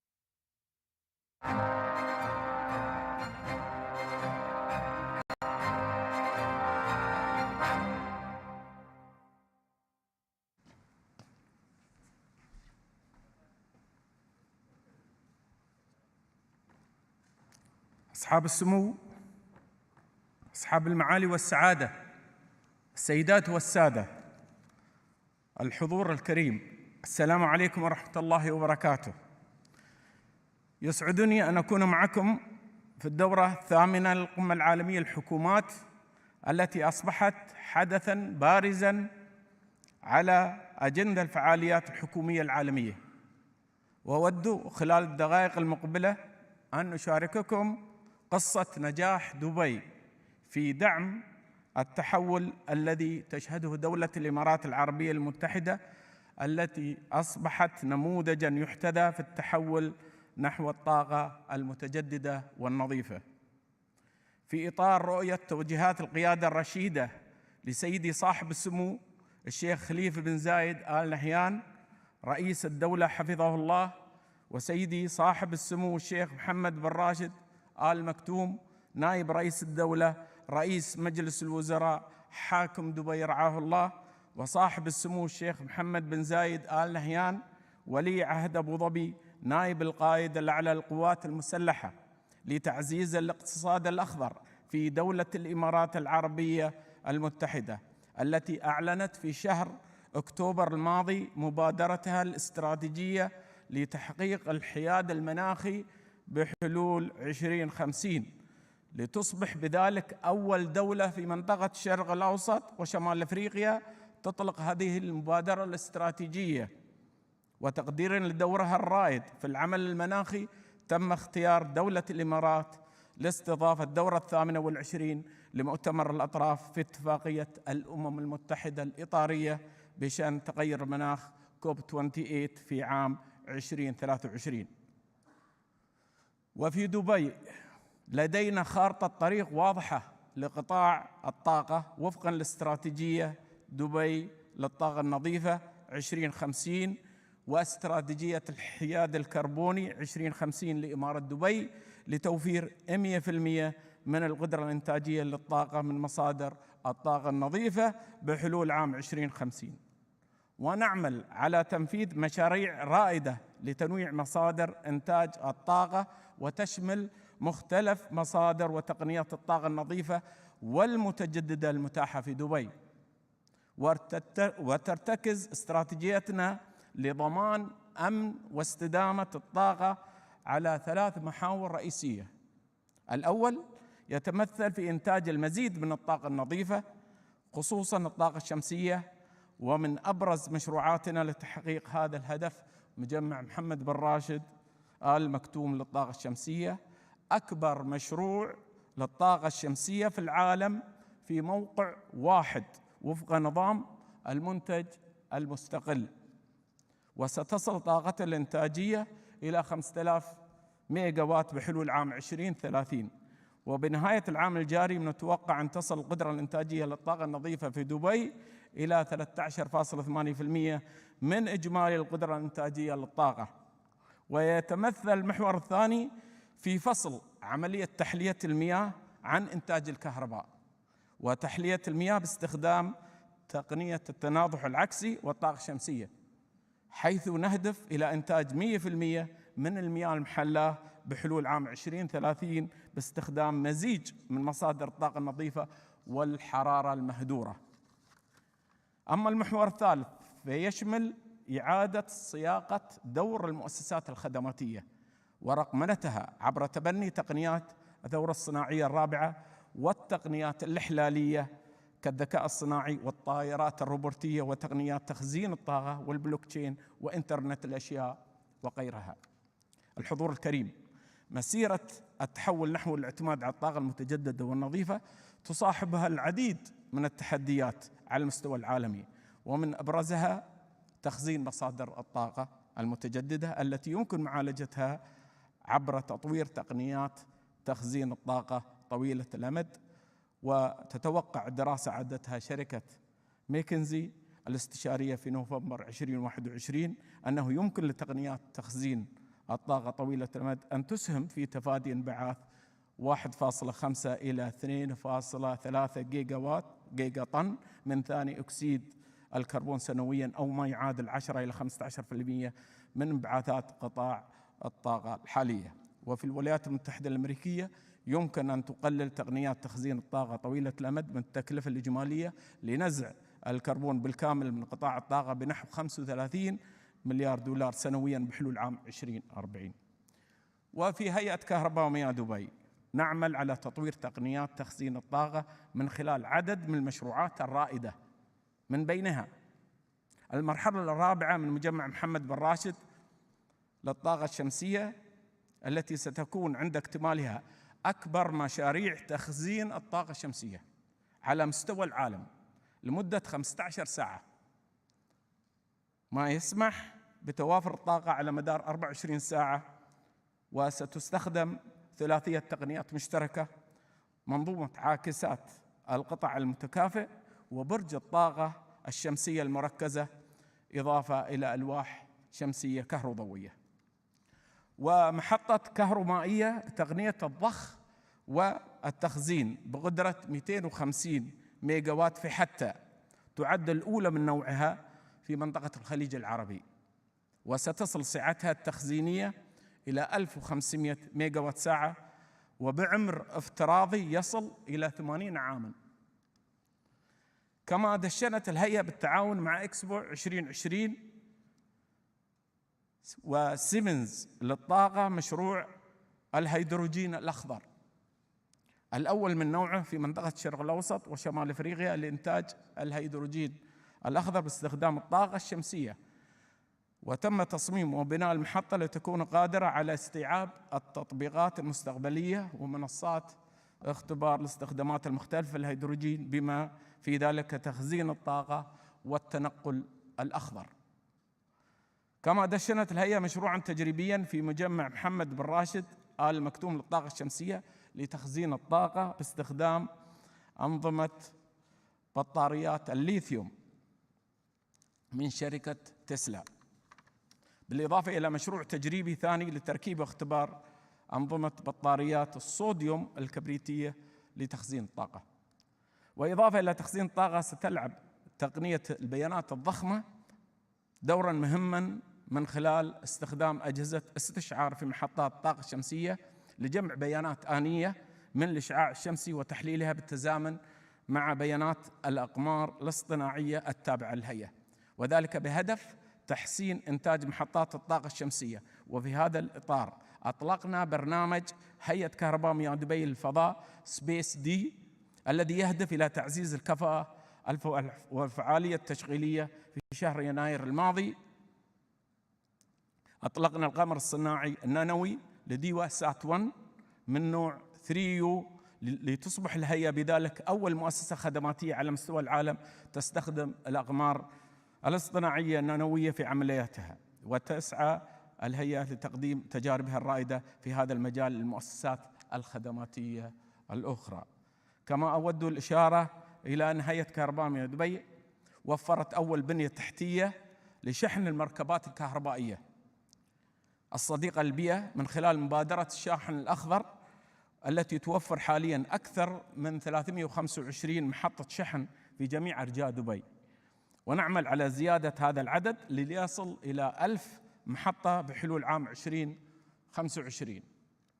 السيدات والسادة، هذه الإنجازات تدعمها رؤية مستقبلية وخطط طويلة المدى، إضافة إلى مرونة عالية لمواكبة التطورات المتسارعة واستعدادات لجميع التغيرات، ولدعم توجيهات القيادة الرشيدة بتعزيز تحويل إمارة دبي إلى اقتصاد محايد للكربون. حولنا مؤخراً مجمع حصيان لإنتاج الطاقة ليعمل بالغاز الطبيعي بدلاً من تقنية الفحم النظيف، ولم تكن هناك فترة توقف، وإنما تمت عملية تحويل بكل سلاسة دون أي تكاليف إضافية. الحضور الكريم، يستند تحقيق النتائج إلى الابتكار الذي نضعه كأساس في منظومة عملنا في جميع قطاعات الهيئة، وضمن مبادرة ديوى الرقمية الذراع الرقمي لهيئة كهرباء مياه دبي نعمل على إعادة صياغة مفهوم المؤسسات الخدماتية والمساهمة في بناء مستقبل رقمي جديد لإمارة دبي. وترتكز ديوى الرقمية على 4 محاور: إطلاق تقنيات متطورة للطاقة الشمسية في دبي، والتوسع في استخدام الحلول المتكاملة للذكاء الصناعي، حيث ستكون دبي أول مدينة تعتمد على الذكاء الصناعي في تقديم خدمات الكهرباء والمياه، إضافة إلى التوسع في تقديم الخدمات الرقمية. وقد أسهم تطبيق هيئة كهرباء مياه دبي لأحدث التقنيات المبتكرة في تحقيقها أعلى النتائج العالمية بمقارنة بنسبة المؤسسات الخدماتية في أوروبا والولايات المتحدة الأمريكية. وقد عملت الهيئة على تحسين البنية التحتية للطاقة والمياه بشكل مستدام لترتفع كفاءة الاستهلاك الوقود إلى 90%، وتحسنت كفاءة الإنتاج بنسبة 37% بين عامي 2006 و2021، مما أدى إلى تحقيق وفرات مالية كبيرة بالإضافة إلى خفض متوقع من انبعاثات كربون بنسبة 35% بحلول عام 2030. السيدات والسادة، في هيئة كهرباء مياه دبي وانسجاما مع رؤية وتوجيهات القيادة الرشيدة، نحن لا نركل إلى الإنجازات التي تحققت، وإنما نواصل العمل لتحقيق المزيد لنكون دائما في المقدمة.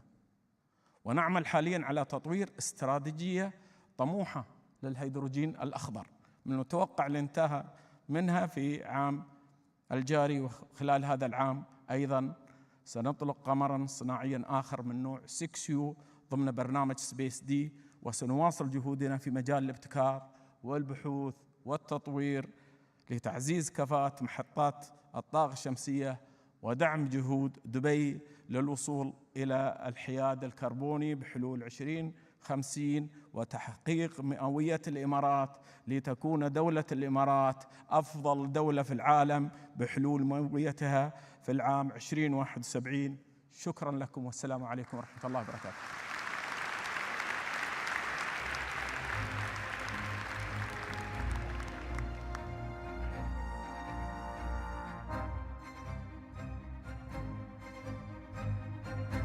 أصحاب السمو، أيها الحضور الكريم، الآن مع كلمة بعنوان عالمنا اليوم وعالمنا غدا، يلقيها معالي أنطونيو غوتيريش، أمين عام الأمم المتحدة. Your Highnesses, ladies and gentlemen, our next session is titled, Is Our World Today, Our World of Tomorrow? By His Excellency Antonio Guterres, Secretary General of the United Nations. Excellencies, ladies and gentlemen, let me start by congratulating the government and people of the UAE for so impressively hosting Expo 2020 under such challenging circumstances.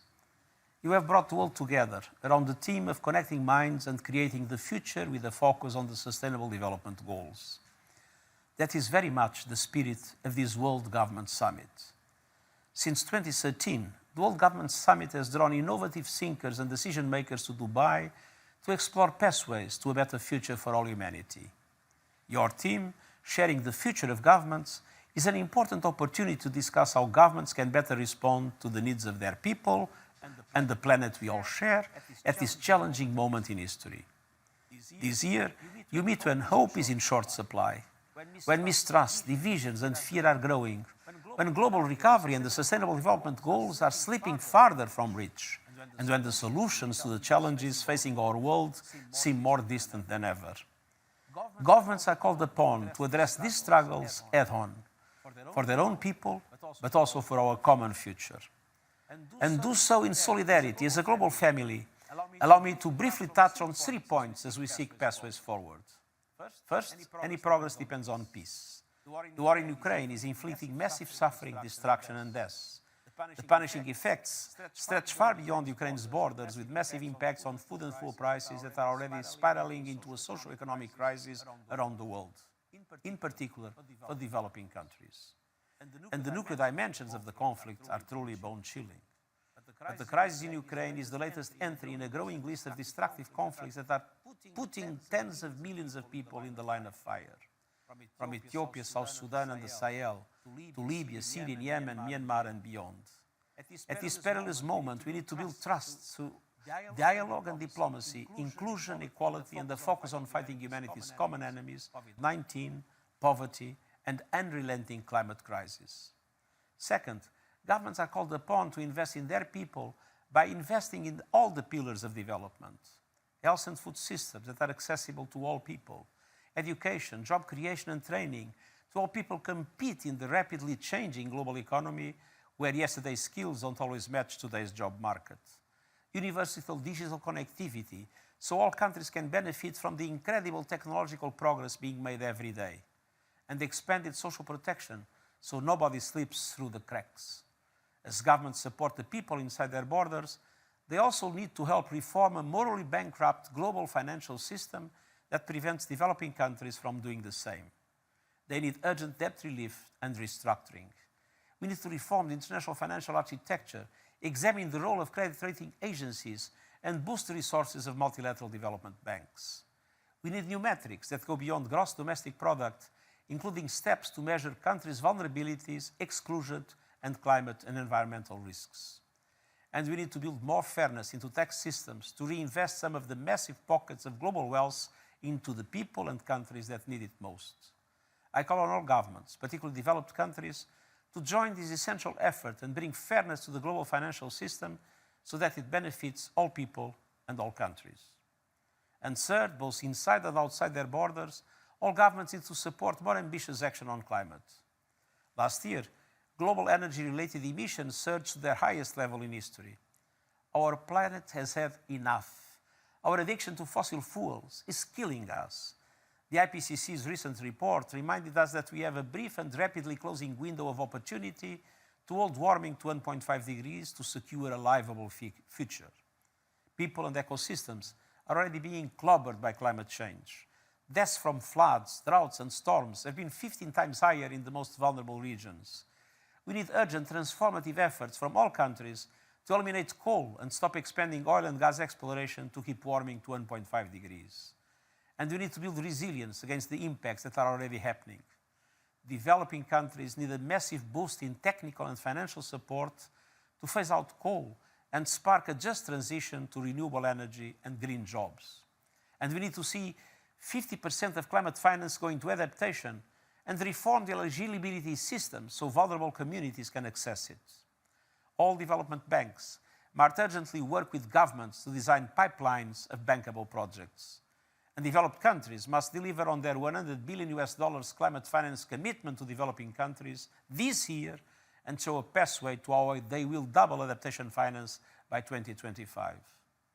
Excellency, ladies and gentlemen, we need to stop killing our planet, killing each other, and killing opportunities for countries to recover. Let's unite behind solutions that can transform our world, for people, for our planet, for peace itself. نشكر معالي أنطونيو غوتيريش على هذه الكلمة. Thank you, Your Excellency, for this session. Doubt that humans are heating up the oceans, land, and sea by burning fossil fuels. The world has to overcome not only the damage done to our economies and our societies by COVID-19, it also has to confront the repercussions.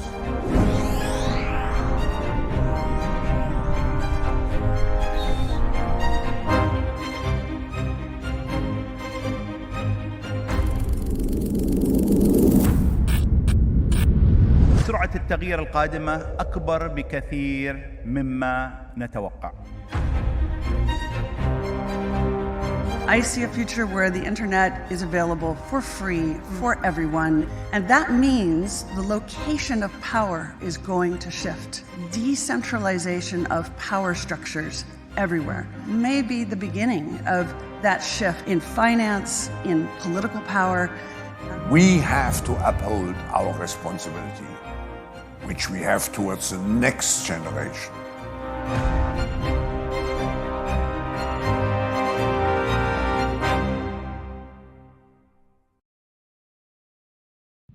There's no longer any doubt that humans are heating up the oceans, land, and sea by burning fossil fuels.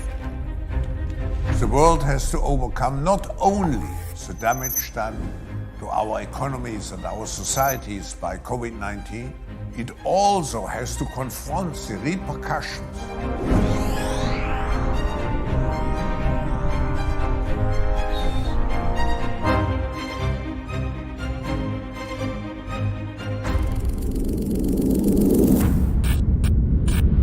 سرعة التغيير القادمة أكبر بكثير مما نتوقع. I see a future where the internet is available for free for everyone, and that means the location of power is going to shift. Decentralization of power structures everywhere may be the beginning of that shift in finance, in political power. We have to uphold our responsibility, which we have towards the next generation.